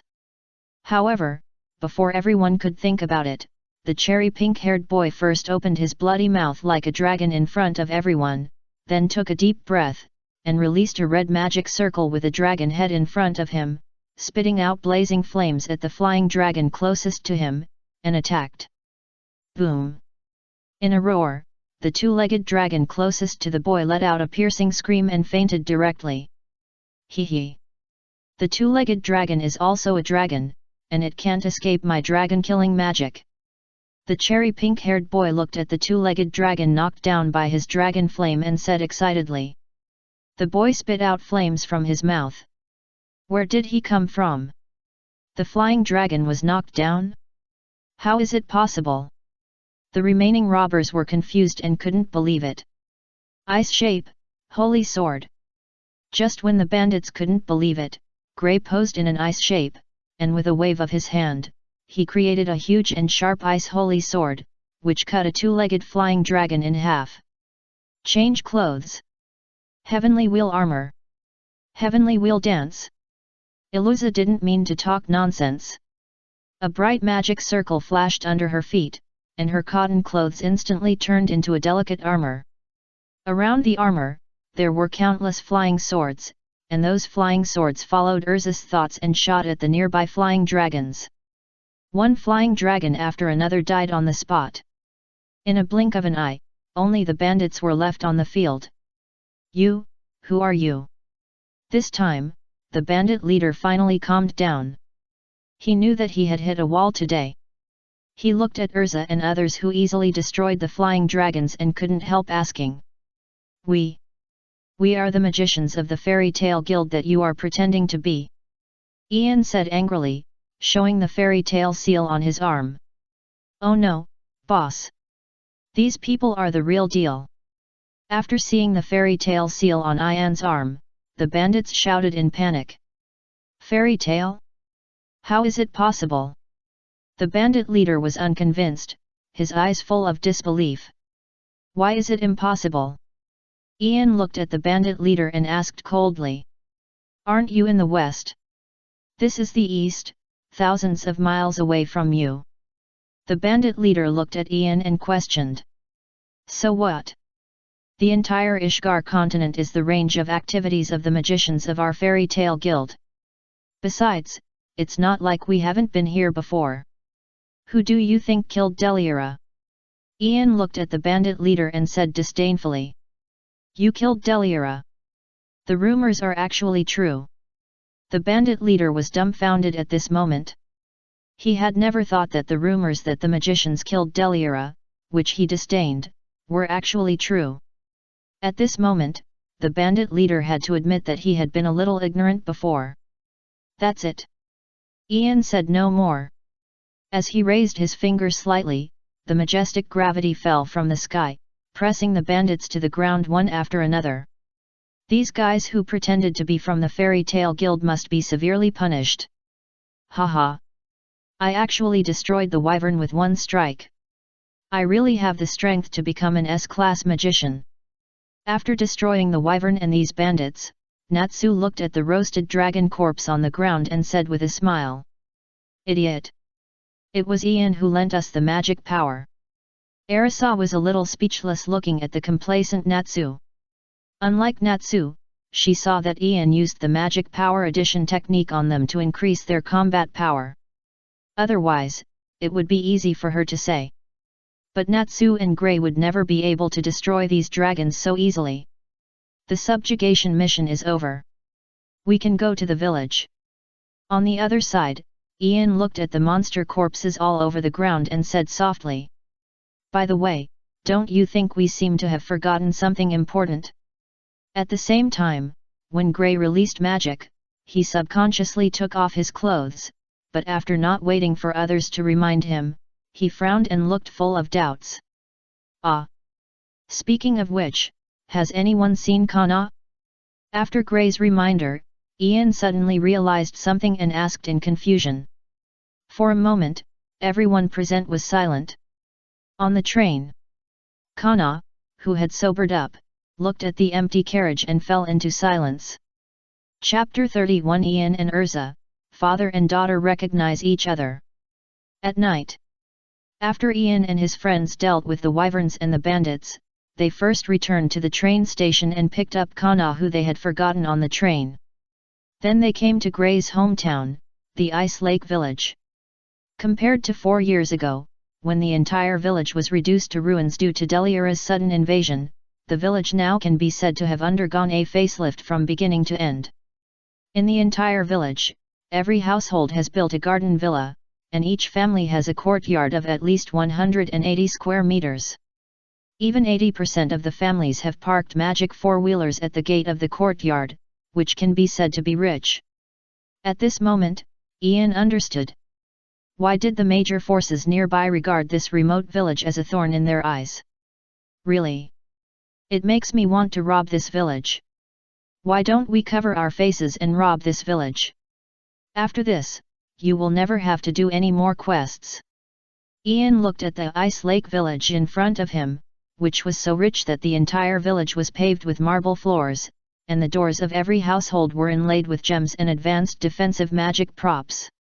He gently rubbed his chin and said to himself, "Brother Ian, calm down.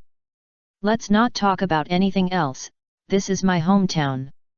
After hearing what Ian said, Gray couldn't help but sweat on his forehead and said in panic, "Ha ha ha. I was just joking, Gray, why are you so excited? Don't you believe in my character?" Ian heard the words, gently patted Gray's shoulder and laughed.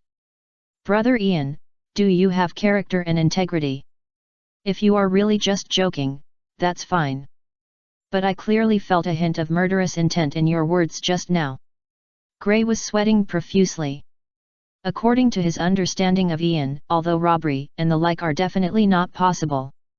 But if he gets excited and blackmails the Ice Lake village, it's hard to say. For example, relying on himself as the savior of the Ice Lake village, he collects protection fees. Although, if it weren't for Ian, this Ice Lake village would probably have become a dead soul in Deliora's hands 4 years ago and no longer exist. Hey! Gray is back? Gray, you are finally back. Your family has been away for 4 years. Do you know how busy the village has been in the 4 years since your family left? There is almost no one to collect fish in our village. Soon after Ian and his friends entered Ice Lake village. Some citizens discovered Ian and his friends as outsiders. They first discovered Gray's identity and excitedly told about the changes that had taken place in the village in the 4 years since Gray left the village. Wait, the person who came back with Gray, could it be the benefactor? Everyone, stop busying yourself. The benefactor is back, and the benefactor has finally returned to our village. What? The benefactor is here? Let me take a look. Then, some of the villagers who had experienced the turmoil in Deliora recognized Ian's identity. After confirming that Ian was their benefactor, they put down their work and gathered towards the place where Ian and others were. Soon, the 80-year-old white-haired village chief of Binghe village came to Ian with a cane and a group of elders in the village. Woo-woo! Benefactor, you are finally back.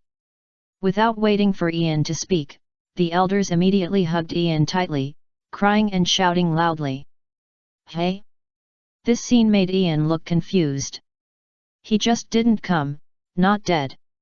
Thinking back then, half a year after the benefactor helped us eliminate Deliora, the fish fry we sowed in the Ice Lake had a good harvest.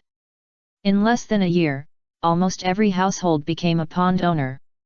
We not only made up for all the losses of the village in the Deliora invasion, but also earned wealth that would have been difficult to obtain in 10 or 100 years.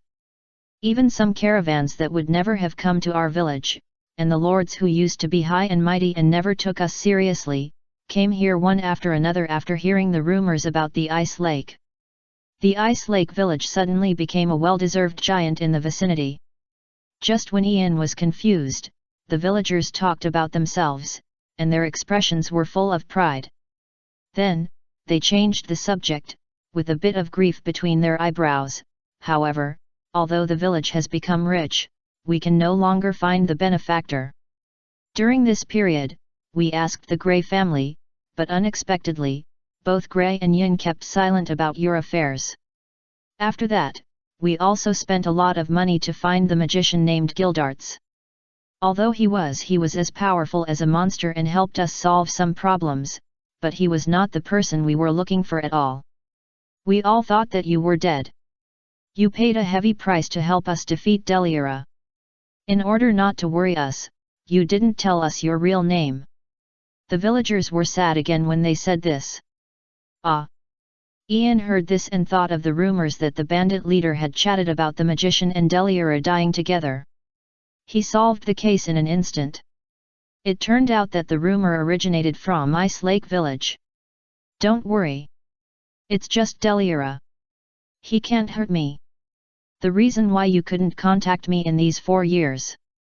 It's just because I went to other continents to complete a difficult task. Ian smiled. He must not be able to contact him. He didn't know about it at the time. Anyway, I hope the benefactor is okay. In that case, let's have a banquet today. The village chief is 80 years old, but still full of passion. He stroked his long beard and shouted loudly. Oh! As the village chief finished speaking, the whole village cheered loudly. For a moment, the lights were on, as if it was Chinese New Year. Good wine, good dishes, and all kinds of food were delivered to Ian and others. Ton ton ton. Because she went to the bar on the train to drink, she missed the time to get off. After being asked to get off by the conductor, Kana, who was awakened by the cold wind, immediately picked up the barrel and drank it again. Since the wyvern failed to catch up, at least she had to drink to her heart's content. Kaka. Crack. Natsu picked up the fish in front of him and started to eat it. He was not awake much in the train these days and was already hungry. As for Gray, he walked towards his residence under the leadership of the village chief. It is said that the villagers also helped their family rebuild the house in the village. No matter whether he will return to live in the village in the future, he must go and see it. Father is like a hero here. Erza squatted by the campfire. She looked at Ian in the distance, who was surrounded by countless villagers like a hero, and couldn't help but sighed. Why are you here alone? Just when Erza didn't know whether she should go forward and mingle with the villagers, or continue to stay where she was and watch silently, a gentle voice sounded behind Erza. Hey? Erza turned her head and was surprised to find that Ian had come behind her without her knowing when. After Erza was stunned for a few seconds, she looked at the bonfire where the villagers gathered in the distance. There was also an Ian there, enjoying the blessings of the villagers, like a hero returning from a triumphant victory. SHH. That's a thought body. Ian motioned Erza to keep her voice down, as he had sneaked over. Ian, aren't you enjoying the bonfire party with the villagers? Erza looked at Ian and asked softly. Haha. Ian just smiled softly when he heard it. He gently stroked Erza's little head and said softly, it's just a bonfire party, how can it be more important than accompanying your daughter? You, could it be that? Erza shuddered slightly when she heard this. She didn't seem to expect that Ian already knew her identity. I already knew your identity on the first day you came to the guild. After all, you look so much like her. How could I not recognize you? Besides, are there really scumbags in this world who can't recognize their own daughters? When Ian said this, his voice paused slightly. He really didn't mean to target anyone. At the same time, in the south of the kingdom of Fiori, a man with short orange-red hair combed back was sneezing hard. Akio. Akio. Is there any sister who misses me, Gildarts? It seems that I have to work harder. Gildarts thought so, and without paying attention, he used the shattering magic to shatter a nearby mountain. Back to Ice Lake Village. Sugh. Ian took a deep breath first, then looked at Erza and asked softly, how have you and your mother Irene been these years? Father, father. We have been very good these years. Mother misses you very much, and I miss you too. Erza's eyes were red, and she threw herself into Ian's arms and shouted loudly. We will never be separated again. Ian patted Erza's back gently, and his eyes were a little wet. Erza nodded vigorously after hearing this. Speaking of your mother, Irene. Ian said, and brought the topic back to Irene. Mother said she can't come for the time being. She has to deal with a coquettish bitch who is ravaging the northern continent and eyeing Ishgar first. Erza imitated Irene's posture and spoke like this. Ian had a bad feeling when he heard that. A 3,000 word chapter. Brothers, come and vote. Chapter 32, Moondragon Selene and Irene Belzarian. No, wait a minute. Ian frowned, thinking that something was wrong. He looked at Erza in a panic and asked, so, who is the coquettish bitch who ravaged the northern continent of Kiltana? It seems to be Selene. Erza pretended to think about it, and after thinking for a long time, she finally said the name of the person known as the coquettish bitch. To be precise, the name of the dragon known as the coquettish bitch. Selene. Ian repeated Selene's name with some bitterness in his heart.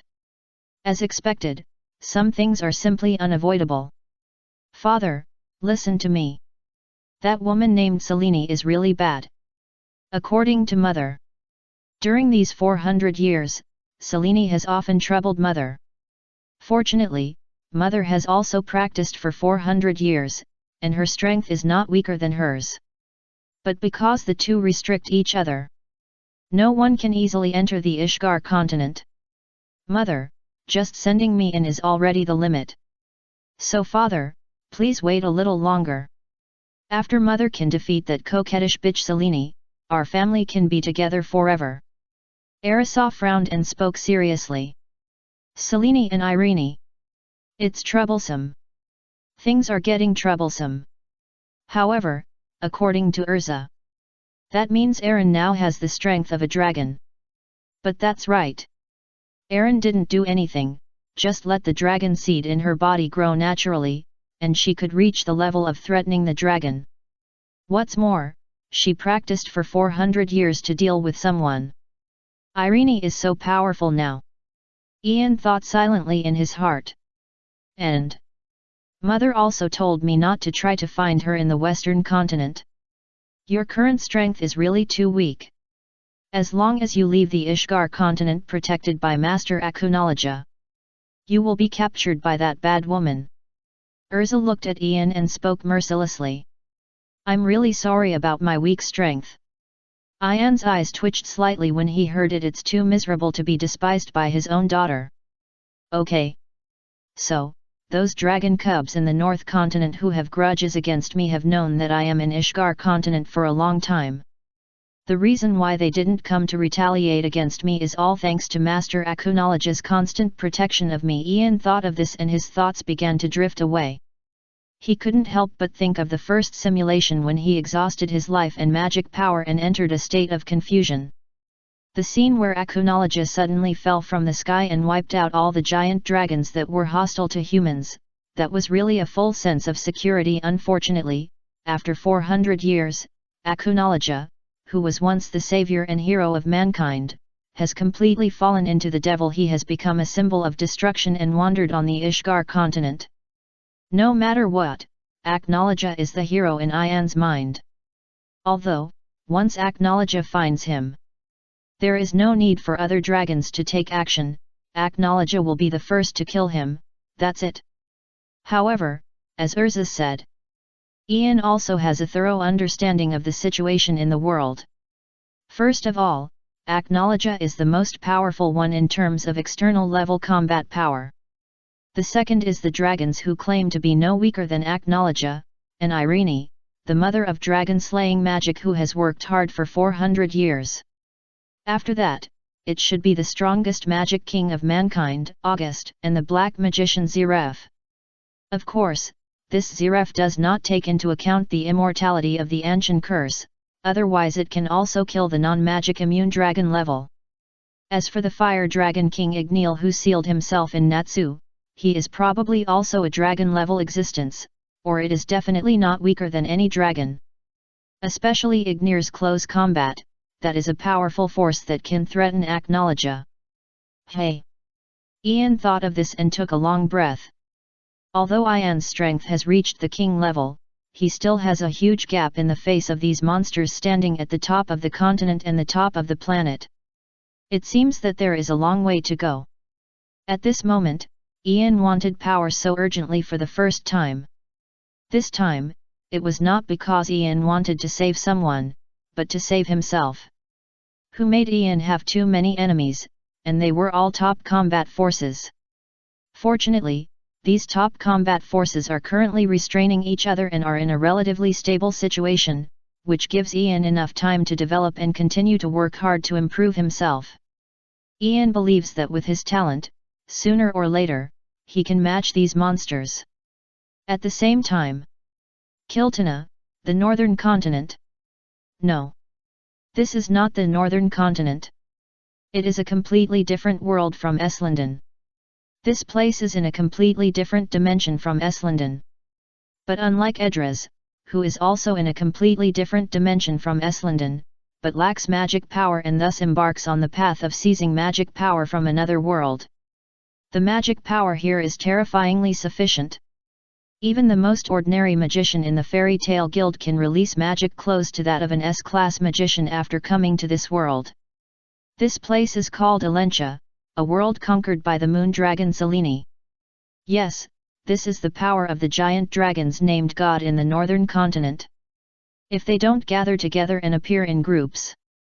Instead, they appear alone. Then each one has the terrifying power to conquer civilization and rule the world. Ah! The magic circle I set up on the periphery of the Ishgar continent was actually exploited by that guy Irene, and a little dragon cub was sent in. You are worthy of being the mother of the dragon slayer mage. A genius in attachment and separation magic. One of the creators of Magnolia. I admire you, I admire you. In that case, I should also send my own dragon cub in. Selene, who was called the moon dragon by countless people, was lying on her beauty bed at this moment, looking at the scene reflected in the crystal ball. When she saw a scarlet little ball that looked like Irene beside Ian, she suddenly couldn't sit still. Speaking of which, it's almost time. Selene raised her head, looked at the giant dragon shrouded in darkness, and whispered, "Kernuki, go to Ishgar continent and find your father." Chapter 33 Return to the Guild, and the really smellable Makarov. Under the bonfire. Everyone sang and danced, and had a happy night. The next day dawned. Ian and others, without waiting for the villagers to wake up, had already prepared and came to the entrance of the village. This time, Ian did not forget everyone, including the drunk Kana. He pulled a small trailer and tied the drunk Kana, along with some local specialties given to them by the villagers, such as frozen fish and delicious drinks, all on it. Grey, benefactor, and the magicians of fairy tale. You must come back often and play often. Although most of the young people in the village had too much fun yesterday. So at this time this morning, they have not completely sobered up. They are still lying by the warm campfire, sleeping soundly with a comfortable look on their faces, immersed in their own beautiful dreams. But the old village chief of Ice Lake Village, who is over 80 years old, and some of the elders in the village, have woken up long ago because of their age and lack of sleep. After they found that Ian and others began to pack their luggage and realized that Ian and others were planning to leave the village, they followed Ian and others silently and watched Ian and others leave the village. Village chief, you go back. The rest of the road, we can just walk by ourselves. Grey naturally saw all the care that the village chief and the elders showed him. He gritted his teeth and came to the gate of the village, but he didn't dare to look back, for fear that the reluctance to leave his hometown that still remained in his eyes would be seen by the old people in the village. After Grey and Ian and others completely left the village hundreds of meters away, he turned around and waved vigorously in the direction of his village. Grey seemed to be saying goodbye to the village, and also saying goodbye to himself. No need to act like we're parting forever. Ian stood beside Grey. He looked at Grey, who was silently pursing his lips and trying hard to hold back the tears that kept rolling in his eyes. He said with a caring face, "When you have time in the future, Grey, come back to the village often. It will be much more convenient to come to the village in the future. According to reliable information, the train will be available in Ice Lake Village soon. Speaking of which, the reason why Ice Lake Village couldn't be accessed by car before was because there were two-legged flying dragons and bandits who called themselves magicians of the Fairy Tale Guild lurking nearby, which made it difficult for the workers sent by the Heartfilia family to come and complete the work. Now that we have solved all these problems, the development of Ice Lake Village will be completely on the right track. Yet. Gray nodded vigorously after hearing this. Father is thoughtful when he does things.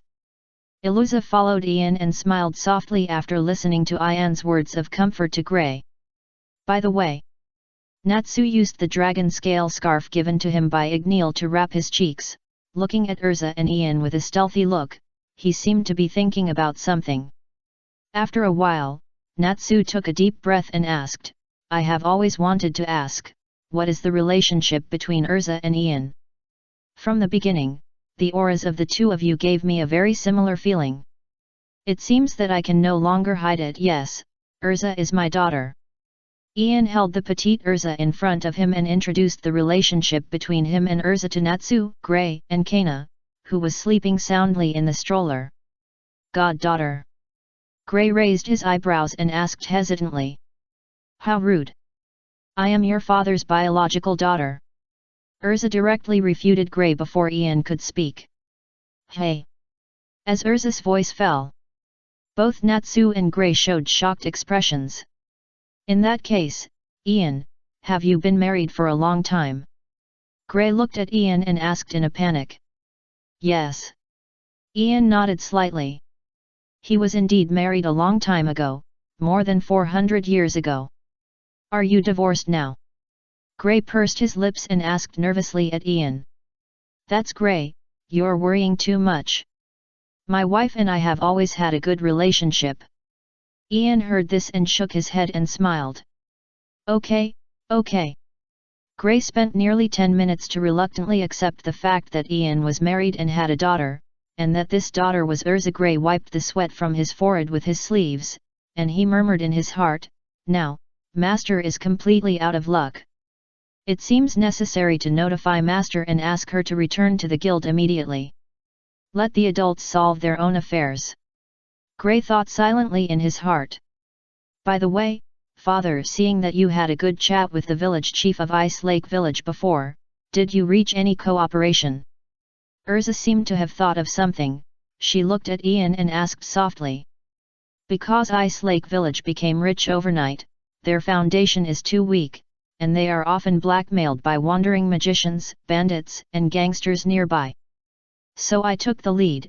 As the only 2 S-class magicians in the guild, I lent them the flag and name of the Fairy Tale Guild, which can be regarded as a way to protect their safety. Although the notoriety of our Fairy Tale Guild resounds throughout the Ishgar continent and is praised by the Magic Council as the cancer of the continent. But fortunately, it is still somewhat deterrent. With the protection of our guild, Ice Lake Village should be able to prevent many unnecessary troubles. In this way, without any worries. Gray should also be able to work hard to practice magic in the guild. Ian said here and looked at Gray beside him. Although Ian, you can lend the flag and name of the Fairy Tale Guild to the village chief of my hometown, which makes me really happy. But is it really okay to do this? Will the president be angry? Gray looked a little worried. No matter how you look at it, it's a bit too much to just lend the fairy tale flag to someone else. At least you have to discuss it with the president before you can do it. It's okay, old man Makarov. Ahem, I mean I'll take care of the old president. Ian said, patting Gray on the shoulder, signaling Gray to relax. So, 2 days later, Ian and others returned to Magnolia town. All in all, Ian and others spent only 5 days to complete the task. It can be said to be fast. Bang! When Ian and the others arrived at the gate of the Fairy Tale Guild, Natsu couldn't wait to kick the gate away before Ian could say anything. Everyone, we have completed the S-level mission. Remember, it's an S-level mission. Ah ha ha ha, it's an S-level mission that you are not worthy of completing. Natsu ran into the guild excitedly and shouted loudly. Tisk! This stinky brat! Damn! Natsu, are you going to fight? As Natsu finished speaking, the fairy tale people present frowned. It was really Natsu's show-off behavior that made people feel too angry. Well, they were just jealous and envious. Fight if you want to, who's afraid of who? Let me show you the strength of the fairy tale S-level magician. As Natsu said, dazzling flames had already appeared on his body. Asshole! Aren't you an S-class magician? It's just Ian's mission. In response, the other fairy tale members had no intention of pampering Natsu. So, the entire fairy tale guild, under Natsu's show-off, began to mess up again.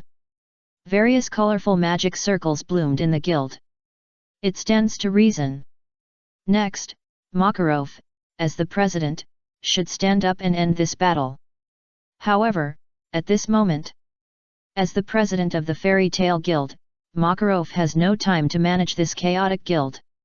He is standing in front of Ian, blowing his beard and glaring, and angrily said, "Ian, how can you casually lend the name and flag of the Fairy Tale Guild to others? You know that our Fairy Tale Guild has been passed down to this day, at least for more than 100 years. But no one has ever done such a thing. In the first generation there was no such thing when I was here, there was no such thing when I was here, and there will be no such thing when I was here. You are betraying the first and second generations. It is a betrayal of the spirit of our fairy tale." In response, Ian gently dug his ears, looked indifferent, and said softly, "Really? In this case, then I will go and tell the village chief of Ice Lake Village that our president disagrees and wants to take back the guild's flag and name. It's really a pity to say it. After all, the village chief of Ice Lake Village said that if we can lend them the flag and name, he can make the decision and sponsor our fairy tale guild 10 million J of activity funds every year in the name of the village." Ian said here, making a helpless gesture. "Wait, Ian, you just said. How much money can the village chief of Ice Lake Village sponsor our guild every year?" Makarov was stunned. He looked at Ian for confirmation. "Not much. It's just 10 million J. The president probably doesn't think much of it." Ian shrugged his shoulders and said calmly. "Sugh." After Makarov confirmed that he had heard correctly, he took a breath, and the anger of the whole person instantly dissipated. "No, you have to let me slow down first." I saw that Makarov slowed down first. Cough cough. After Makarov recovered, he tactically coughed twice, then looked at Ian and said earnestly, "Sorry, Ian. I admit that I spoke louder just now. To be honest, when the second generation was still in the guild, he often taught me that as a fairy tale member, I must dare to innovate. I think, Ian, you have surpassed your predecessors this time, and your behavior of lending the name of the guild is worth promoting. If the first and second generations were here, they would be proud of you." Makarov looked at Ian and kept praising him. Makarov, who was furious and wanted to eat Ian alive just now, performed a Sichuan opera face changing after hearing that there was money. Well, no one in this world can escape the law of true fragrance. Not even Makarov. Chapter 34. The rules of fairy tale are that there are no rules. And the arrival of the Myra Jane sisters. Don't be so arrogant, Natsu.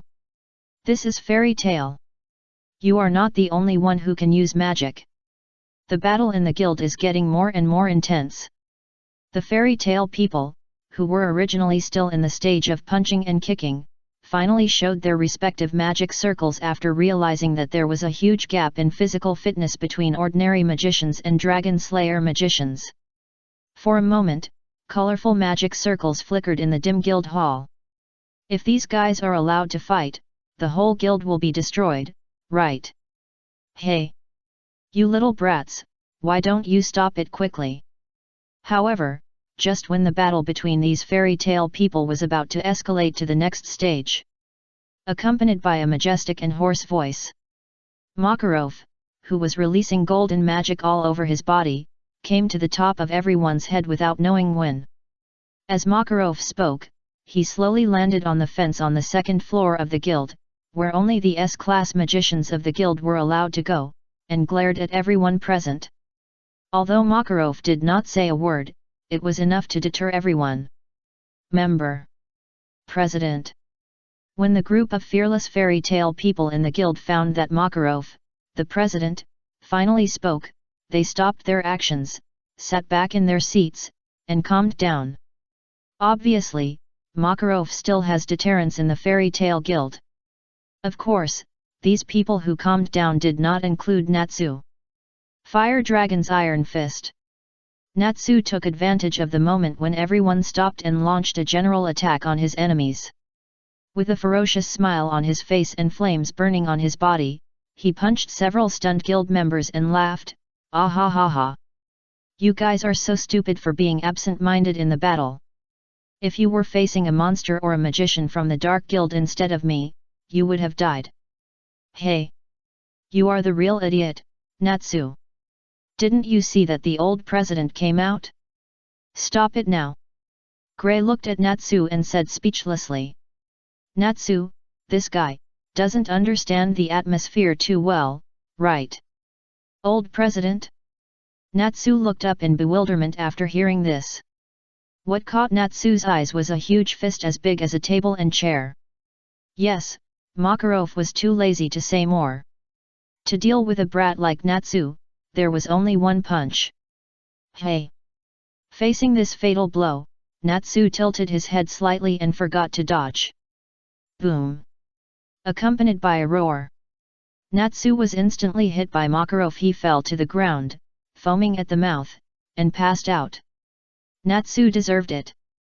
In response, all the fairy tale members in the guild were in a state of mind to watch the fun, laughing at Natsu, who was knocked unconscious by Makarov's punch. As for sympathy? Sorry, the moment they became fairy tale members, they lost their sympathy. Everyone, listen to me. As fairy tale mages, we must also abide by the rules. You can't be crazy every day, you must remember the mission of fairy tale. Makarov stood on the fence on the second floor of the guild, his expression was serious, his voice was strong, and it was full of endless majesty. Gudong.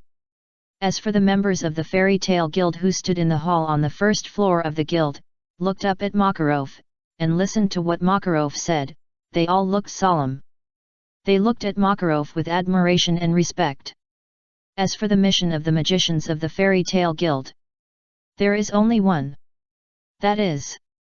When Makarov said this, the corners of his mouth slightly raised, and he suddenly changed the subject. Let those damn rules and regulations go to shit. I never followed them before I became the president. Children, let's have a party. Drink as much as you want today, all expenses will be paid by the guild. Makarov stood on the second floor, looking at the guild members downstairs, that is, his children, and shouted loudly. Oh! As Makarov's voice fell, the fairy tale people standing in the hall on the first floor of the guild, listening to Makarov's speech, suddenly let out a series of whistles. They knew that President Makarov would never let everyone down. The rule of their fairy tale is that there are never any rules.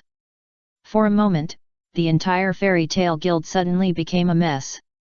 Those who should drink drink, those who should fight fight, those who should play baseball play baseball, those who should stand on the table and do striptease. It seems that something strange has sneaked in. Gray, clothes. Kana held the barrel and glanced at Gray, who was about to take off his underwear, and couldn't help reminding him. Oh no! I accidentally lost my clothes again. Gray looked at his naked body and said in shock. Ah! As for Erza, she sighed helplessly, found an empty corner, and enjoyed her strawberry cake. Although, after these few days of getting along with the fairy tale people, she finally understood. Although the magicians of the fairy tale guild all look super unreliable, and they themselves don't seem very reliable. But this is the style here. This is fairy tale. At the same time, outside the gate of the fairy tale guild, a little girl with long white hair and a ponytail, wearing a tank top and shorts, and a tall boy with a watermelon head and white hair, wearing a decent blue suit and a bookish air. And a girl with a doll-like hairstyle and a beautiful pink dress, who looked as cute as a doll, came to Fairy Tale, a wizard guild with a long history. Sister, is this the wizard guild we want to join? I hope everyone in this guild is a good person. Behind the little white-haired girl, her brother and sister were a little shy and nervous. They seemed to be afraid that they would still be treated unfairly and discriminated against by countless people here, just like they were in the village.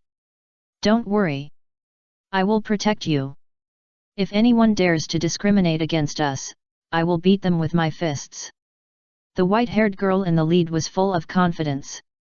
With a sly smile on her face, she walked straight to the gate of Fairy Tale, which was newly installed a few days ago but seemed to be in disrepair. Then she kicked hard. Since it was the first meeting, she must leave a deep impression on everyone. It's best to show off her muscles first so that she won't be bullied. The white-haired little girl planned to give these fairy tale people a head start. Hey! Fairy tale magicians, I'm here to join you. However, when the little girl kicked open the door of the Fairy Tale Guild, shouted loudly, and walked into it, what came into view was a scene like a demon cave, a scene of demons dancing wildly. Mirage sister, what are you doing blocking the door? Aren't we going to join the Fairy Tale Guild? Behind the little girl named Mirage, her brothers and sisters looked at her in confusion. Since pushing open the door of the Fairy Tale Guild, Mirage, who had been standing at the door, asked with a puzzled look. Listen, an elfman, let's go back. In response, Mirage slowly turned around, with a very stiff smile on her face, looking at her brothers and sisters, and spoke softly. Hey? Aren't we joining the Magister Guild? Lysina looked at Myra Jane and asked in confusion.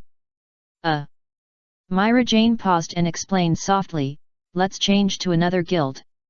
This place is not suitable for us. Ladies and gentlemen, are you going to where is it? However, just when Myra Jane was about to run away, a voice slowly sounded behind her.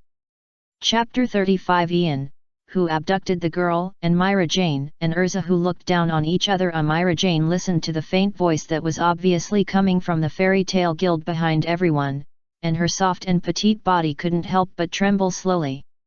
Sorry. Excuse me. Goodbye. Myra Jane left. She didn't even look back, just pulled her younger brother and sister and strode away to the front. Her steps were so firm, she had no intention of looking back. Everyone, since you are here, why don't you join a guild before leaving?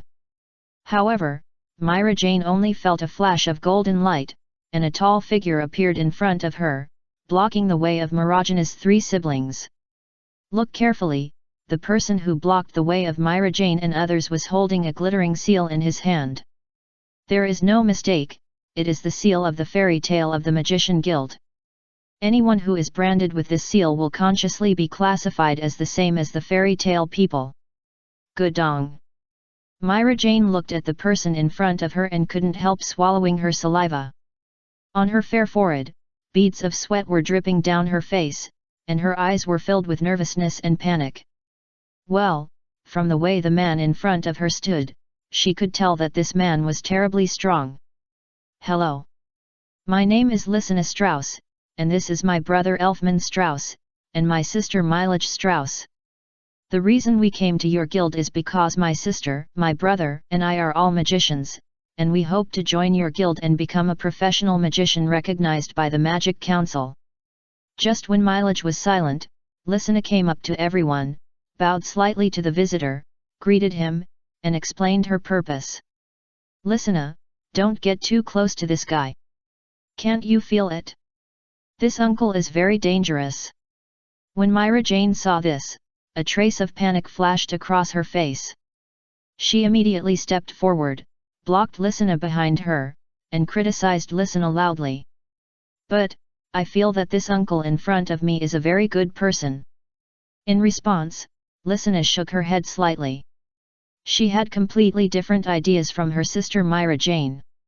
Hey, it's almost the same. My name is Ian, you can call me Brother Ian. I'm only 27 years old this year, far from being an uncle. Yes, the person who blocked the way of Mileage and others was Ian. At this moment, Ian raised his eyebrows. He was very dissatisfied with Mileage and others calling him uncle. After all, he was only 27 years old this year, and he was not worthy of the title of uncle. Of course, Ian excluded the time he spent in the simulator, otherwise, he could be the ancestor of Mileage and others. Who made him simulate for the first time 400 years ago? 27 years old. In response, Mileage raised his eyebrows and retorted, "Hey uncle, you have to know that 27 years old is already the age of an uncle." Tisk. Ian frowned slightly when he heard this. The young Myra Jane, or more precisely, the little slut Myra Jane, was really unpleasant. He still liked the gentle Myra Jane in the original timeline. He wanted to bring back the cover girl in his impression. Of course, if the price of Mirajana's growth must be the sacrifice of Lysina, then Ian would rather Myra Jane never grow up. With his current strength, he is enough to protect Myra Jane, Elfman, and Lysina, the three little ones, on the Ishgar continent. In short, stop talking nonsense. Since you have discovered the secret of our guild, we can't just let you leave so easily. Now I give you two choices. The first is to join Fairy Tail voluntarily. The second is to be forced to join Fairy Tail by me. Ian's expression became serious, and he looked at Myra Jane and the others, threatening them. Is there any difference between these two roads? Myra Jane said angrily after hearing this. If you think there is no difference, then I will find a way. In response, Ian shrugged helplessly. I think you can join. At this time, Lysina once again showed her angelic character, and she raised her little hand and spoke softly. Lysina, don't make trouble for now. As your sister, I must be responsible for all of you. Believe me, Fairy Tail is not a good place, I saw it with my own eyes. Myra Jane looked helpless, she absolutely could not drag her brother and sister into the fire pit of Fairy Tail. It seems that I have to use my ultimate move. Ian was helpless. It was Myra Jane who offered the toast first, so he couldn't blame him. You, what are you going to do? Myra Jane looked terrified. She subconsciously took a few steps back and looked at Ian nervously. Mirage, if I'm not wrong. You three should all be users of receiving magic, and as the oldest and most powerful of the three, you should be a very rare receiver of the demon soul, am I right? After Ian looked at Mirage from head to toe, he pretended to be uncertain and asked Mirage and the other two. Yes, yes. So what? Does it mean that I have received the demon soul, so I will be discriminated against by you as a demon? Mirage looked indignant, with a bit of anger in her eyes, and questioned Ian. Obviously, Mirage had experienced too many bad things before coming to the Fairy Tail Guild.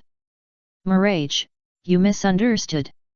In our fairy tale, whether you are a fairy or a dragon, even if you are a real demon, we will not discriminate against you. We always treat every member equally, not to mention you who just mastered the magic of demon reception. When Ian said this, he smiled lightly, and then approached Mirage at a speed that Mirage could not react, and opened his paradise space. Girl, do you want to gain power? Do you want to have magic to protect your brothers and sisters from being bullied? Do you want to obtain a powerful demon soul that can destroy a town in minutes? These demon souls in my hand are not at the same level as the incomplete and weak demon souls you are receiving now. As long as you join Fairy Tail, these are all yours.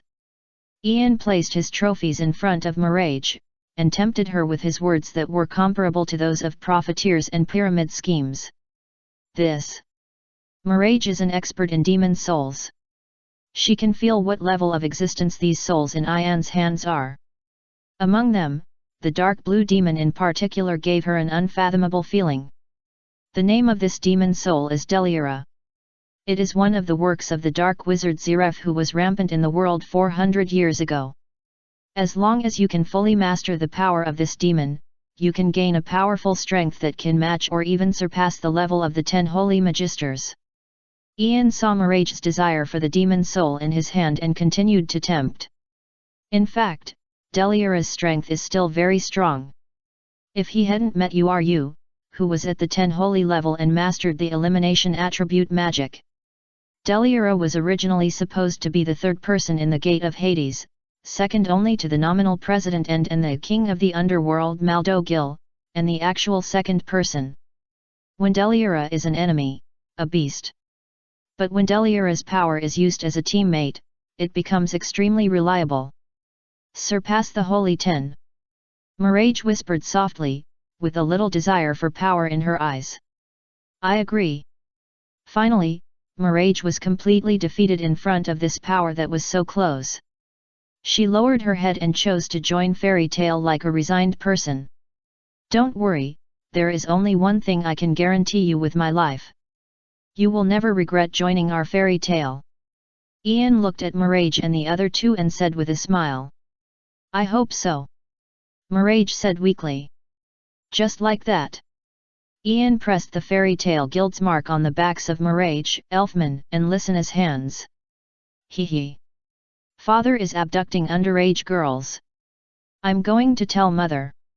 Just after Ian pulled Myra Jane and the others into the Fairy Tale Guild, Erza, who had been leaning against the gate, holding a strawberry cake in her hand and silently observing Ian and the others, said so.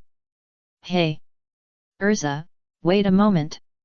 What do you mean, I'm abducting underage girls? You have to make this clear. I, Father, am dedicated to Fairy Tale. If it weren't for the fact that the number of new members joining our Fairy Tale Guild has continued to decline every year, I wouldn't have used this method. Ian heard this, sweat broke out on his forehead, and he spoke nervously. Hee. In response, Erza just smiled lightly. She came to Lysana, her eyes slightly stunned, and murmured, What a lovely girl. This cake is for you. Welcome to join the Fairy Tale Guild. Erza said, handing the strawberry cake in her hand to Lysana. Thank you, sister. Lysana said, with a smile on her face, accepting the cake from Erza. So sweet. Lysana used the small spoon in her hand to gently scrape off some cream and put it into her mouth, and immediately showed a happy smile. Lysana, how many times have I told you not to eat strangers' cakes? You have to be especially careful, these foods are poisonous. Also, your sister is me, don't call others sister. Mirage looked at Lysana, who was bribed by Erza with a piece of strawberry cake, and said with some regret. What do you mean? Without waiting for Mirage to speak, the sound fell. Erza, who was very dissatisfied with Miragina's words, had already come to Myra Jane. She didn't know why, but she was unhappy with Myra Jane. I mean it literally. What? Are you not convinced? Myra Jane frowned and said angrily. Looking for a fight, right? Erza said, having already drawn the night sword at her waist. Do you think I'm afraid of you? Miragina's arm flashed, and using the local receiving magic, it turned into a demon arm. For a moment, the air around the two began to solidify. Well, Myra Jane is indeed a natural fairy tale person. Ian said with great satisfaction. Chapter 36 Ian, what did I say? Fairy tale is great, right? By the way, Mirage, your receiving magic seems to be very good. Has anyone taught you? Ian looked at Mirage, who had already mastered the receiving magic, and after thinking for a while, he couldn't help asking.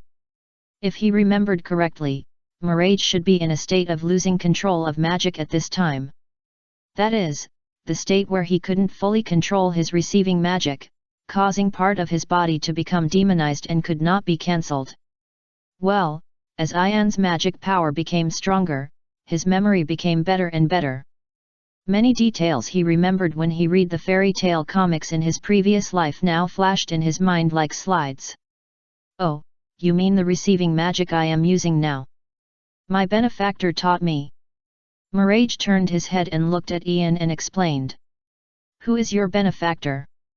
Ian looked at Mirage with some curiosity and continued to ask.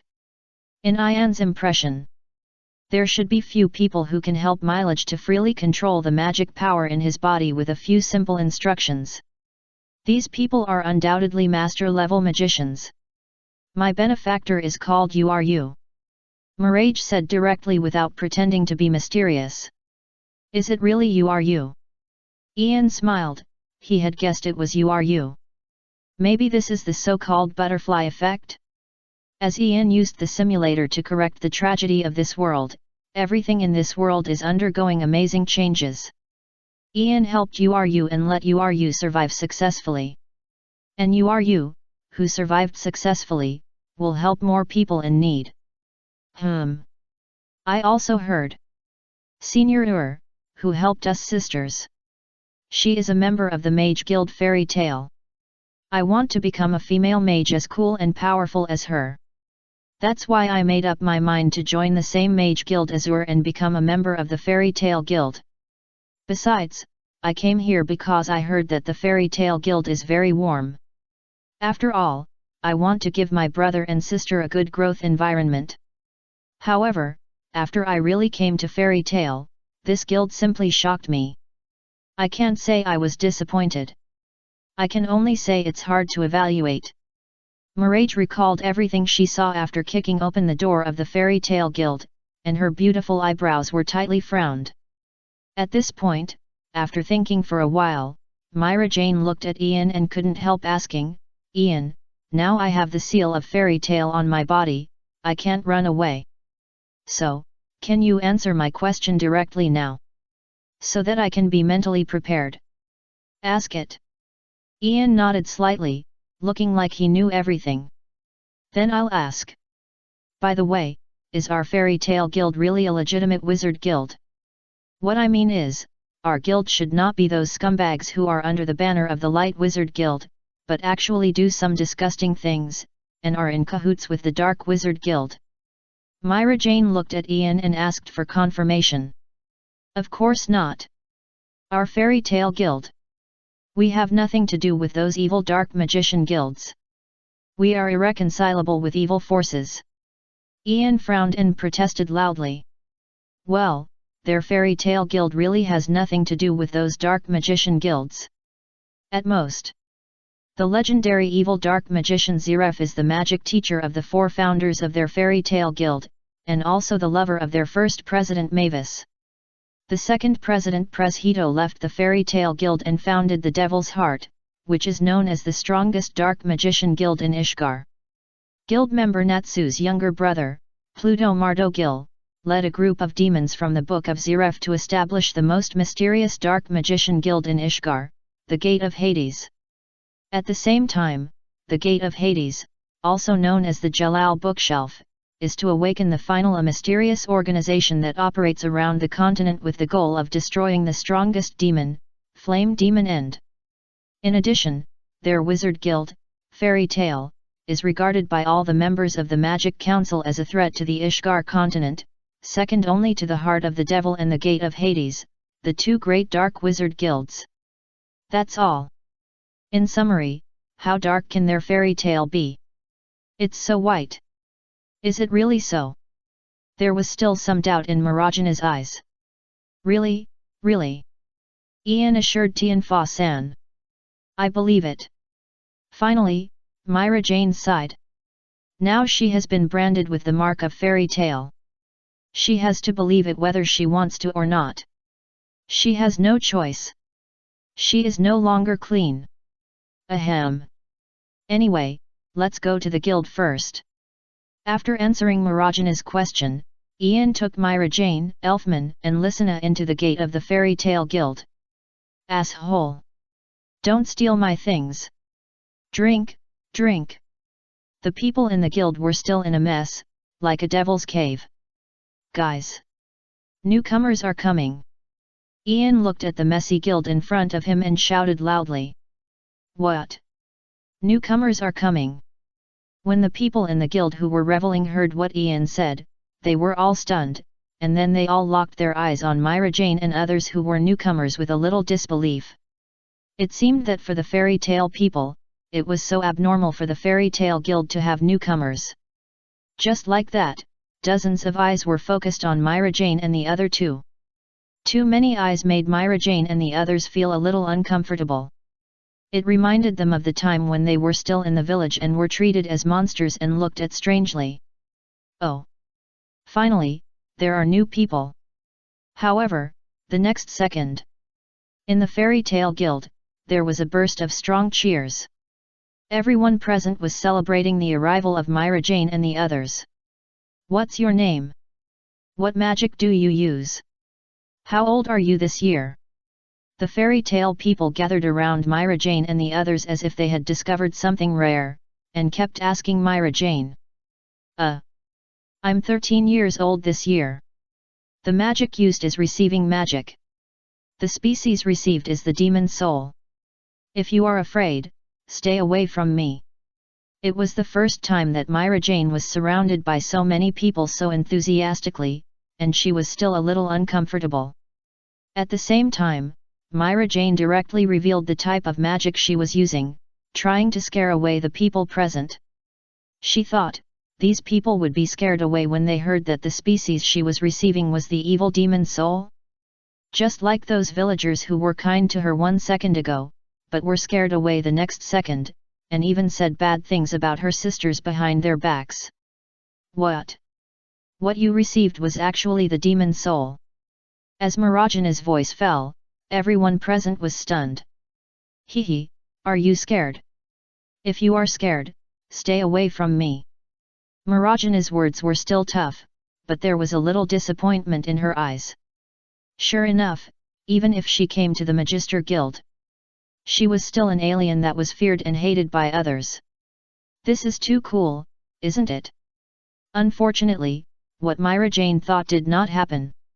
When the fairy tale people heard that the species Myra Jane received was actually a demon, they all showed excitement and shouted excitedly. What? Myra Jane thought she had heard it wrong, and she explained, Hey! Didn't you hear clearly? The species I received is an evil demon. Hey! You guy! Don't be so proud of your receiving magic and the species you received is a demon. To tell you the truth, the magic I use is the dragon-slaying magic used to fight dragons in ancient times in the legend. The existence that taught me magic is a real dragon. I am the most special one. Dragon-slaying magic is the strongest magic. Natsu mistakenly thought Myra Jane was showing off, and he stood on the table and spoke loudly. Nonsense, the ice-shaping magic that you taught me is the strongest magic. To this, Gray loudly refuted. The title of the strongest can only go to you. Hehe. My giant magic is the most powerful. At this time, Makarov sneered, looked at Gray and Natsu, and said loudly. Hey! Old Ma, don't make trouble. Ian looked at Makarov, who was old and still competing with a child, and said helplessly. We are all adults, how can we still be childish? Then, Ian added, obviously, the gravity and celestial magic I master are the most powerful. Ahem. My magic is the strongest and most special. You are talking nonsense. Mine is the most special. Hehe, it seems that only a fight can tell whose magic is the strongest and most special. Fight me if you want.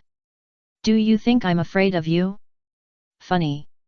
For a moment, the people in the Fairy Tale Guild once again evolved from verbal disputes to fist fights and kicks, and developed in the direction of a magic war.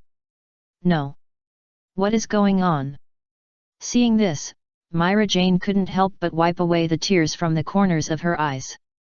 This guild was really too chaotic, but as Ian said, no one would discriminate against her at all. Because all members of the guild are like her, they are out-and-out aliens. What did I say? Fairy tale is great, right? In response, Ian smiled and said. Chapter 37 Shock. The power of fairy tale has invaded the Magic Council? My head hurts.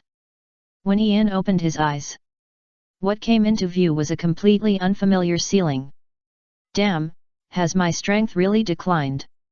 It's just a few bottles of water and oolong tea, and I fell down. It seems that I need to train. Ian rubbed his sore temples and muttered to himself. Well, it can't be said that the ceiling is completely unfamiliar. After all, this is the Guildhall of Fairy Tale. It's just that Ian rarely sees such a scene after waking up. To be honest, Ian drank too much in the guild. As a result, the number of times he fell drunk in the Guildhall can be counted on one hand. As for Ian's surroundings, there was a mess everywhere.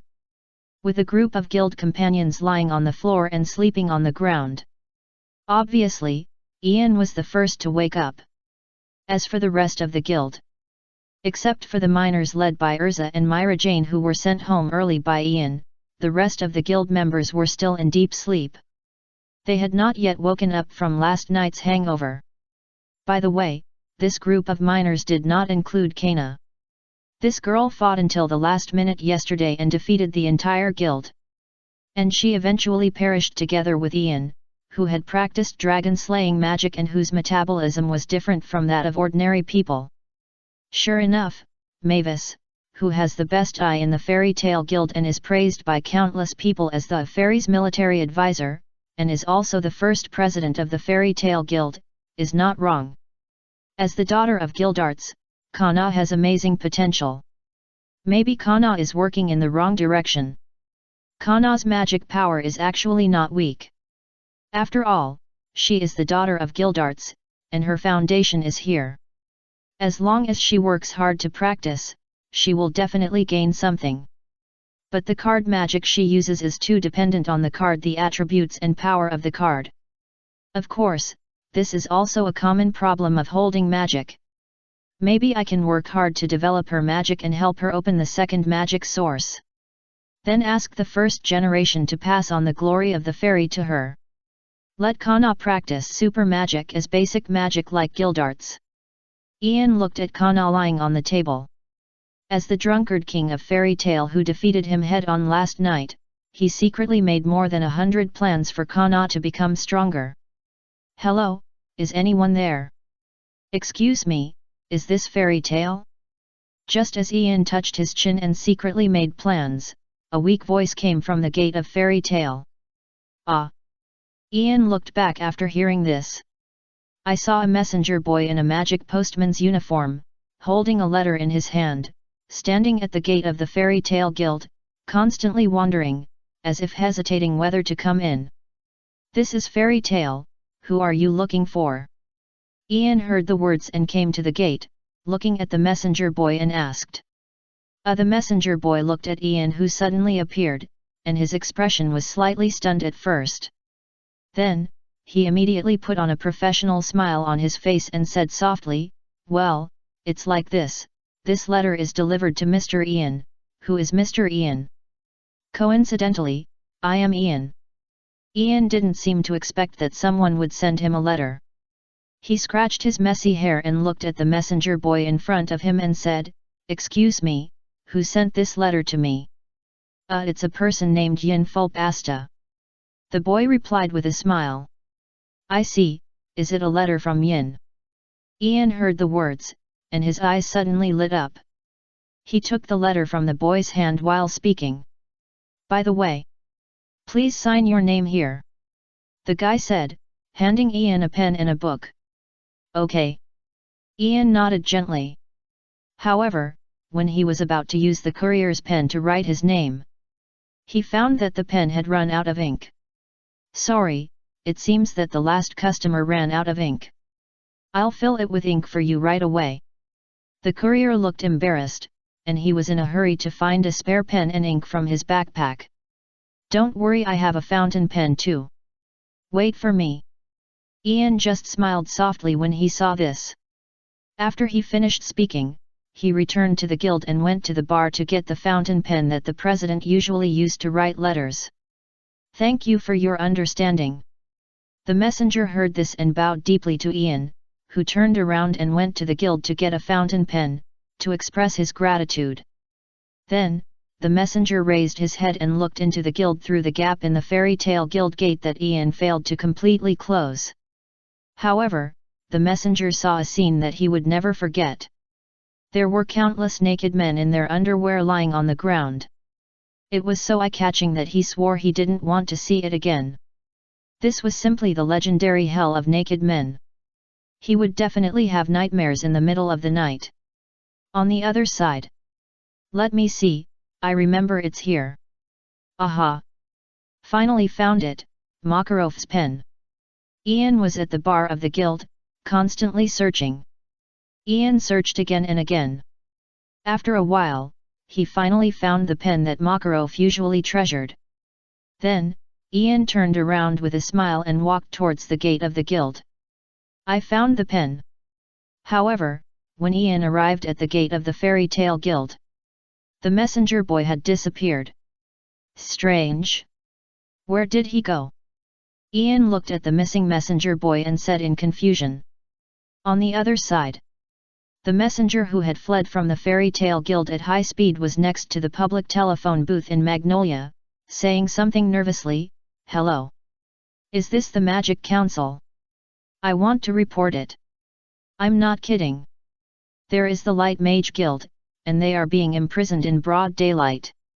It is simply against the will of heaven and morality. They must be severely punished. What? You asked me the name of the Light Mage Guild. Of course it is Fairy Tale. The moment the messenger said the name of the Fairy Tale Guild, the communication in the telephone booth was suddenly interrupted. Hello. Why did you interrupt the communication? Damn it. Could it be that those guys have already been undercover in the Magic Council? At this moment, the messenger felt that the sky of the magic world in the kingdom of Fiori and even the Ishgar continent had collapsed. Mr. Glade, ah! There is no such thing. How could those magicians of Fairy Tale Guild go undercover in the Magic Council? Impossible. Absolutely impossible. After that, in addition to the fine imposed by the Magic Council to punish Makarov of the Holy Ten for ignoring the ban and taking action without authorization, Fairy Tale was fined 500,000 J, and the fine was for violating public morals. As for whether Fairy Tale was violating public morals, the members of the Magic Council were too lazy to check, because they knew that this was indeed something that the Fairy Tale people could do. As for the Fairy Tale people, looking at the fine in front of them, they did not explain anything and remained silent. Of course, all of this is a story for the future. Because there is no time to feel sad about the punishment of the Magic Council. The next thing to come is the annual 24-hour endurance race of the Fairy Tale Guild. Chapter 38 Erza, Danger. Mother, come back soon, someone stole the house. So. 2 days later. On the day of the Fairy Tale Guild's 24-hour endurance race, Ian, Erza, Gray, Natsu, Kana, Myra Jane, Elfman, and Lysina, after breakfast, walked out of the villa's gate almost at the same time. So, unconsciously, there are more people eating for free. Ian looked at the 3 Myra Jane sisters and said with a headache. Oh. Ian, you are an adult after all, so don't be so fussy. Anyway, there is no difference between one more mouth and one less mouth. Besides, can you bear to see your guild companions wandering on the street because you have no money to pay the rent? Myra Jane said, shrugging lightly, with an attitude of eating for free. In just 2 days, Myra Jane has been completely assimilated by the Fairy Tale people. That's why Ian said. When she was a little girl, Myra Jane was a natural fairy tale person. Hey! Myra Jane, what are you talking about? What do you mean it doesn't matter if there's one more mouth or one less mouth? Do you know how hard it is for me to get up early and stay up late every day to prepare food for you? Ian heard this and pointed at the nose of the little girl Myra Jane and said angrily. Today, Ian must teach Myra Jane that as a fairy tale person, she must understand and learn to respect the fruits of others' labor. Ah? No. I think it's not you, Ian, who gets up early and stays up late every day to prepare food for everyone, right? Since I moved into the villa, I have always been responsible for everyone's cooking, laundry, room hygiene, and other housework, right? Without waiting for Myra Jane to say more, Gray ruthlessly sabotaged her. In other words, although the house is yours, But the person who takes care of everyone every day is not you, Ian, but me, right? Gray looked at Ian and said ruthlessly. Ahem.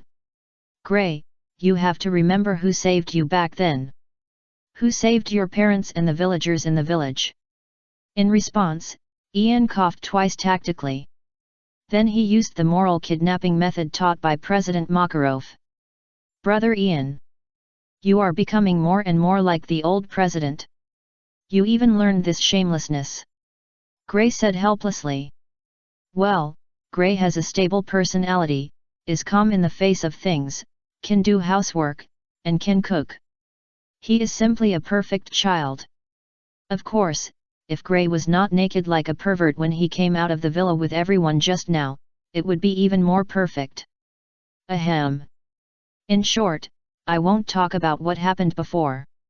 I have only one request for you now.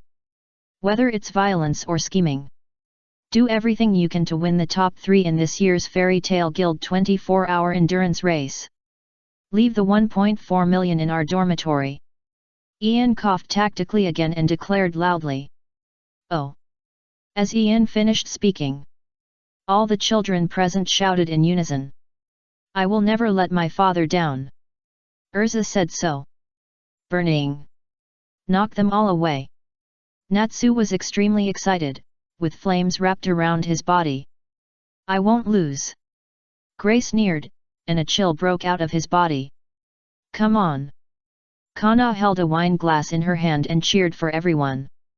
Well, Kana knows that it is difficult for her to win the first place in such a competition. Don't worry.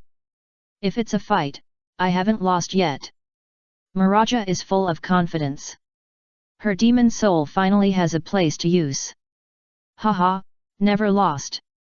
You dare to say that? Don't hold me back, it's good enough. You annoying exhibitionist. At this time, Erza came to Miraja. She raised her chin, like a queen high above, looked down at Miraja with her eyes, and said coldly. Hey! You dare to say that, armored woman? Do you think you are invincible hiding in hard armor? If you have the guts to take off your armor and fight me. Miraja looked ruffian when she heard this. She approached Erza and said disdainfully. You guy! It seems that I have to punish your arrogance. Erza was furious, and the magic power in her body surged at this moment. Come on, do you think I'm afraid of you? Although Myra Jane knew that her magic power was not as good as Erza's, she was still tough. Okay. Okay. Stop arguing, you'll miss the game later. Anyway, no matter what the conflict is, wait until the game is over. Kana saw this, with a helpless look on her face. She came between Erza and Myra Jane, forced a smile on her face, and persuaded. Humph. Myra Jane and Erza heard this, snorted lightly, and said no more. The two of them gave Kane a face in the game. Gray, I won't lose to you. On the other side, Natsu and Gray also had a conflict. Hee, same here. I won't lose to anyone, but you. Gray sneered, with a hint of competition with Natsu in his eyes.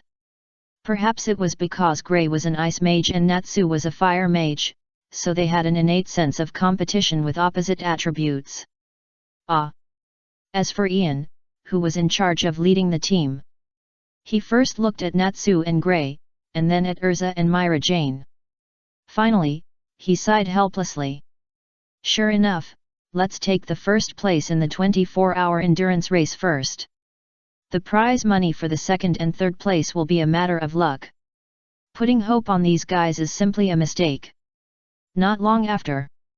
In this atmosphere of secret competition, everyone finally came to the competition venue of the Fairy Tale 24-hour endurance race. When Ian and his companions arrived, Makarov, the guild president, and the members of the guild who were ready to risk everything for the high prize money of the endurance race had been waiting for Ian and his companions for a long time. Among them, Laxus was among them. I won't lose this time. Let me show you the speed of lightning. Laxus looked at Erza with a bit of competition in his eyes. Haha, defeated. Erza raised her head proudly, as if she didn't take Laxus seriously. Erza knew deeply that she and Laxus were still competitors. After all, both Erza and Laxus were the top-seeded players in the S-Class Magician assessment of the Fairy Tale Guild this year, that is, all the so-called S-Class Mage candidate. According to the rules of the Fairy Tale Guild, only one person can pass the Guild's S-Class Mage assessment every year.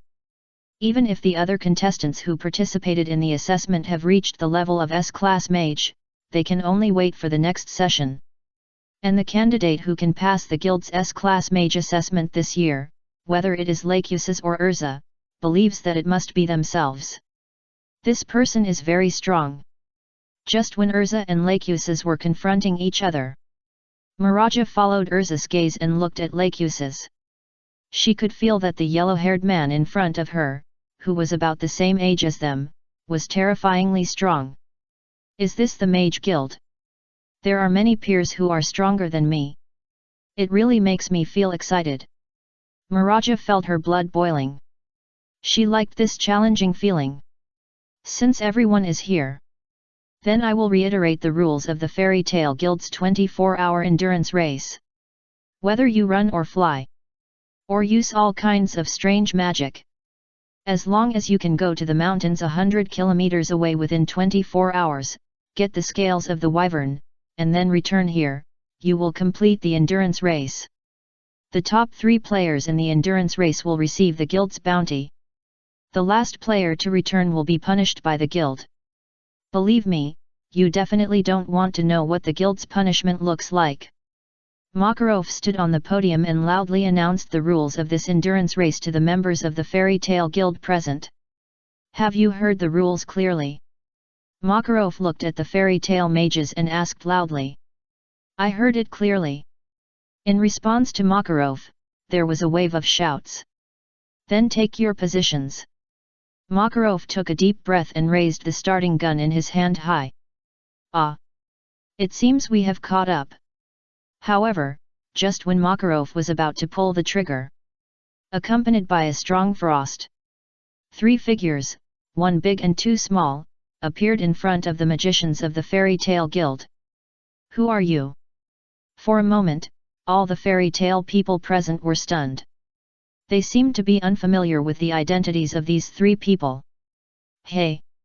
It seems that you are back from training. When Makarov saw the people coming, a hint of joy flashed in his eyes. He waved to the 3 figures, 1 big and 2 small, and greeted them with a smile. Yes. The training is over? As Makarov asked. The tall and pretty woman who was the leader of the 3 smiled and nodded gently to Makarov. Then, this beautiful and charming woman looked at Grey, who was stunned in the crowd, and said with a smile, Grey, long time no see. Have you not fallen behind in training recently? Your senior brother Leon and senior sister Arushia are very strong now. Master, it's been a long time since we last met. Grey said, gently wiping away the tears from the corners of his eyes. Yes, the people who came were naturally you, Arushia, and Leon. If Yin, who was traveling at this moment, and his mother Maihua could come back, then all his relatives would be members. Finally. Ian, long time no see.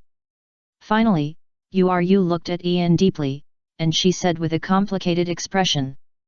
Hey! You, long time no see. Ian seemed to understand Yu's meaning, and he smiled, proving that he had returned. Hey! In response, Erza, who had been guarding Ian's side, seemed to smell a hint of unusual smell in the air, and she said inwardly, not good. Mother, come back quickly, someone stole the house. Chapter 39. Sorry, Fairy Tale, never had teammates. What happened over there? It seems that a magician guild is carrying out a collective activity. Speaking of the magician guild in Magnolia town. That must be the famous fairy tale in the legend, right? What? Is it the fairy tale that is called the first magician guild in the kingdom of Fiori? Then we must go and take a look. On the street, many tourists, after discovering that the magicians of the Fairy Tale Guild were holding a 24-hour endurance race, showed curious looks. They ran towards the gathering point of the fairy tale people with the mentality of traveling and joining in the fun. Hee hee. They are still too young. In response, the locals in Magnolia town just sneered. These tourists did not seem to notice. Many vendors in Magnolia town had already packed up their stalls before opening. The residents of Magnolia are ready to evacuate, according to the experience of the locals in Magnolia town. Whenever the fairy tale people run out of the guild and gather together, nothing good will happen. On the other side, the scene of the fairy tale 24-hour endurance race. Ready. As Makarov spoke, he raised the starting gun in his hand again. Ian, I won't let you go. After 4 years, my strength can be said to be no match for the past. You said. She gently moved her wrists and ankles, looked at Ian beside her, and made a provocative look. Now, even if I face Deliora alone, I have the confidence to defeat it with conventional magic without using absolute freezing. You said confidently. Oh. Ian turned his head and looked at you, with a bit of curiosity in his eyes. Mother. She has been practicing hard under the guidance of Senior Volodchenkin for these years. According to Senior Volod, even if my mother is put in the top of the 10 holy mages now, she can be ranked in the front row. She is second only to the Heavenly King. At this time, Arushia looked at Ian and added softly. Indeed. Ian nodded slightly. He could feel the powerful energy hidden under Arushia's slender body. If it is said that 4 years ago, Arushia, who was completely disappointed in his magic because of Arushia's death, was only slightly stronger than Jura, who was at the threshold of the 10 holy at the beginning of the plot. Then now, under the guidance of the Heavenly King level Volod, Arushia has been practicing hard for 4 years. His strength is no weaker than Jura, who was ranked 5th in the 10 holy at the time of the great magic fighting exercise. In other words, Uru is now at the watershed between non-human and human. According to this progress, 6 years later, that is when the plot begins. Perhaps, Uru can reach the level of King of Heaven and become a truly non-human monster. Uru is indeed a genius in the magic world.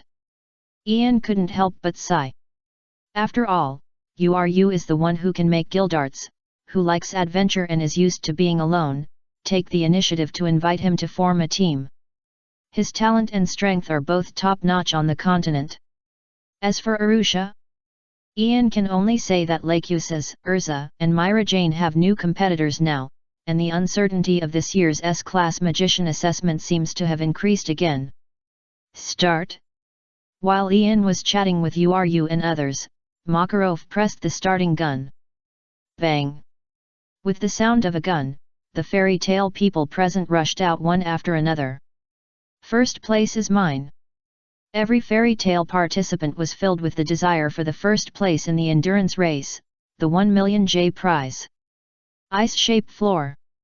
Unfortunately, before they could rush out too far, as Grey performed the ice-shape magic, a thick layer of ice floor appeared under their feet. Ah! Damn, despicable guy. You actually used such a despicable trick. For a moment, the fairy tale members who rushed out in advance slipped and fell in all directions because of excessive force. Idiot!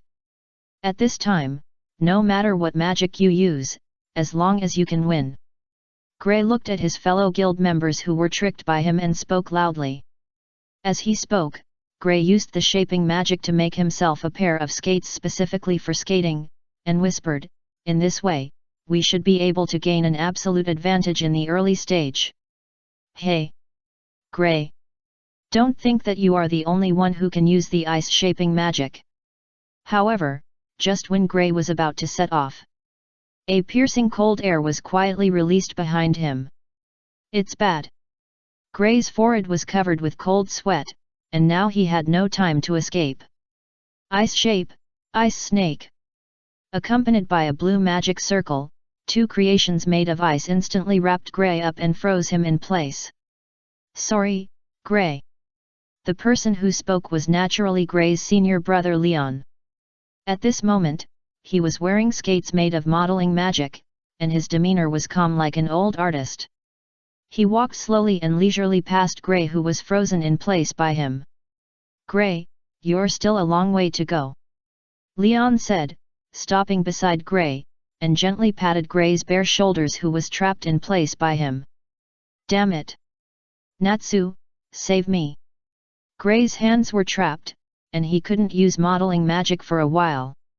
Gray's understanding of modeling magic and the quality of his magic power were far from reaching the level where he could use magic easily with his own thoughts without his hands. Now that his hands were frozen, Gray could only pin his hopes on his teammates. "Are there any teammates?" Leon narrowed his eyes slightly when he heard this. Gray is no longer alone these years. "Here I come." Natsu, who was not far away, immediately became active after hearing Gray's cry for help. He stood up, with a smile on his face. He took a deep breath towards Gray and Leon, and a red magic circle with a dragon head on it formed in front of him. "Give up. My ice snakes are tightly attached to Gray. If you want to completely destroy these ice snakes, you must knock them away together." "Hee. You can't be so cruel to your teammates, right? Besides, it's when your teammates can't resist or defend themselves." Leon looked at Natsu and said confidently. "Is there such a good thing?" Natsu was full of joy at the moment. "Idiot! Defend yourself quickly. We will be knocked away together." Gray was panicked when he saw this. He looked at Leon and reminded him loudly. "Ah!" Leon was still confused at the moment. Although Leon also joined the fairy tale guild with Uru and others. But he has been training outside with Uru for these years, and has not yet completely integrated into the group of fairy tale people. He doesn't know much about the style of fairy tale. Roar of the fire dragon. The next second, a pillar of fire several dozen meters long was released from Natsu's mouth. "What?" When Leon reacted and was about to release defensive magic, it was too late. The huge pillar of fire flew Gray and Leon, who were in a straight line. "Kill 2 competitors." After doing all this, Natsu wiped the sweat from his forehead and said with satisfaction. "Teammate? Or companion? Sorry, fairy tale people have never had this concept, they only have competitors." Chapter 40 Our Endurance Race? Fairy tale fighting conference with demons dancing. Those 2 idiots. After seeing her 2 junior brothers die together in competition for the first opportunity, Arushia stretched out her hand weakly and covered her cheek. It was so embarrassing. It seems that only she can defend her mother's honor now. Arushia thought so, her eyes slightly brightened, and she also posed the magic pose, Ice Shape Rose Garden. For a moment, the beautiful ice rose bloomed in this hot summer. The refreshing breath made countless spectators and contestants around them look comfortable. Ah! So comfortable! Boom! Unfortunately, Natsu, who was locked by the ice rose, was not so lucky. Natsu was directly knocked out by Arushia's ice rose. Next. Arushia was about to move forward while speaking. Sizzle! Unfortunately, before Arushia could move, a sharp thunder suddenly rang in her ears, and countless lightning flashes passed through Arushia's body. The numbness made Arushia's body tremble slightly, and she fell to the ground instantly. "Excuse me." Laxus casually used lightning to paralyze Arushia on the spot, then put his hands in his pockets and walked past Arushia. "You bastard! I'll remember you." Arushia stared at Laxus's back fiercely, gritting her teeth. "There are many people who remember me, and you are not the only one." Laxus was full of confidence. He never took Arushia, Myra Jane, Erza, and others seriously. He thought that his opponents had always been Gildarts and Ian. "Oh, now there is one more Uru. You."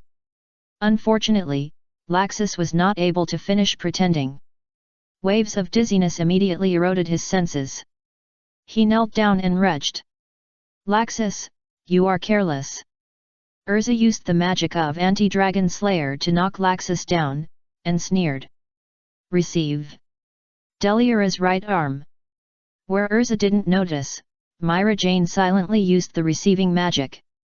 Well, Ian has already handed over the soul of Deliora and the soul of the Black Monk to Myra Jane.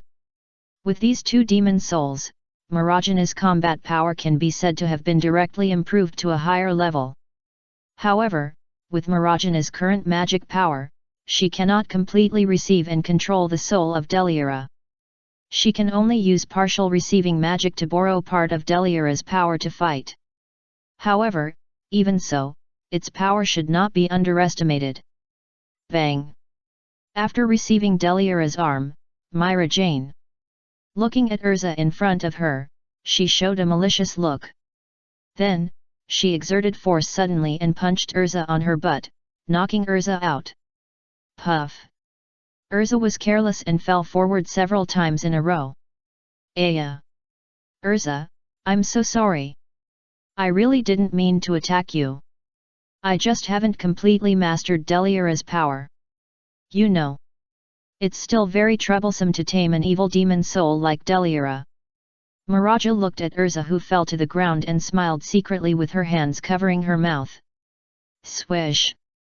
Before Myra Jane could finish her words, a flying sword flashing with bright silver cold light came from a distance at lightning speed and shot towards her, cutting off her single ponytail with one sword. Erza! Look at what you have done! Myra Jane looked at her chopped hair and her whole body turned red. Sorry, you know. The sword just now was the famous magic sword Durandal. I haven't been able to fully control it yet, and I accidentally dropped it. Erza stood up from the ground, gently patted the dust on her body, and said coldly word by word. Who are you trying to scare? You just want to fight, right? Myra Jane held her broken hair tightly in her hand and roared at Erza. You know I'm talking nonsense, don't you? I haven't taken revenge for the punch that knocked me away. Erza retorted loudly after hearing this. You. For a moment, Myra Jane and Erza confronted each other. Hey! Good opportunity! At this moment, Arushia recovered from paralysis, and she ran forward quickly, intending to take the opportunity to move forward. How could I let you go? Laxus covered his mouth, resisted the dizziness, and released magic to Arushia again. Boom! The terrifying thunder cut through the sky. How could the same trick work on me? Arushia said, releasing the ice shape to block Laxus's attack. In return. But this is not over yet. The rose garden released by Arushia spread forward, trapping Laxus in place. In this way, no one will bother me. Ultia said, and turned around. Boom! However, at the moment when Arushia turned around, Laxus, who was trapped in place by the ice rose, suddenly burst out with a strong magic power, shattering all the ice on his body. Recovered. Laxus said, wiping the saliva from the corner of his mouth. Well, because of Myra Jane, Erza was distracted and accidentally lifted the stun magic she had cast around Laxus. Damn it! Ultia cursed inwardly. She did not continue to move forward, but turned around and faced the threat brought by Laxus wholeheartedly. Who released the ice-shaping magic just now? In the distance, Natsu, who could have taken the opportunity to move forward, walked back angrily at this moment, with flames wrapped around him, and roared angrily. Listen, an elfman, come and help me deal with this crazy woman. Maraja was defeated by Erza, and immediately asked for help from her brother and sister. Sister, we are no match for Sister Erza. Sister Erza, too powerful. Ah! Then, Elfman and Lysina, who received the souls of beasts and animals, were knocked out by Erza. Take my punch, the iron fist of the fire dragon. Natsu began to attack indiscriminately, punching anyone he saw. Ice shape, rose garden. Altair crossed her hands and used the secret technique her mother taught her. Thunder Dragon Fang Tianji. Laxus faced the powerful Arushia. He knew clearly that the opponent was a strong enemy, so he did not have the slightest confidence and directly used the Thunder Dragon Slayer magic. Gray, today is the time to let you know who is the best disciple of you. Leon looked at Gray and said arrogantly. You are right, Leon, the best disciple of you is me. Gray raised his thumb, pointed at himself, and said confidently. Ice shape. So, the two of them almost simultaneously made the gesture of ice shape magic. Ice Dragon. Holy Sword. The next second, the Ice Dragon and the Holy Sword collided with each other, bursting out endless freezing air. Let's guess. At this time, the tourists who heard the news came over one after another. The tourists looked at the scene of demons dancing, countless magic flying, and colorful magic circles shining in front of them, and looked at Makarov, who seemed to have looked directly into the eyes of Medusa in mythology, and stood there, as if completely petrified, and asked, You must be holding a fighting meeting, right? It's a 24-hour endurance race. In response, Makarov said weakly. Hey! The tourists were shocked when they heard it. What does this have to do with the 24-hour endurance race? Or is there any difference between the endurance run of the Fairy Tale Guild and the endurance run in their impression? Chapter 41 Ian, you, don't move, I'm a serious person. Ian, today is the annual. A very rare fighting competition. We can't let the young people steal all the limelight. Next, it's our turn, right? You said, looking at Ian beside him. No. Ms. You seem to have made a mistake. What we are holding today is clearly a 24-hour endurance race. Speaking of which, fighting tournaments are not rare in Fairy Tale. After all, we fight every day. Ian turned his head to look at you and couldn't help complaining. After all, in the Magician Guild Fairy Tale, to which they belong, there is a shortage of talents, but there is no shortage of people who love fighting. According to the Council of Judges, the group of people in Fairy Tale are either fighting or on the way to fight. It is better to disband quickly. This is a contribution to the Kingdom of Fiori and the continent of Ishgar. Ah! Isn't it a fighting tournament? You scratched his hair in confusion.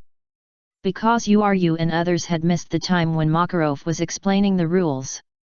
So, when she saw the scene of the demons dancing in front of her, she thought that what Makarov had called was a fighting meeting.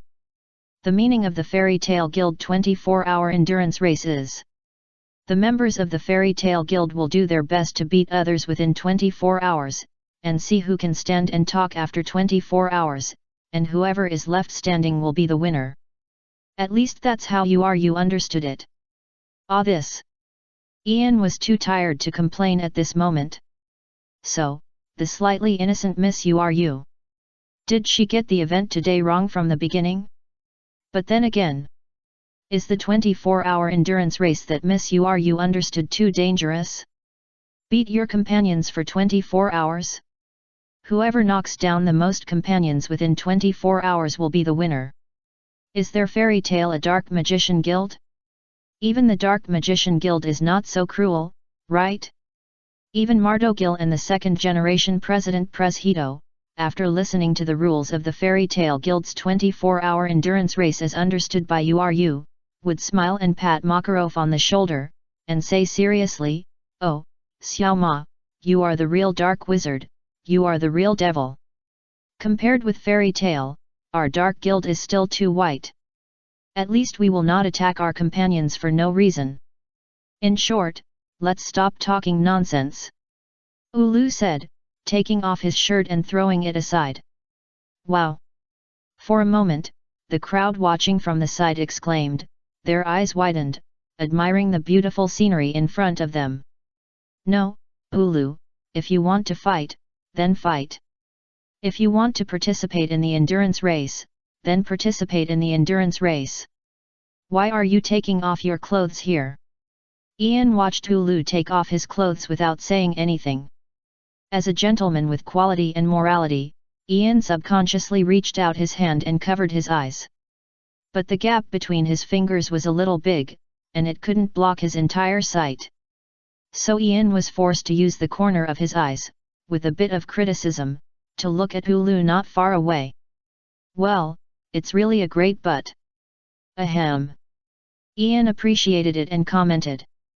"Ian, stop talking nonsense. Let me show you how much stronger I have become in the past 4 years." You took off the clothes that prevented her from using magic, leaving only her slightly cool underwear, and posed for ice magic while talking. At this moment, the terrifying magic power gathered towards Uru. The powerful freezing air seemed to freeze the small droplets in the air into frost at this moment. "Speaking of which, don't you think the weather has suddenly become very cold?" "It's more than just cold. It's freezing me to death." The crowd only felt that the weather suddenly changed from hot summer to cold winter, and they were all cold and shivering. "In that case, I should be more serious." As Ian said this, his eyes darkened slightly. The magic power in his body surged like waves, roaring out. Boom! For a moment, the ground under Ian's feet was shattered by the huge magic power in his body, breaking into spider web-like patterns. Then, with him as the center, the area within 100 meters was in a state of weightlessness at this moment. This weightlessness lasted only a moment. Therefore, the audience watching the endurance race felt their bodies lighten, and then it was over. What happened just now? Some people with more sensitive senses said so. Don't worry about what happened just now. The beautiful woman in cool clothes and the handsome guy in windbreaker seem to be fighting. For some reason, I always feel that these two should be masters. I hope they can bring us a wonderful battle. However, compared to the people with keen senses, there are more people who just want to watch the fun. They look at Uru and Ian who are facing each other, and they are heartless and laugh. Of course, compared to these, the people who obviously haven't realized the seriousness of the situation. As the current head of the Fairy Tale Guild, Makarov, the president and one of the 10 active holy mages, was not so relaxed. Makarov had cold sweat on his forehead. He looked at Uru and Ian not far away with an extremely nervous look. He murmured in his heart, "Damn, this huge sense of oppression. And this magic power that is faintly above me. It's like a duel between two real holy mages.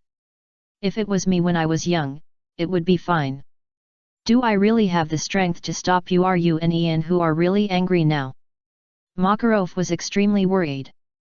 Speaking of which, when Makarov was young, he also went a long way in his magic path, reaching the top of the Holy 10 at that time, and became a monster second only to the King of Heaven. However, after Presheto transferred the burden of the guild to Makarov. Makarov transferred all his energy from exploring the unknown magic path to caring for the children of the guild.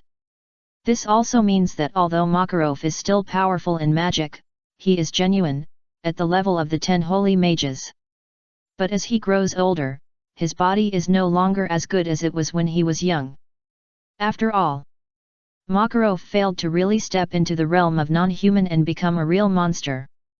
Perhaps, it is precisely because Makarov has always been a human that he can surpass the first generation who is like a dream, like a real fairy, and the second generation who fell into the abyss of magic and moved towards the devil, in the realm of non-human, and made the Mage Guild Fairy Tale into the best guild in history. And now, it is time to give back to Makarov, who has given everything for the Fairy Tale Guild, even gambled his own magic, and exchanged the best mage guild in the world at the cost of failing to step into the non-human realm. He is the most gentle hero in the hearts of every mage in Fairy Tale. Ice Shape Magic Secret, Infinite Rose World. Super Gravity Magic, Death Gravity Cycle Break. Buzz. Accompanied by the rising magic power in Uru and Ian's bodies, 2 magic circles that were huge enough to cover the entire Fairy Tale Guild slowly rose under their feet. The next second, the 2 secret magics collided with each other. The secret magic of the Holy 10th level can be said to be super magic level. Boom! For a moment, with the 2 as the center, everyone nearby was blasted into the sky. No kidding. The entire town of Magnolia shook 3 times at this moment. This wave is coming for us. The tourists who heard that there was a fight between magicians and came to Uru and Ian on purpose to watch the show were all dumbfounded at this moment. They were just stunned for a moment, and when they reacted, they were already in the sky. Fortunately, the people in the fairy tale world have strong physical fitness, and Ian and Uru deliberately control the magic they release, so these brave tourists were not directly buried in the aftermath of the collision of the 2 ultimate magic. Boom! Seeing this, Makarov did not dare to delay at all. The audience was blown away, and he used his own giant magic, transformed into a huge body of hundreds of meters, which could crush the giant in an attack on Titan with 1 foot. He used the soft muscles on his arms as a buffer zone to save the audience who were about to fall to death in the sky. Giant! Mom, this is the first time I've seen a giant in a myth. I always feel that this trip is worth it. Magnolia Town. From today on, it will be a tourist destination in my mind. At this moment, these tourists thought that they were blown into the sky by the air wave just now, and now they were caught by this giant whose body was so huge that it could destroy a town with 1 punch. It was all part of the performance. On the other side, the battle continued. Not bad. With your current strength, Uru.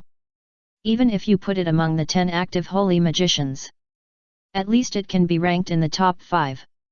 Ian looked at Uru who blocked his attack and said with a smile. You are not bad either. Uru gently stroked his fluttering short hair, put the hair behind his ears, looked at Ian, and said confidently. Then I should be serious next.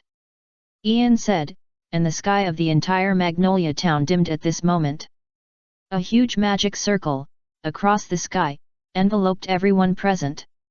The terrifying sense of oppression, making all the strong men, including Makarov and Uru, frown. Such a strong sense of oppression. Uru said, crossing his hands, mobilizing his magic power, ready to counter the moves. True celestial magic. Ian said, the sky seemed to have a huge crack, as if some terrifying existence was about to fall from the sky to the earth. Woo. Stop fighting. Can't I give this million directly to you too? If you keep fighting, I can't afford to pay even if I sell fairy tale. Makarov naturally recognized Ian's magic, and his body trembled slightly.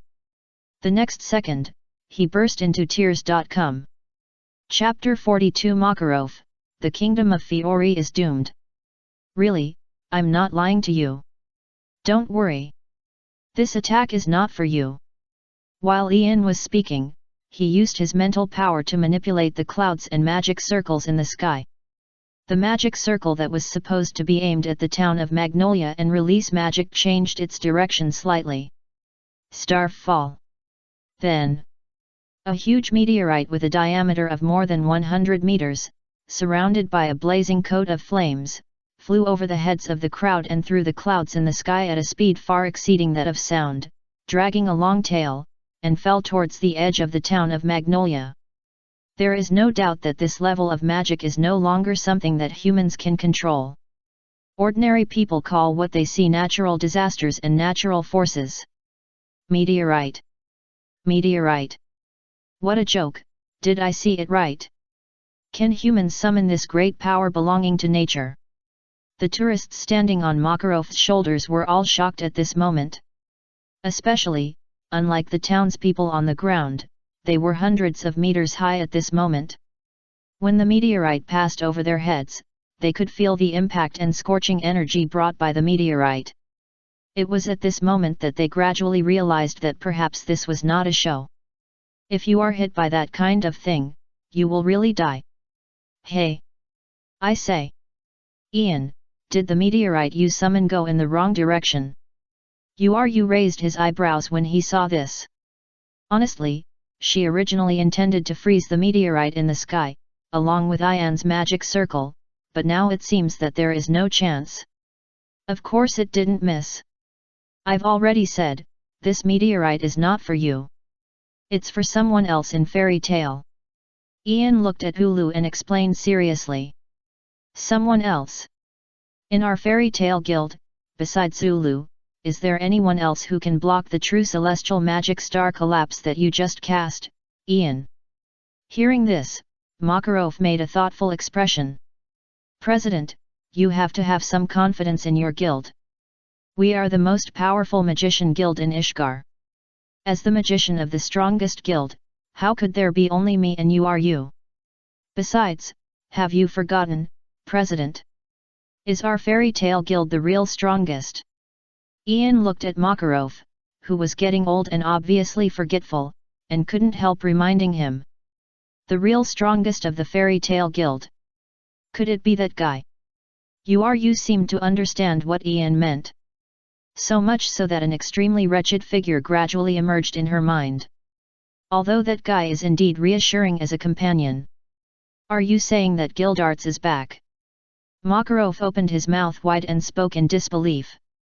It's over. This guy is even more heavyweight. Gildarts is such a bastard. He didn't come back earlier or later. He had to come back when Makarov convened the annual fight meeting of the Fairy Tale Guild. Isn't this just causing trouble? No. Go to your fight meeting. Makarov was led astray. What he convened was clearly a 24-hour endurance race. On the other side. Hey! Is that a meteorite? Really, I've lived long enough to catch up with everything. On the edge of Magnolia town, a middle-aged man with short orange-red hair, a shiny back-combed hair, and a dark brown cloak, subconsciously looked up after feeling the oppression from the sky. When the man saw the huge meteorite falling from the sky, he couldn't help but twitch his mouth slightly, his expression revealed helplessness, and he raised his right hand and whispered, "Really, spare me." Boom! As soon as the man finished speaking, a white translucent light suddenly lit up on his raised right hand, and the light was released directly to the sky, covering the meteorite falling from the sky. Boom! Then, there was a huge roar that resounded throughout the town. The meteorite that was just coming with great momentum, with a diameter of hundreds of meters, enough to turn the entire town into ashes in an instant, immediately turned into countless fragments that were difficult to see with the naked eye. Not only that, even the celestial magic circle in the sky that Ian tried hard to maintain, along with the dark clouds covering the entire Magnolia town, turned into endless fragments at this moment. Boom! Boom! Boom! At the same time, a bell rang from the tower of Magnolia town, resounding throughout the town like an air raid alarm. Warning! Warning! The Fairy Tale Guild's magician Gildarts has been spotted. Next, the town will change to Gildarts mode. Repeat, next, the town will change to Gildarts mode. Accompanied by Aone after another, a reminder sounded. The whole town began to transform in an orderly manner. Before Gildarts completely stepped into the town, all the buildings that blocked Gildarts' way were cleared for Gildarts, and a road was forced to form for Gildarts, leading directly to the Fairy Tale Guild. Well, people say that you can't change the world, you can only change yourself. How strong is Gildarts? He is a man who uses the top-level destruction magic, commonly known as the crushing magic and super magic, as his basic magic. So much so that in the physical sense, the whole world has changed for him. Gildarts' life motto, "Hey? You said there is no way ahead?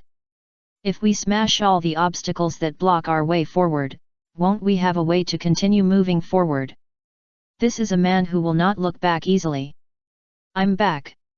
When Gildarts gently pushed open the door of the guild, what came into view was an empty hall. He frowned and looked a little puzzled.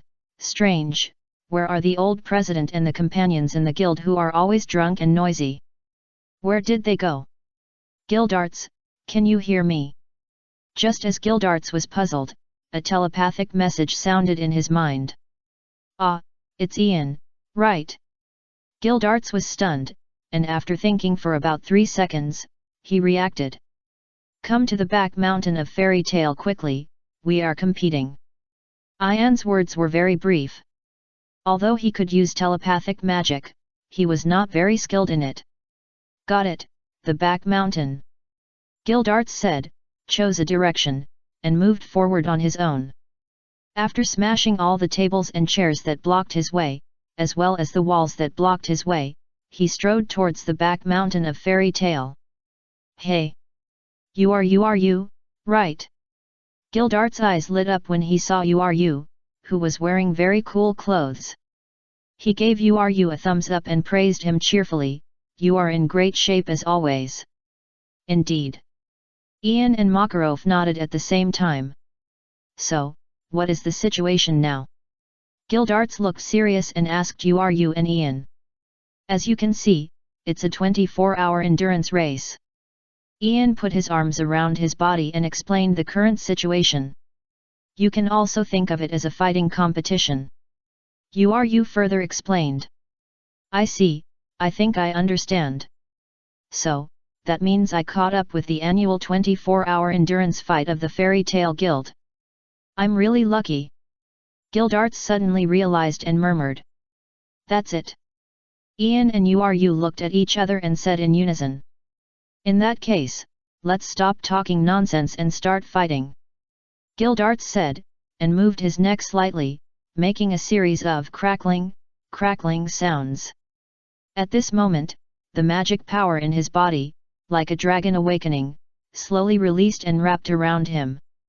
No? Gildarts vs you vs Ian. If they fight here, the whole town and the whole kingdom will disappear, right? The old horse is numb. Chapter 43 The world where only Makarov is injured is born. It doesn't matter who it is. If you can hear what I'm saying now, then hurry up and save the world. The kingdom of Fiori will be destroyed because of this. Makarov was really about to cry. Gildarts, the strongest in the west of Ishgar, versus you who has returned from training versus Ian who has entered the non-human realm. If these three monsters fight, the country will be destroyed, right? It can be called the biggest threat to the kingdom of Fiori since its founding. By the way, if the kingdom of Fiori is destroyed, do I need to pay compensation? Probably not. After all, the country has disappeared, and the king no longer exists. That seems to be a good idea. He. Makarov opened his mind and spoke softly. At this moment, Makarov jumped back and forth in front of the gate of the abyss. Hey! Old man, your thoughts seem to be very dangerous. In response, the tourists protected by Makarov had countless cold sweats on their foreheads. They seemed to have witnessed the birth of the strongest and darkest magician guild in the world. What are you guys doing? Stop it now. Are you planning to destroy the entire town? Just when Ian, Gildarts, and you were confronting each other, a man who looked like a frog and was wearing the uniform of the Magic Council came to Ian and others at some point and shouted nervously. Seeing this, Ian and others immediately put away the magic power they released. Who are you? Ian looked at the person in front of him with a bit of bad intentions in his eyes. Well, Ian was wary of everyone in the Magic Council. Can't you see? I'm a staff member of the Magic Council. The frog-headed man pointed at his uniform and spoke loudly. Of course I know you're a staff member of the Magic Council. I mean, what exactly is the reason for you to come to our Fairy Tale Guild?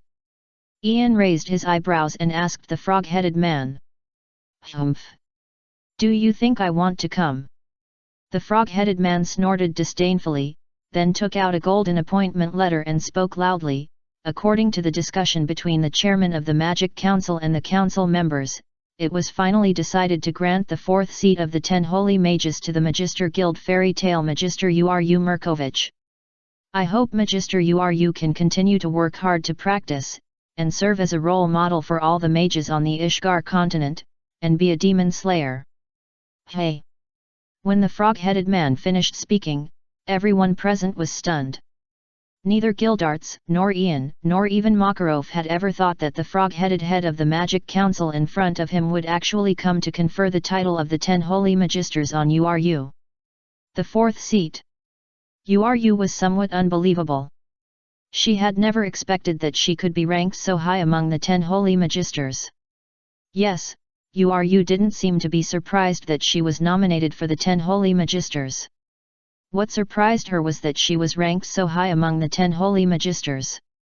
It was Senior Haberion, the first seat of the 10 Holy Magisters, Senior Urafheim, the second seat, and Senior Vlad, the third seat, who guaranteed you with their own reputation and declared that your strength is fully capable of serving as the fourth seat of the 10 Holy Magisters. The frog seemed to see Uru's doubts and explained. So there are 3 seniors. Uru heard this and then revealed a look of sudden enlightenment. Oh, Uru, have you met those 3 seniors? Ian looked at Uru and asked in confusion. Yes. I met them when I was practicing with Senior Vlad. Uru nodded slightly and explained. That makes sense. Ian finally understood.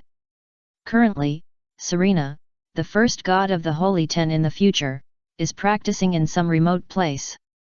It makes sense that Uru ranks 4th in the Holy 10. Speaking of which, Ian, I was able to enter the Holy 10 Magisters thanks to you. At this time, Uru thought of something, and she looked at Ian and spoke softly. Thanks to me? Why? Ian asked puzzled. Because, after you left, the council seemed to attribute all the credit for conquering Deliora and destroying the Magic Development Bureau to rescue the children to me, so I have to apologize to you. Uru looked at Ian and explained. It's okay, I never care about these false names. Ian said generously. Really? Then I'm relieved. Uru said, making a slowly relieved expression. This is a gift from the Magic Council and the royal family of the Kingdom of Fiori, a total of 10 million J, I hope you can accept it. Then, the frog handed Uru a magic bank card worth 10 million J. I suddenly realized that I still care about these false names.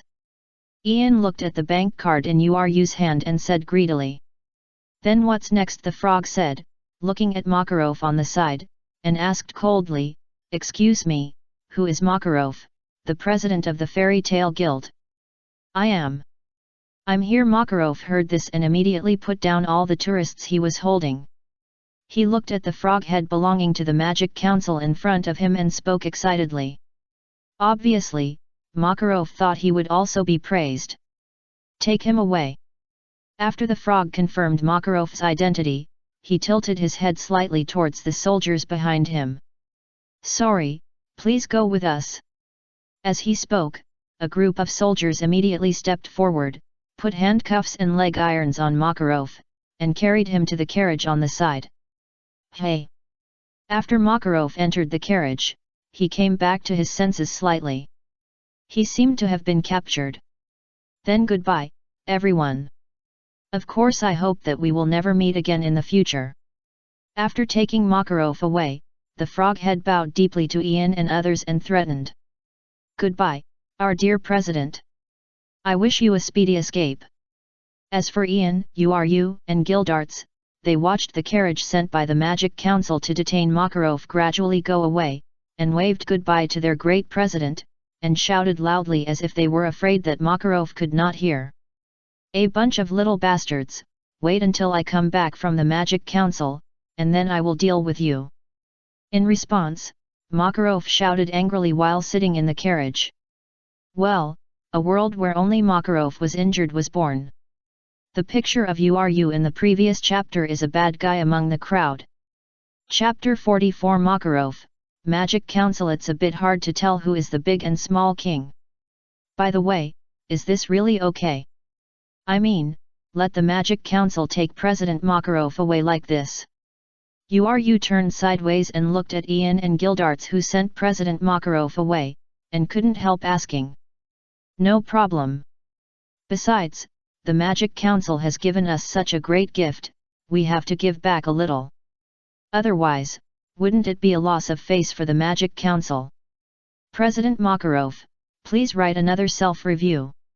Anyway, at the level of the 10 Holy Magisters, unless you make an unforgivable mistake, it's just a matter of self-reflection. Ian smiled lightly when he heard this. He has experienced too many such things, and he no longer takes the Magic Council's pursuit of Makarov seriously.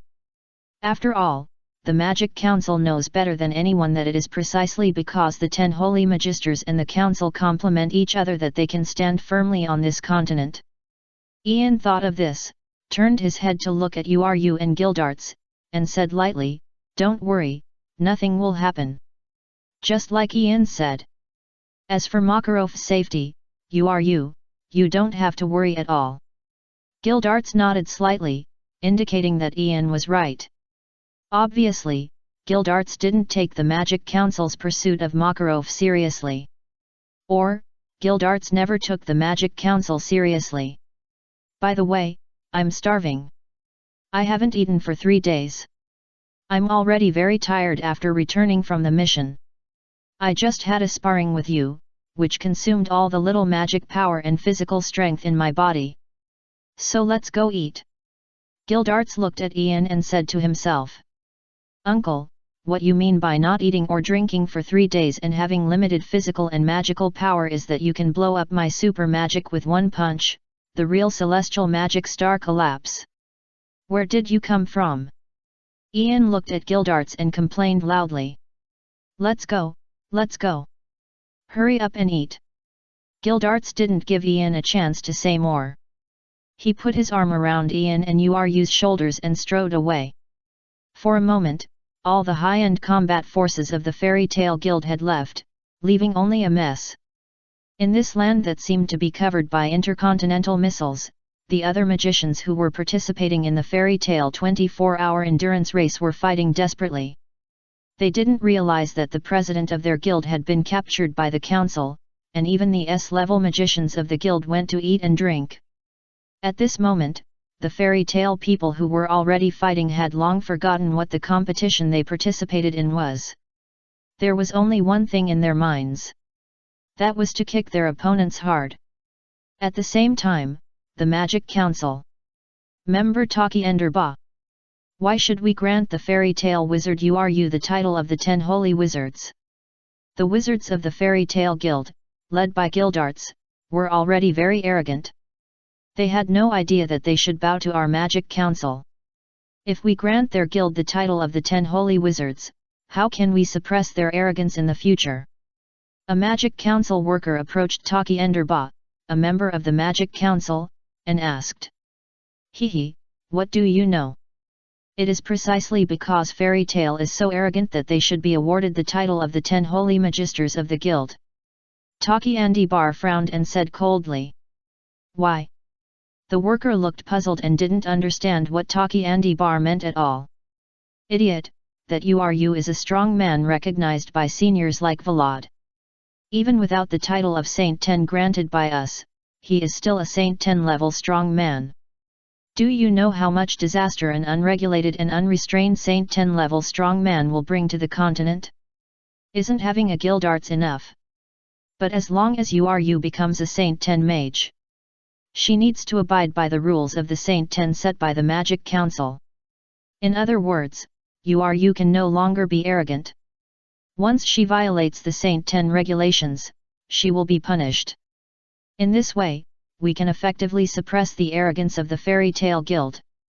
Taki Enderba said seriously. "Ah. Is that so?" As expected of the counselor, he actually thought of something we didn't think of at all. In response, the staff said in shock.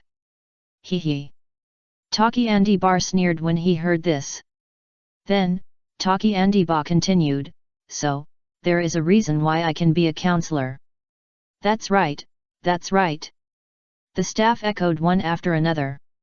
Yet, after Taki Enderba nodded slightly, he thought to himself, "Fairy Tale, Grey, and Uru, that's all I can do for you." Well, so, if a Saint 10 level strongman really violates the regulations of the Magic Council and does not intend to accept the punishment of the Magic Council, what can the Magic Council do to that top strongman? On the other side, the trial hall. Now begins the trial of Makarov, the Saint 10 Magister and the president of the Fairy Tale Guild. Under the gaze of the members of the Magic Council, the big villain Makarov finally took his seat. Yes, although Makarov was the party being judged, he still enjoyed the right to sit in the Magic Council. This is the privilege brought by the absolute strength of the top strongman. Makarov, as the president of a magician's guild, you indulged the members of the Fairy Tale Guild to wantonly destroy the town, bringing huge hidden dangers to the kingdom of Fiori. I ask you whether you are or not. The judge of the court looked at Makarov and shouted loudly. Aha! Makarov yawned after hearing this, looking listless. Makarov, please respect the Magic Council, please respect this trial. The judge felt that he was not respected by Makarov. He was very angry and spoke loudly. You speak, I'm listening.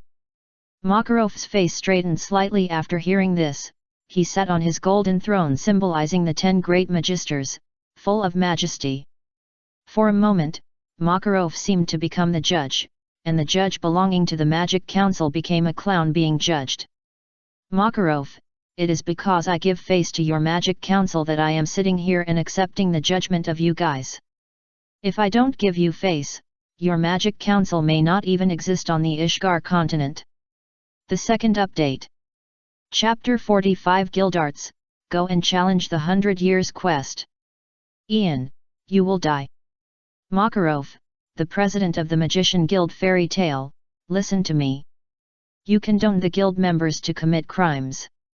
Destroyed the town. Let the guild members drink and drive apart in the guild in broad daylight. Also ignored the rules set by the Magic Council and beat up colleagues.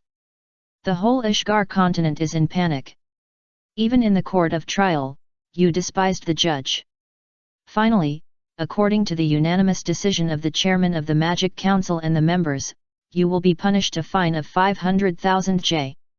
The judge lowered his head and looked at the magic trial device in his hand with a bit of pride. It had just been updated with the punishment of Makarov by the Magic Council. And, just now, after hearing about Makarov's contempt of the court, the chairman of the council decided to increase their punishment on Makarov. This made the judge excited, and he loudly announced the crimes committed by Makarov to the jury members in the court. Until the judge saw clearly the actual punishment of Makarov by the chairman of the council, his voice became smaller and a bit unbelievable. 500,000. What a joke! Did the chairman of the council make a mistake? Makarov did so many wrong things, how could he only be fined 500,000? And this is the so-called severe punishment? If it is not severe punishment, wouldn't it be that I would let him go in court? Shouldn't we abolish his title of the 10 Holy Mages and disband the Mages Guild Fairy Tale? The judge said unwillingly. What? Another fine of 500,000? No? As the judge finished speaking, Makarov, who had been relaxed and didn't take the council seriously, suddenly fell and cried out loudly as if no one was around. This made the judge of the council stunned for a moment, and he was a little confused. Although I don't know what happened, our punishment seems to have worked. Although this little punishment, in my opinion, is nothing at all, that's it. Yes, in the eyes of this judge, let alone a fine of 500,000 J for Makarov, even a fine of 500,000 J for him is not a lot. Despite this, Makarov cried heartbreakingly. On the other side, a group of members of the Magic Council were gathered together. Mr. Chairman, is our punishment for Makarov too light? A member approached Crawford Shim, the current chairman of the Magic Council, and asked softly. No. This punishment is enough. Crawford Shim heard this and shook his head gently. Do you know the new Holy 10 URU of the Fairy Tale Guild? The reason why she can become the 4th seat of the Holy 10. It's because the top 10 magicians in the Holy 10.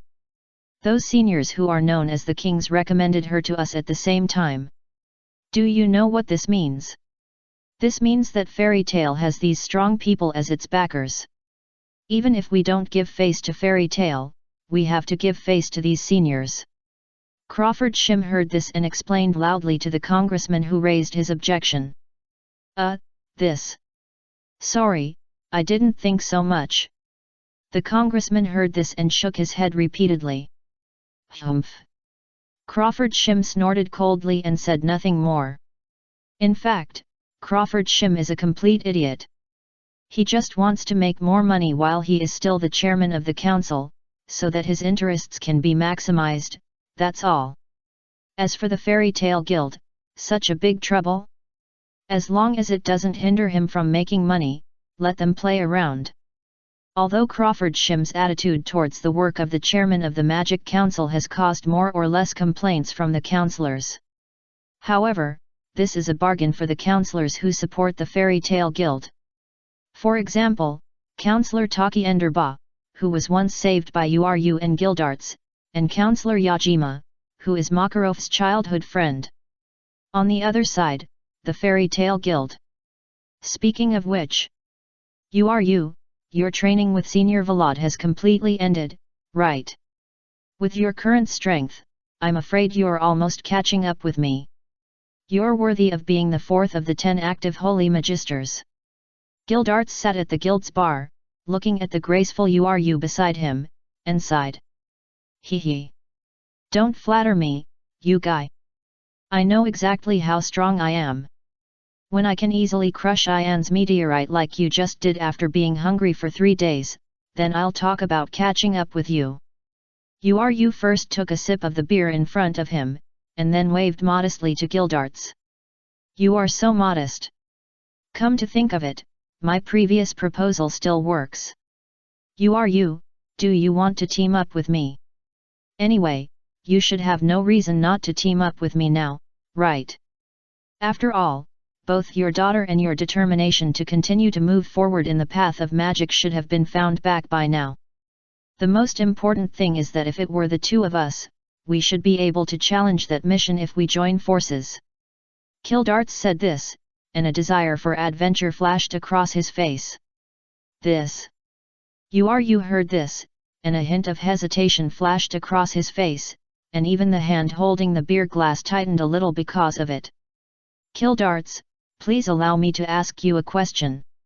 What exactly is the mission you just mentioned that requires the two of us to complete together? As far as I know, with your current strength, there should not be any mission that can stump you on this continent.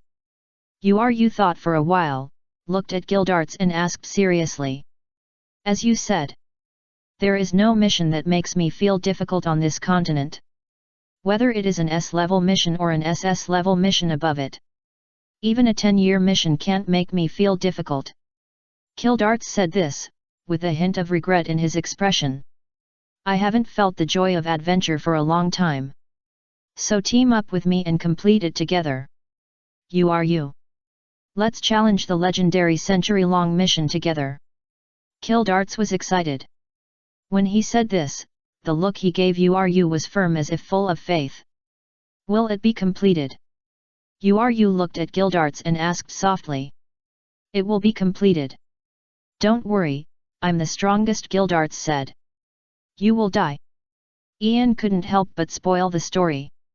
The last guy who said he was the strongest and would definitely win. But he was cut in half by the real strongest.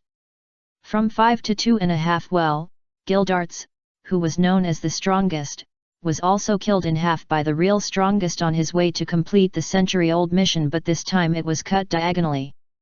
In just a moment, before Gildarts could react, he was crippled by the invincible Black Dragon King Akunologia, with one arm, one leg, and half of his internal organs. Fortunately, Gildarts was lucky and had a lot of blood, so he was able to save his life. But it also gave Gildarts 2 more prosthetic limbs, and several chapters, all with bandages on their bodies. It was also from this point that Gildarts had never reached his peak before the final battle. This is the strength of the Black Dragon King Akuno Nokia. Although Ian wanted to complain, the content of the 100 Years mission clearly asked Gildarts to go to the northern continent of Kiltana to defeat the 5 divine dragons that were wreaking havoc. How did Gildarts meet the Black Dragon King Akuno Nokia?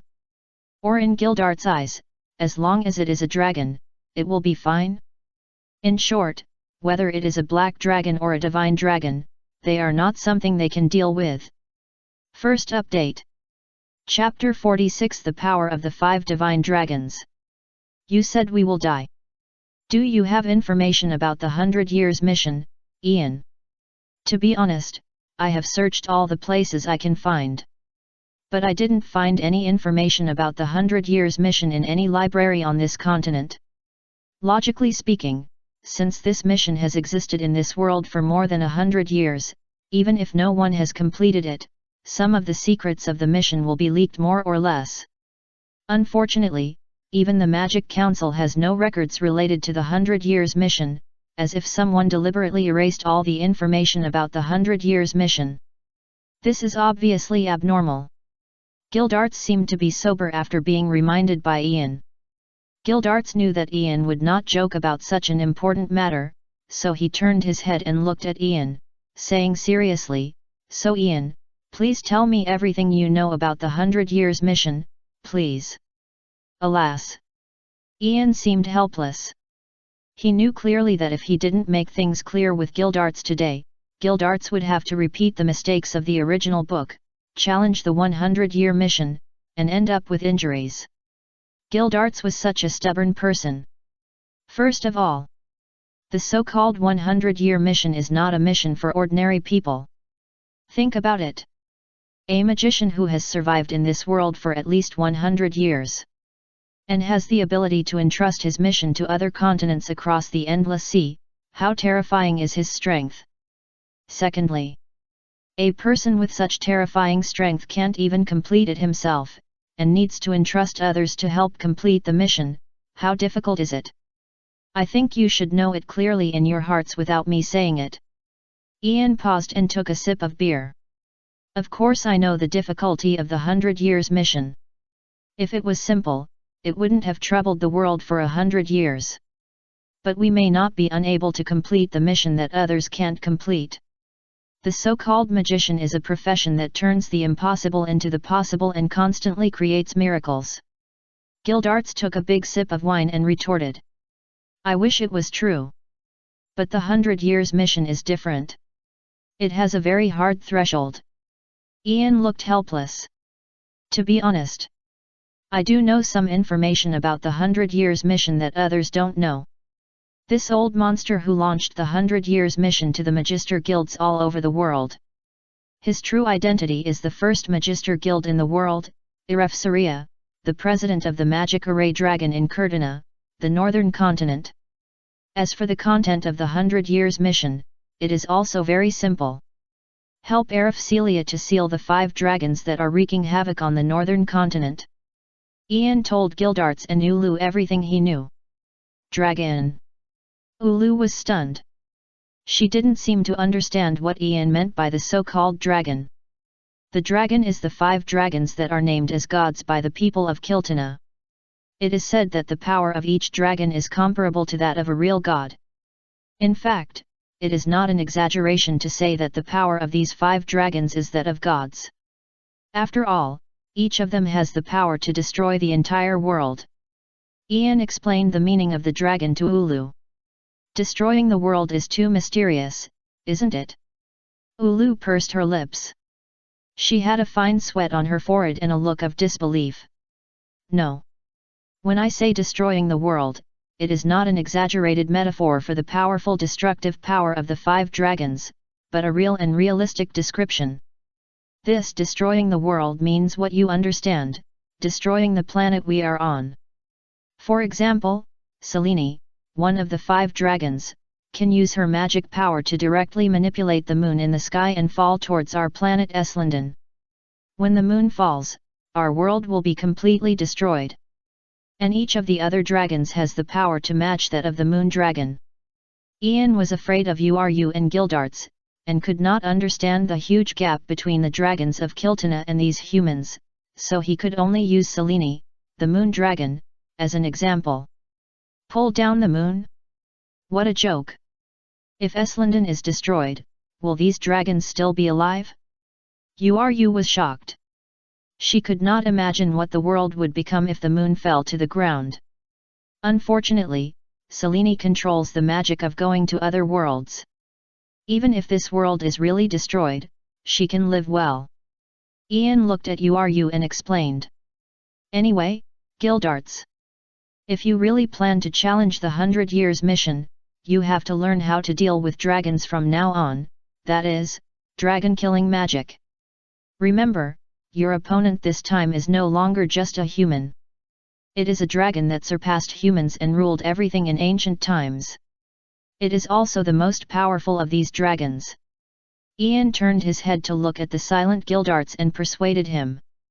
Can you pull the moon down?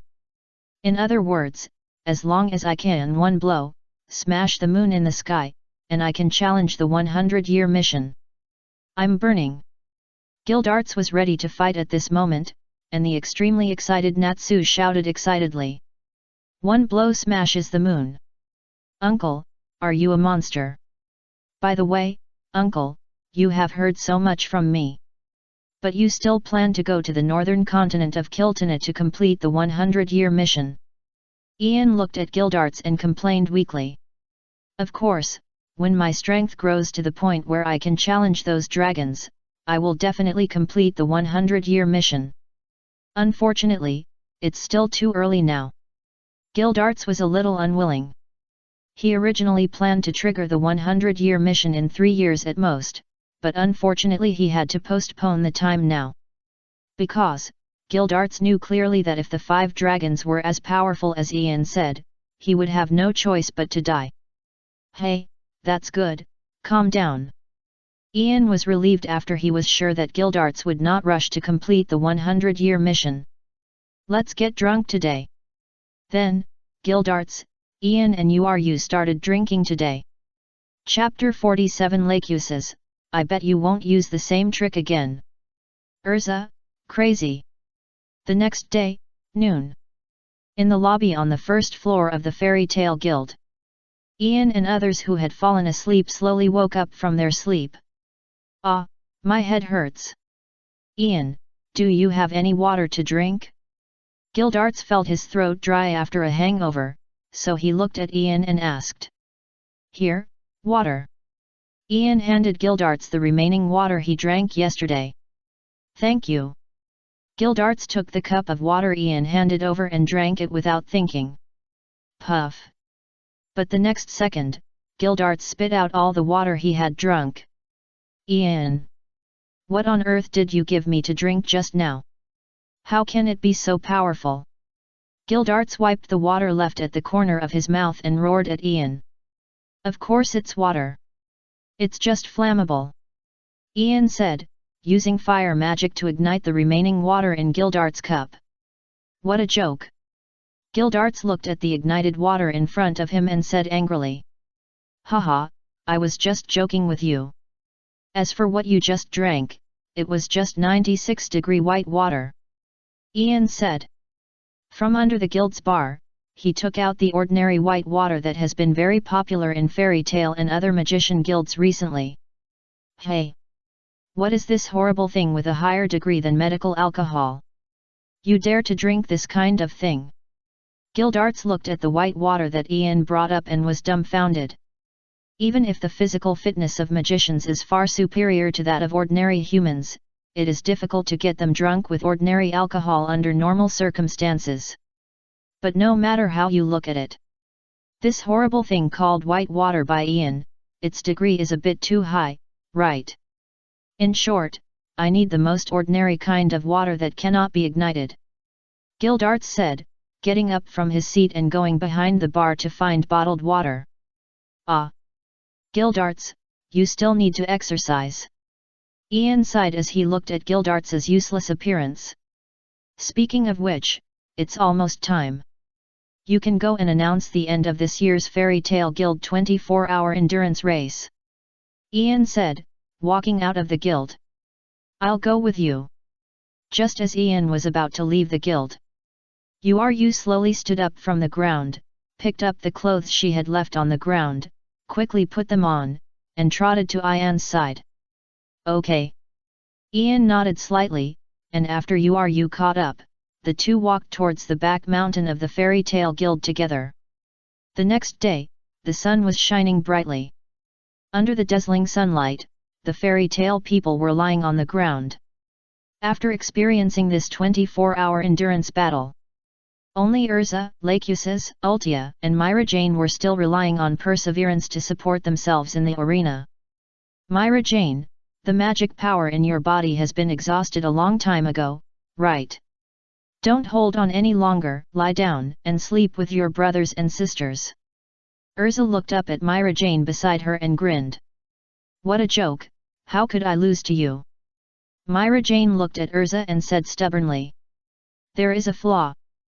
However, just as Myra Jane turned her head to look at Erza, she was distracted for a short moment, and she was caught by Arushia in the distance. Not good. Myra Jane thought to herself that it was not good. She turned around and tried to take a defensive posture. Unfortunately, it was too late. Ice shape, ice spirit cabinet. Accompanied by a terrifying frost, Myra Jane was instantly Arushia froze in place. If Myra Jane was in her peak state at this moment, she could probably break the ice that tightly wrapped her by receiving magic. Unfortunately, Myra Jane at the moment did not have such strong strength. Take her down. Arushia was delighted to see this. After killing Myra Jane, she had already firmly entered the top 3. In other words, even if she lost to Laxus and Erza next, she could still rank 3rd.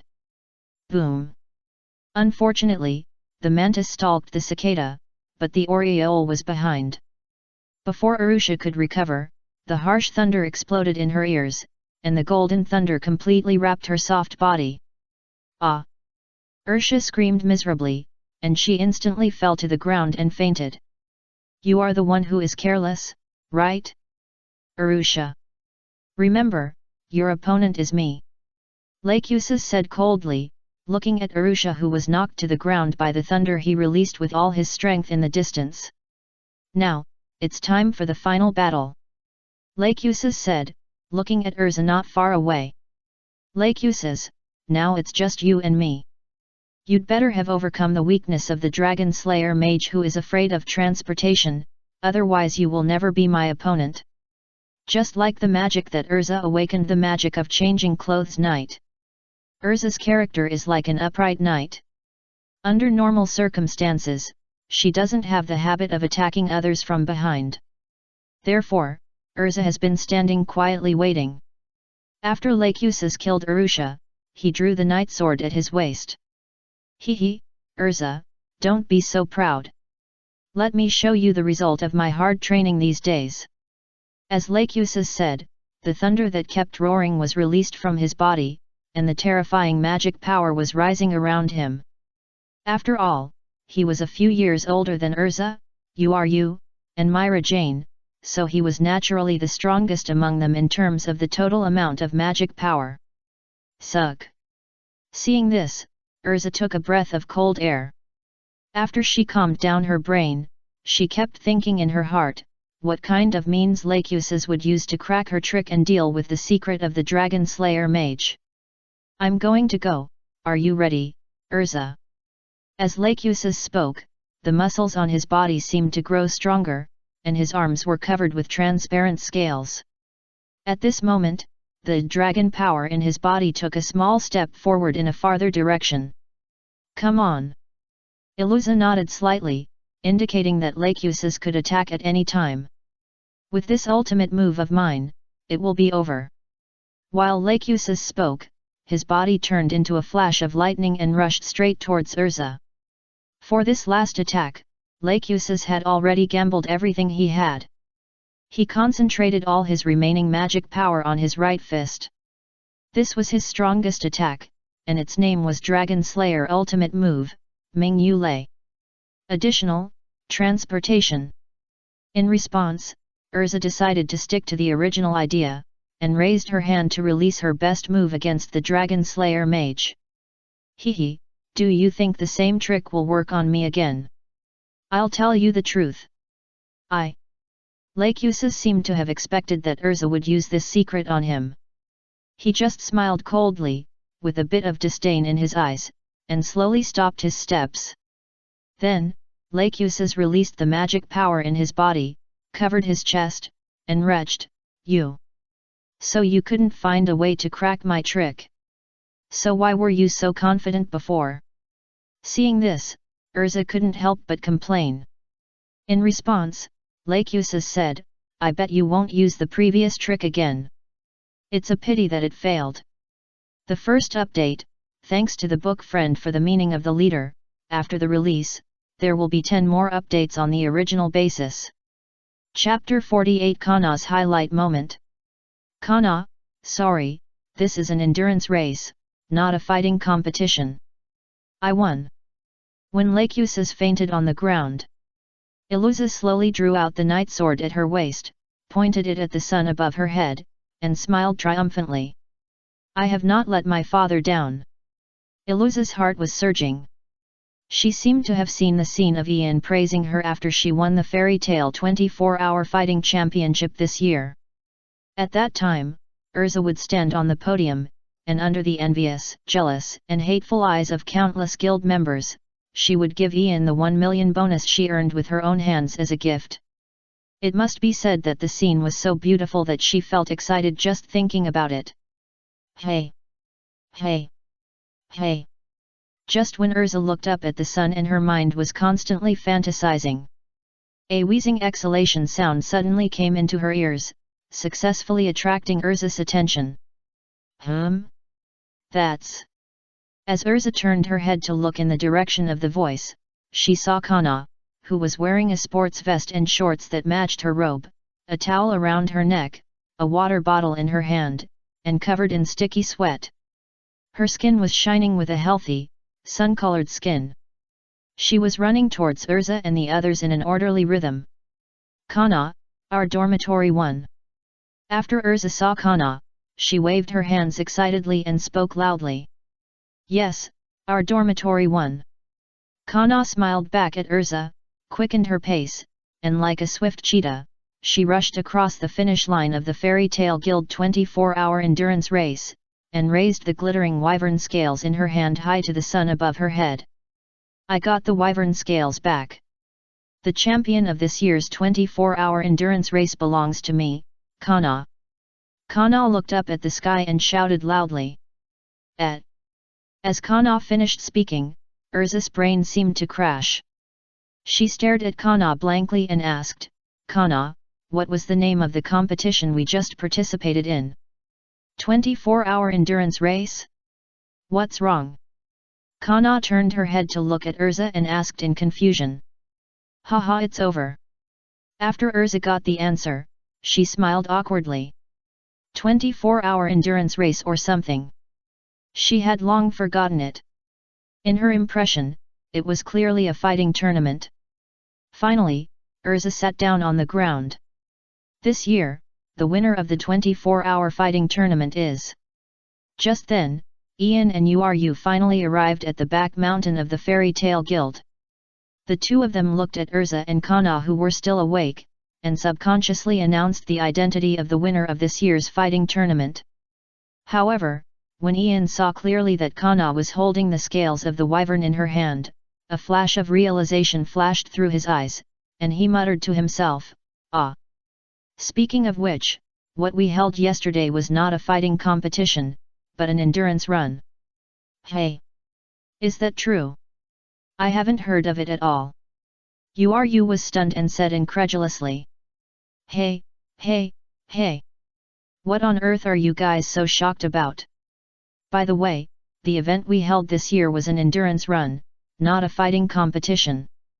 Is it really so shocking that you are shocked? Besides, our guild has been holding endurance runs for several consecutive years. Before this, you all thought endurance runs were some kind of event. Kana held the scales in her hand, looked at Ian and others, and complained crazily. I wasn't in the guild a few years ago, so I didn't participate in the endurance race. It's normal not to know the rules of the endurance race, right? Uru said confidently with his arms around his body. Because when the guild held a 24-hour endurance race a few years ago, the rewards given by the president were far less generous than this year. So I cancelled all the 24-hour endurance runs in the name of going out to do a task, and went to drink with guildarts. In response, Ian also imitated Uru and spoke with a sense of righteousness. What are you proud of? Kana looked at Ian's proud look and spoke helplessly. Anyway, since the president is not here right now, I, the active S-class magician of the guild, will continue to host this year's 24-hour endurance race. I hereby announce that the champion of this year's endurance race is Kana Alyapalana. She is also the only person this year who has completed the endurance race within 24 hours. Ian said this and raised his hands to celebrate for Kana. Let's applaud and congratulate Kana for her victory. Pa pa pa. Kana, congratulations. Congratulations, Kana. What a cause for celebration, Kana. For a moment, the slightly sloppy podium was filled with cheers, blessings, and applause from Ian, you, and Erza. Ah, so sad. I've already won the championship. Kana looked at Ian and others who surrounded her, applauded and congratulated her. She didn't know why, but she felt sad in her heart. Even the championship trophy in her hand was not fragrant. Since the winner has appeared, then let's talk about the loser. The winner will be rewarded, and the loser will be punished. Don't be lucky and think you can get away with it. Ian said, looking at the fairy tale people lying on the back mountain, and smiled coldly. For a moment, whether it was the fairy tale people who had gradually woken up at this moment, or the fairy tale people who were lying on the ground pretending to sleep and intending to get away with the punishment, they all felt their bodies slowly stiffen, and the chill that made their scalps numb was released from Ian's body. Needless to say, everyone knew that the next punishment would definitely not be simple. So, in the afternoon, when the fairy tale members, who had exhausted their physical strength in the 24-hour endurance race, regained consciousness and took a short rest, they gathered again at the back mountain of the fairy tale guild according to Ian's request. Then it was time for punishment. Boom! Ian didn't say much nonsense. He directly displayed the rewards he had received in the simulation to the entire building of the Magic Development Bureau. Building, and summoned it again using space magic. What is this? Does Ian still hide such a treasure? Incredible! For a moment, all the fairy tale people present were deeply shocked by the huge building in front of them, which was several times larger than the fairy tale guild. After 4 years, I really miss this building again. Arushia had already reconciled with herself. When she saw the towering building in front of her, she could keep a calm heart. No. Not good. As for Gray and Leon, they seemed to have guessed what the punishment was, and they were about to escape while talking. Yo! Ian had already predicted Gray and Leon's prediction. After he blocked the two who were about to escape, he grinned and asked, "Where are you two little devils going?" At this moment, Ian looked like a demon walking on earth. When Gray and Leon saw it, their bodies couldn't stop shaking. "Everyone, please come in," Ian said, and snapped his fingers lightly, and the door of the Magic Development Bureau in front of him opened. Zhila! Boom! After the door opened, it was pitch black. In this darkness, there seemed to be countless pairs of eyes, staring at the fairy tale people present. I always feel that this place is very ominous. Maraja's forehead was sweating, and her expression was nervous. She was a receiver of the demon soul, and she felt scared. It was conceivable how weird this place was. Just go with peace of mind. Don't worry, you will be fine. After all, I am not a devil, right? Ian smiled, used gravity magic, and did not give everyone a chance to react, and forced these fairy tale people who did not intend to enter the Magic Development Bureau and were not obedient at all to enter this gloomy building. Chapter 49 The Crazy Involution of Fairy Tale. When the fairy tale people present were forcibly sent into the huge building in front of them by Ian, they were greeted by a choking magic power. Boom! At the same time, the door behind everyone was tightly closed at this moment. Ian cut off the idea of escaping for everyone present. Well, since you are here, don't even think about going out. Cough cough cough. Good, such a huge magic power. But this magic power has a gloomy feeling, which makes people feel very uncomfortable. The fairy tale people present are all people who are sensitive to magic power. Especially, when they felt the magic power of President Wu left in the building in front of them, they all frowned and showed a look of disgust. Yes, even though President Wu has been turned into a ghost by Ian and recycled. But the magic power he released when he fought with Uru at that time has not completely dissipated after such a long time. This is the strength of a magician at the level of Holy 10. In fact, when a magician's strength reaches the level of Holy 10, the magic power flowing in these magicians will undergo essential changes and will carry the personality characteristics of the magician. For example, as the president of the Fairy Tale Guild, Makarov's magic power gives people a sunny and warm feeling, like a patriarch, taking care of everyone in the guild. The magic power of Joseph Pola, the president of the Ghost Ruler, who is also the president of the Magician Guild and one of the Holy 10, gives people a sticky and disgusting feeling. People with insufficient strength will feel dizzy and nauseous just standing next to him. And the magic power of the President Wu, who also has the strength of Holy 10, gives people a gloomy and violent feeling, which makes people feel fear from the bottom of their hearts. The ghost is still there. Ian raised his eyebrows when he saw this. He just casually slapped his hand and destroyed the resentment and magic left in the air by President Wu. For a moment, the fairy tale people present felt their bodies warm, and the magic that troubled everyone seemed to have completely dissipated. Follow me. Then, after Ian cleaned up the remaining magic of President Wu, he led the fairy tale people behind him and walked towards the direction of the magic developer. This place is so big.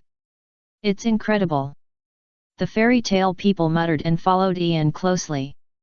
Anyway, their retreat had been cut off by Ian, and now they had to follow Ian even if they had to bite the bullet. Not long after, the fairy tale people finally arrived in front of the magic developer under the leadership of Ian. This is...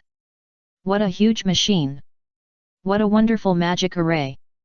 When the ultimate magic device of the Magic Development Bureau, the magic developer, was exposed to the fairy tale people, they all froze in place, with endless shock in their eyes.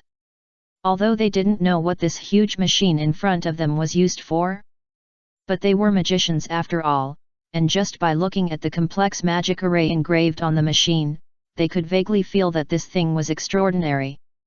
They all knew in their hearts that this machine was definitely an incredible existence. This thing is a magic developer. It is an ultimate magic device that can fully develop the potential in any magician. Ian told the fairy tale people present shock. After taking in everything, he said the name of the thing in front of him. Magic Power Developer. There is such a thing in this world. When everyone heard the name of this huge machine clearly, their eyes suddenly lit up with infinite brilliance and excitement. In other words, as long as we have this thing, even we can break through the barrier, right? Among senior magicians, if expressed in terms of level, it is probably around A level. After years of immersion, Macau showed an excited look after hearing what Ian said. No one understands better than Macau the pain of not being able to continue to advance in the magic path because of talent problems. If possible, who wouldn't want to become an S-level magician? Maybe, it's really possible. After Ian looked at Macau, he rubbed his chin and nodded gently. If Macau can explore the magic path with perseverance from now on, and with the help of the magic developer, if it doesn't work, just develop a second magic source for him. This guy may really reach the S level of other guilds. That is the level of the ace of the Four-Headed Hounds Guild, Pakas. As for the level of the S-level magician of the Fairy Tale Guild? Then don't think too much. I'm sorry, but the fact is that the S-level magician of the Fairy Tale Guild and the S-level magician of other guilds are two completely different concepts. Who knows how much their guild has done in the S-level magician assessment?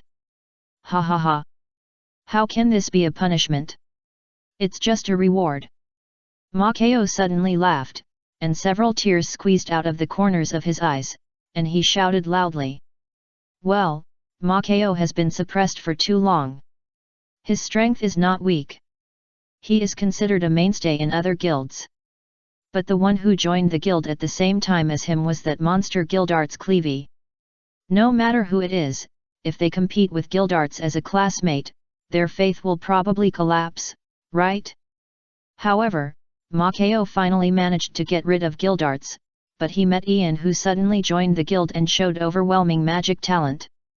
It took Ian only 1 year to learn magic from scratch and complete his decades of journey. The next year, Ian completely surpassed him. In the 3rd year, Ian became the only active S-level magician in the guild, reaching a level that he could not catch up with. After that, Laxus, the grandson of the president, also began to emerge. Then, geniuses such as Gray, Natsu, Erza, Myra Jane, and Arushia emerged from the guild like mushrooms after rain. This made Makarov give up the desire to continue competing. However, Ian suddenly took out the magic developer that claimed to be able to develop the potential of magicians, which gave Makarov hope to move forward. Wakaba. You are not willing to give up, right? Makarov wiped away his tears, looked at Wakaba beside him, and spoke loudly. Isn't this natural? How could we be surpassed so easily by these brats in the guild? Let them see the foundation of the old magician. Wakaba held a cigar in his mouth, and his fighting spirit was as passionate as Makarov. So, what are you going to do? Ian asked, looking at Wakaba and Makarov, who were suddenly excited. Let us go first. Makarov said confidently. Which gear are you going to challenge? Ian looked at the 2 people in front of him and continued to ask. In the spirit of being responsible for everyone present, he must ask clearly what the highest gear Makarov and Wakaba can accept is. Gear? Are you kidding? Of course, give us the highest gear. Who do you think we are? Wakaba said arrogantly. Okay. Seeing this, Ian didn't dare to say anything more. He could only follow what Wakaba and Makarov said, use gravity magic to take off their shirts, and put them into the huge magic developer in front of him. Wakaba. Good job. Makarov. Be alert and don't lose points. As for the fairy tale people outside the magic developer, they showed an expression of not wanting to make trouble, waving their fists and shouting. Come on. Before Ian activated the magic developer, he did not forget to remind Wakaba and Makarov. Come on. Makarov and Wakaba closed their eyes tightly, as if they were ready. Magic development is a little painful. If you can't stand it, just scream. Ian looked at Makarov and Wakaba and reminded them. Haha. Too much nonsense, just come directly. Makarov smiled coldly, with disdain on his face. No matter how painful it is, I won't scream. Wakaba was full of confidence and clenched his teeth, as if he would rather die than succumb to the magic developer. Haha. Seeing this, Ian just chuckled. Since the 2 seniors are having made preparations, he said no more. In order to respond to the expectations of the 2, he directly turned the magic developer to the highest gear. Boom! For a moment, everyone only heard the roar of the machine starting. Zi Lala! The next second, the current from all directions was transmitted along the wires on Makarov and Wakaba into their bodies. The crackling sound made the surrounding fairy tale people feel painful and frowned. Seniors Wakaba and Makarov are still a bit good. Faced with such terrifying magic power, they didn't even scream. Ian stood beside the machine, looking at Wakaba and Makarov in the machine, admiringly. Even Ian himself might not be able to do it, not making a sound under the strong stimulation of this developer. Ah! I'm going to die. Stop it. Help. I don't want to develop anymore. Ian, save me. I don't have to be an S-class mage. Just before Ian finished speaking, the roar of Makarov came from the developer. It's not that he didn't want to scream, but his mouth was numb from the electric shock and he couldn't scream at all. Lol. As for Wakaba beside Makarov, he was indeed tough enough. As he said, after entering the developer, he endured it silently without saying a word. But if you look closely, you can see Wakaba in the machine. I don't know when his eyes have rolled back and white foam has begun to spit out of his mouth. This guy has been completely electrocuted by the magic power sent into his body by the developer. In response to this, Ian, who just admired Macau and Wakaba for being tough enough, was completely speechless. How to say it? This time, it really won't disappoint. Chapter 50 Ian, it seems I have to increase the power of the magic developer. 5 minutes later. I'm going to die. I'm really going to die. I really regret being the first to enjoy this magic developer. Wakaba lay on the ground, breathing heavily, his whole body was wet with his own sweat. I seem to see my grandma. Grandma said she would take me to heaven to reunite with my family. He he he. Macau lay on the ground, talking nonsense. Under the excessive magic, Macau's consciousness began to blur. Don't worry, you won't die. As for Ian, he stood beside Macau and Wakaba, and whispered to comfort them. Well, before Ian put the torture instruments on Macau and Wakaba. He meant that before he put the magic power development device on Macau and Wakaba. He estimated the limit of time that their bodies could withstand based on their physical constitutions and magic power, and developed them based on this limit. So at the moment, Wakaba and Macau just look like they are dying. But they are not far from real death. Next. After Ian confirmed that Wakaba and Macau were fine and only needed to rest for a while to recover, he raised his head and looked at the other people present. For a moment, all the fairy tale people present, one by one, whoever came into contact with Ian's eyes, stepped back a few steps. You go first. You're young. No, no, no. You go first. You're in good health. Didn't you say you wanted to become an S-class mage? The opportunity is right in front of you, don't miss it. Actually, what's S-class or not? Isn't it enough that we're all companions of the Fairy Tale Guild? Let's give this opportunity to you. Well, with Ian's help, the fairy tale people learn to be humble, to yield, and to be polite. This is something that even Makarov couldn't do. From this perspective, Ian is really a man of great merit. Go if I tell you to. Stop talking nonsense. Damn. You want to fight me, don't you? We've been fighting for a whole day, and you haven't had enough, right? I fainted from hunger this morning, so I didn't lose to you at all. Now that I'm full, I'll let you feel the difference in strength between you and me. Come on. Who's afraid of who? Today I'll make you admit defeat with conviction. Unfortunately, after a while, these fairy tale people gradually exposed their qualities. Veins on their foreheads bulged, and they shouted loudly, as if they were about to fight again. For a while, countless magical powers burst out in this Magic Development Bureau. Quiet. Seeing this, Ian sighed and released more terrifying magical power from his body than the sum of all the people present. For a while, infinite gravity, mixed with magical power that was so dense that it seemed to turn from invisible to visible, fell on the shoulders of everyone present like ink like raindrops. As everyone's shoulders sank, their gradually overwhelmed brains slowly calmed down. Many people looked up in the direction of Ian, and saw Ian's figure like a demon god walking out of the abyss, standing in the rich magic power, with infinite oppression, silently watching everyone present. What a strong sense of oppression! This magic power seems to be even higher than the president's. No way!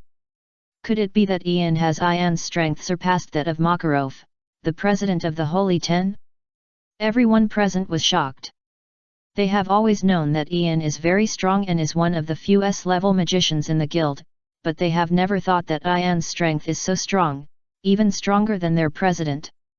Since none of you raise your hands, it's my turn to randomly call the names.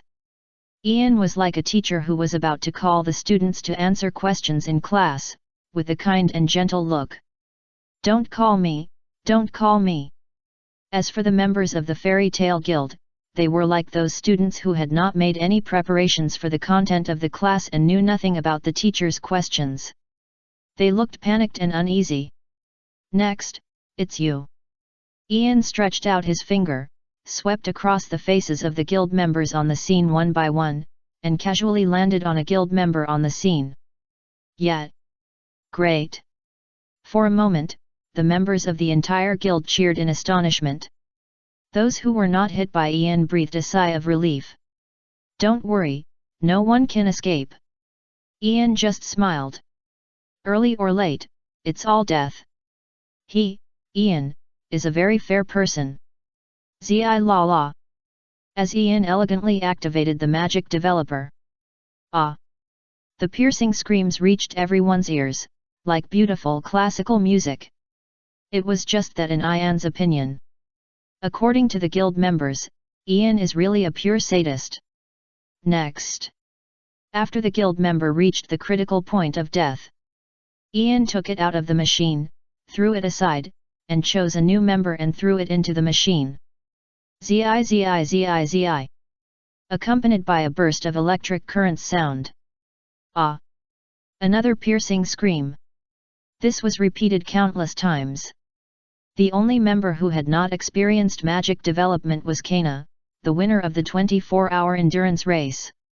There were also Laxus, the three Myra Jane sisters, Natsu, Gray, Leon, Ultia, and Erza, Ian's beloved daughter. Well, the rest were minors. I'll go first. After all, I'm the oldest. After Laxus glanced at the remaining people who had not yet developed their magic power, he found that he was the oldest among the remaining people, so he stood up without hesitation, quite like a big brother. "How much power?" Ian looked at Laxus and asked. "The largest." Laxus answered without hesitation. "How long?" Ian continued to ask. "How long?" "Until one of the machines falls down." Laxus's mouth curved, and he looked at the huge magic developer in front of him, with infinite fighting spirit in his eyes. This is no longer a simple magic development, but a battle with dignity at stake. He Laxus must do it, better than those minors behind him. "Then come on." Ian smiled, he believed that Laxus had such strength. Without waiting for Ian to make a move, Laxus jumped into the huge magic developer, took off his shirt, and let the wires tie him up. "Here it comes," Ian said, pressing the start button of the developer. Buzz. Zzz. Suddenly, countless magic powers poured into Laxus's body like a tide. Humph! Laxus was suddenly filled with so much magic power by the magic developer. He snorted in pain, but for the powerful Laxus, that was the end. Not enough. Not enough. Laxus looked at Ian on the stage and said provocatively. "In that case, I'll give you a wave of superpower." While Ian was speaking, he turned the power of the machine to overload. Boom! For a moment, this huge magic developer seemed to emit billowing black smoke, and terrifying magic power continued to pour into Laxus's body. Haha! That's the feeling. But it's still far from enough. Laxus smiled, and he felt that the barrier in his body that was hindering his progress was being broken in an orderly manner with the help of the magic developer. This feeling of continuous progress made him feel very comfortable. No. This model of magic developer is too old. After all, this thing was created to help Ultia, who is only 8 or 9 years old and still a child, develop magic power. Now it is not enough to work on Laxus, Erza, and others who have reached S-level strength. I have to think of a way to strengthen it. Ian thought to himself after thinking about it.